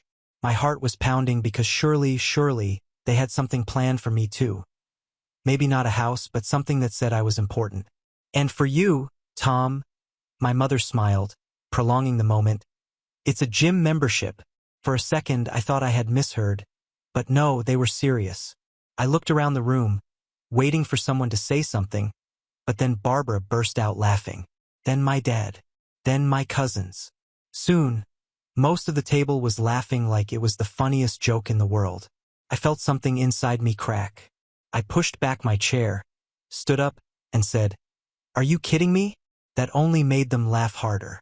Barbara wiped a fake tear from her eye. "Come on, Tom. Don't be so dramatic." I looked at my parents. They gave her a house and gave me what? A hint that I should lose weight? My mom sighed as if I was embarrassing her. "It's for your health, Tom. You should be grateful." Barbara leaned back in her chair and smiled. "Yes, Tom. Maybe if you go to the gym, you'll earn yourself a house someday." That was it. I turned to my uncle, the only one who wasn't laughing. He shook his head slightly as if he couldn't believe what he was seeing. I grabbed my coat, looked at my parents, and said, "You know what? Keep your gym membership." Then I looked at Barbara. "Enjoy your house while it lasts." And I walked out. I made a decision that night. I was done living under her roof. I had saved enough to get my own place. It wouldn't be fancy, but it would be mine. A month passed. I moved into my apartment and cut off contact with them. Barbara spent those weeks throwing parties at her new house and calling me sometimes just to rub it in. "Hey, how's the apartment? Must be so cute and tiny." Then one night, my phone buzzed. Barbara. I ignored it. She called again. Then my mom called. Then my dad. Finally, I picked up the phone, and my mom's voice was desperate. Barbara had lost the house. Lost it. I thought maybe she had been robbed or had some kind of disaster, but no, she had lost it in a casino. She had this brilliant idea of doubling her money. She didn't tell anyone, just went into a high-stakes game and kept betting until she had nothing left. She didn't just lose her life savings. She literally signed over the house as collateral for a massive bet and lost. Just like that, it was gone. I almost laughed, not out of cruelty, but because it was so absurd. My father said, "We need your help." I knew where this was going. "She's homeless now. We need you to help us pay her rent until we get this straightened out." I hung up. The next day, Barbara showed up at my apartment. She wasn't laughing anymore. She stood in the hallway looking miserable and said she had nowhere else to go. I reminded her that she had a gym membership. She kept coming back every day, knocking on my door, begging. My parents kept calling, pressuring me, making it seem like it was my responsibility. "You're her brother. Family takes care of family." I asked them where that attitude was when they gave her a house and gave me a glorified voucher. Things escalated. My dad started telling relatives that I was selfish. My mother cried that I was making my own sister suffer. But my uncle, the only sane person in the family, stepped in. He told my parents to back off. He told Barbara to deal with her own mess. He made it clear that if they didn't leave me alone, he would make sure everyone in the extended family knew exactly how they were treating me. My father hated that. He stormed off, but they eventually stopped calling me. Barbara finally found an apartment. Not a house, just a tiny apartment. She had to get a second job to afford it. Last week, she called again, acting all nice, asking if we could have lunch. I told her I was busy. I guess she finally realized that if you spend your whole life laughing at someone, they won't feel bad when you lose. A few weeks went by, and I thought things had finally calmed down. No more calls from my parents, no more knocks on my door from Barbara. I was enjoying the peace. Then one night, I came home from work, and as I walked up to my apartment building, I saw someone sitting on the stoop. It was Barbara. She looked terrible. Her usually perfect hair was a mess, and her expensive clothes were wrinkled as if she had slept in them. She got up when she saw me. "I have nowhere to go," she said. I sighed. "Not my problem." She followed me up the stairs. "Come on, Tom. Just for a few nights." "No." She grabbed my arm. "Please." I shook her off and unlocked my door. "You have friends. Go to them." She hesitated. Then in a low voice, she said, "They won't return my calls." That made me pause. Barbara had always surrounded herself with people, but now I realized they weren't real friends. They were there for the party, the free drinks, the fancy house. Now that she had nothing, they were gone. But that wasn't my problem. I went inside and closed the door. The next morning, she was still there, sitting in front of my building wrapped in a thin jacket, looking miserable. I ignored her and went to work. That night, she was gone. I thought that was the end of it, but then strange things began to happen. One night, I went to get food out of the fridge and noticed that things were missing. Just little things at first. A soda I swore I hadn't drunk. A box of instant noodles gone. Then one day, my leftovers from last night's dinner were gone. I lived alone. I started paying attention. I checked the locks. Everything seemed normal, but then I noticed something strange. The window in my tiny laundry room, the one I never opened, wasn't locked. I had a bad feeling. That night, I set up my cell phone to record the kitchen. The next morning, I reviewed the footage. At 2 a.m., the laundry room window slid open, and Barbara climbed in. I stared at the screen in shock. She crept into the kitchen, opened my refrigerator, and started eating. Then she grabbed a blanket from my closet, curled up on the floor, and went to sleep. She had been sneaking in for days. I confronted her that night. She denied it at first, but when I showed her the video, she broke down. She had been sleeping in her car, too ashamed to ask our parents for more help. She said she was desperate. I told her she had 1 hour to get her things and leave. She left, but my parents found out. They were furious. My dad called and yelled at me for being a heartless, selfish brother. My mom said I was cruel for letting my own sister sleep on the street. I told them I wasn't the one who gambled away her house. A few days later, I got a call from my uncle. He wasn't surprised. He told me something I didn't know. My parents had given Barbara everything since we were kids. When she wrecked her first car, they bought her another without a second thought. When she failed college courses, they paid someone to tutor her. Every mistake she made, they covered for her. "She's never had any consequences, Tom," he said. "Maybe it's time she learned." Then came the biggest surprise of all. Barbara was arrested. It turned out that she had gotten desperate enough to try to steal from a store. She got caught. My parents bailed her out, of course, and instead of blaming her, they blamed me. They said that if I had just helped her, she wouldn't have been forced to steal. That was it. I was done. I blocked them all. Months went by. I got a promotion at work, moved to a better apartment, and finally felt free. I heard bits and pieces through my uncle. Barbara was struggling. My parents still made excuses for her, but they had finally stopped bothering me. Then one day, I got a text from an unknown number. "I'm sorry, Barbara." I didn't reply. Sometimes people only realize what they had when they lose it all. A few months went by, and life was finally quiet. No more phone calls, no more guilt trips. Barbara was working 2 jobs to afford her tiny apartment, and my parents had stopped trying to blame me for their mess, or so I thought. One night, I came home to find Barbara sitting on the steps outside my apartment building. She looked unkempt, her hair a mess, dark circles under her eyes. She was scrolling through her phone, pretending she wasn't waiting for me. I sighed. "What do you want?" She stood and brushed herself off. "I just need to talk." I didn't answer, just unlocked my door and stepped inside. She followed. "Look, I know I messed up," she said, pacing my living room. "I was stupid. I get it. But I can't do this anymore, Tom. I can't work 2 jobs. I can't live in this shoebox of an apartment." "So what? You want me to pay for a bigger place for you?" She hesitated.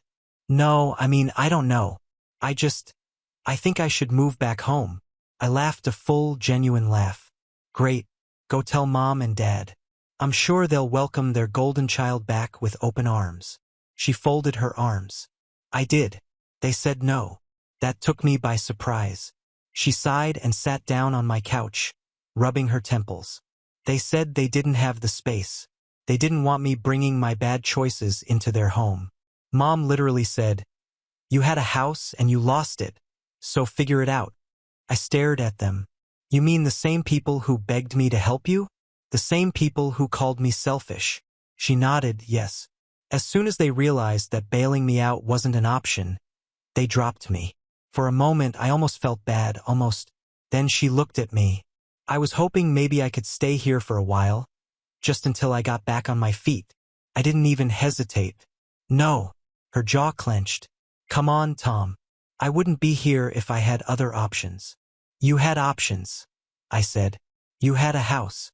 You could have lived comfortably for years, but you laughed at me, rubbed it in my face, and gambled it away like an idiot. And now that Mom and Dad won't help you, you suddenly remember I exist. Her face contorted in frustration. You don't have to be such a jerk about it. Yes, I do, I shot back. Because you would never have done that for me. If the roles were reversed, you'd be laughing about this. She looked away, her jaw clenched. She knew I was right. After a few moments of silence, she stood up. Fine. I'll think of something else. She stormed for the door. But don't act like you're better than me. You think just because you have a crappy little apartment you're on top of the world? Newsflash, Tom. Mom and Dad don't care about you either. They only tolerate you because you're not a burden. She slammed the door behind her. I thought that was the end of it, but the next day, I got a call from my mother.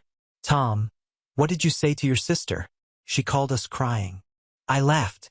She showed up at my house expecting me to fix her life. I told her no. Mom sighed dramatically. Tom, she's your sister. You need to be there for her. You weren't there for her, why should I be? There was a long pause. This isn't about us. It's about family. I cut her off. Oh, now it's about family? Where was that energy when you were giving out houses? She started to say something, but I hung up. The real chaos began a few days later. Barbara, apparently having decided that I wasn't going to help her, had gone back to our parents' house anyway. She showed up unannounced and demanded that they let her move back in. When they refused, things got ugly. She screamed at them, called them hypocrites, told them they had spent their whole lives coddling her and now, when she actually needed them, they were turning their backs on her. Then, this was the part that shocked me. She told them they were terrible parents. My mother lost it. She screamed back that Barbara was ungrateful, that she had ruined everything they had given her, that she had embarrassed the family. My dad, who was usually the calmer one, told her that maybe it was time for her to learn to stand on her own 2 feet. Barbara didn't take it well. She picked up a decorative vase from the table and threw it against the wall. It shattered. That was the last straw. My dad grabbed her arm and dragged her to the door, yelling that if she ever did anything like that again, she'd never be welcome back. Barbara left, and somehow, instead of blaming her for her actions, my parents turned it on me. If you just let her stay with you. My mom snapped over the phone later. This wouldn't have happened. I laughed. Oh, so now she's my problem again? What happened to working it out? We're your parents, Tom. You should do what we tell you. I almost felt sorry for them. They had spent their whole lives playing favorites, shaping Barbara into someone who thought she could do no wrong. And now that it had backfired, they had no idea what to do with her. I told them I was done. I wasn't going to pay Barbara's rent. I wasn't going to fix her mistakes. I wasn't going to be part of their family drama anymore. That's when my uncle stepped in again. He called me that night. You need to set some real limits, Tom. They're never going to stop until you do. I told him I already had. Good, because if they keep this up, I'm getting involved. I don't care if it ruins our family's reputation. I don't know exactly what he said to them, but after that, my parents stopped calling. Barbara stopped showing up. It was the quietest my life had been in years. Then, a week later, I got a text message from Barbara. I hope you're happy. You got what you wanted. I didn't reply because honestly, yes, I was happy. Things were peaceful for a while. No more phone calls. No more guilt trips. No more Barbara showing up at my door looking for a way out. I thought maybe they had finally learned their lesson. I should have known better. It started with a message from my father. Just a casual, "Hey, call me when you get a chance." I ignored it. I knew that nothing good ever came from those messages. A few hours later, my mom called. I let it go to voicemail. Then Barbara called. I was tempted to answer just to see what ridiculous requests she had this time, but I didn't. The next morning, I woke up to another message from my father. "We need to talk about something important. Call us." Against my better judgment, I finally called back. My mom picked up right away, her voice all sweet, like she wasn't about to ask for anything. "Tom, it's been so long since we talked. How are you?" I didn't even give her a smile. "What do you want?" She sighed as if I was being unreasonable. "It's about Barbara, of course." It was. She hesitated before saying, "She's having trouble with the rent. She's really trying, but she can barely make ends meet." "We thought." I cut her off. "No." She got defensive. "You don't even know what I was going to say." "I do," I said. "You were going to ask me to help you pay your rent, and the answer is no." She huffed. "Tom, she's your sister. She's family. She just needs a little help until she gets back on her feet." "Like the house you gave her? The one she lost in a casino?" There was a long pause before my father finally spoke. "She made a mistake, but she's learning. We just need you to do a little bit. We'll all pitch in." That made me laugh. "Oh, really? How much are you two contributing?" Silence.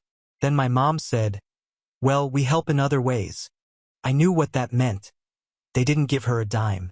"So you want me to pay her rent while you do what exactly?" "Give her pep talks." My father's tone grew sharp. "Don't be disrespectful." I scoffed. "Oh, but it's not disrespectful to ask me to take care of your favorite child?" Where was that generosity when I needed help? My mother sighed as if she were the victim here. "Tom, it's not about that. You have a good job. You have stability. Barbara doesn't." "That's not my problem." That's when Barbara jumped into the conversation. I didn't even know she was on the line. "Jesus, Tom, will you ever stop being bitter?" she snapped. I laughed. "Oh, sorry. Am I supposed to just forget how you treated me?" "You're acting like I personally stole from you," she shot back. "I made a bad choice, okay? But you have a good life. You can afford to help me. Just because I can doesn't mean I will." She groaned. "You're so selfish." "Am I?" I said. "Where was that energy when you were making fun of my cute little apartment?" Silence. Then she tried another angle. "Fine, whatever. If you won't help me, at least lend me some money. I'll pay you back." I laughed again. "No, you won't. You don't even pay your own rent." She snapped. "You're unbelievable. You're acting like a petty child. You'd rather see me struggle than help your own sister." I didn't even hesitate. "Yep, my dad lost it." "Tom, enough. We raised you better than this." That pissed me off. "No, you didn't. You raised me to be the backup plan, and guess what? I quit." I hung up. Over the next few days, they kept calling. Sometimes it was my mom, sometimes my dad, sometimes Barbara. I ignored each one. Then my uncle called. "They say you're refusing to help Barbara, that you're being cruel." I sighed. "And what do you think?" He chuckled. "I think they're panicking because their golden child has finally run out of luck, and I think you're right to tell them no." That was all the confirmation I needed. The next day, I got a final text from Barbara. "You're going to regret this." I blocked her number. I thought that was the end of it, but a week later, something happened that changed everything. A week after I blocked Barbara, I started getting strange mail. At first, I ignored it, but when I finally opened one of the letters, my stomach dropped. It was from a bank I didn't recognize about a loan I had never taken out. Someone had taken out a huge loan in my name. I checked the details, and there it was, my parents' home address. I drove straight to their house, not bothering to call ahead. My mom opened the door with a nervous smile. I held up the letter. "Explain." She glanced at my dad. "Tom, we were going to tell you." "When?" "After I got sent to collections." My dad sighed. "It's just a loan, Tom. We needed a little help. With what? Paying for Barbara's mess. Barbara stood outside, arms crossed. You're overreacting. I almost laughed. You stole my identity, and I'm the one overreacting? My mom grabbed my arm. We raised you. Don't you think you owe us something? That hit me. Oh, you. My dad crossed his arms. You're acting selfish. We knew you'd never help willingly. I pulled out my phone. You have 48 hours to fix this, or I call the cops. They panicked. 2 days later, the loan was paid off. I didn't ask how. I locked down my credit, blocked their numbers, and cut them off for good. That was over a year ago now. I live my own life. My credit is fine, my job is stable, and I don't waste a second thinking about them. Barbara, though, she's drowning in debt. My parents finally realize she's a burden, but instead of taking responsibility, they just complain. And now they call me, not to ask for money, at least not directly. They want me back. The good son. The stable one. The backup plan. I don't answer because I know the truth. They never wanted me. They just wanted what I could give them. And they're never getting anything from me again. We have reached the end. If you enjoyed this video, please be sure to like and subscribe to the channel for more videos like this, and give us your thoughts about the stories in the comments section. Thank you and see you in the next video.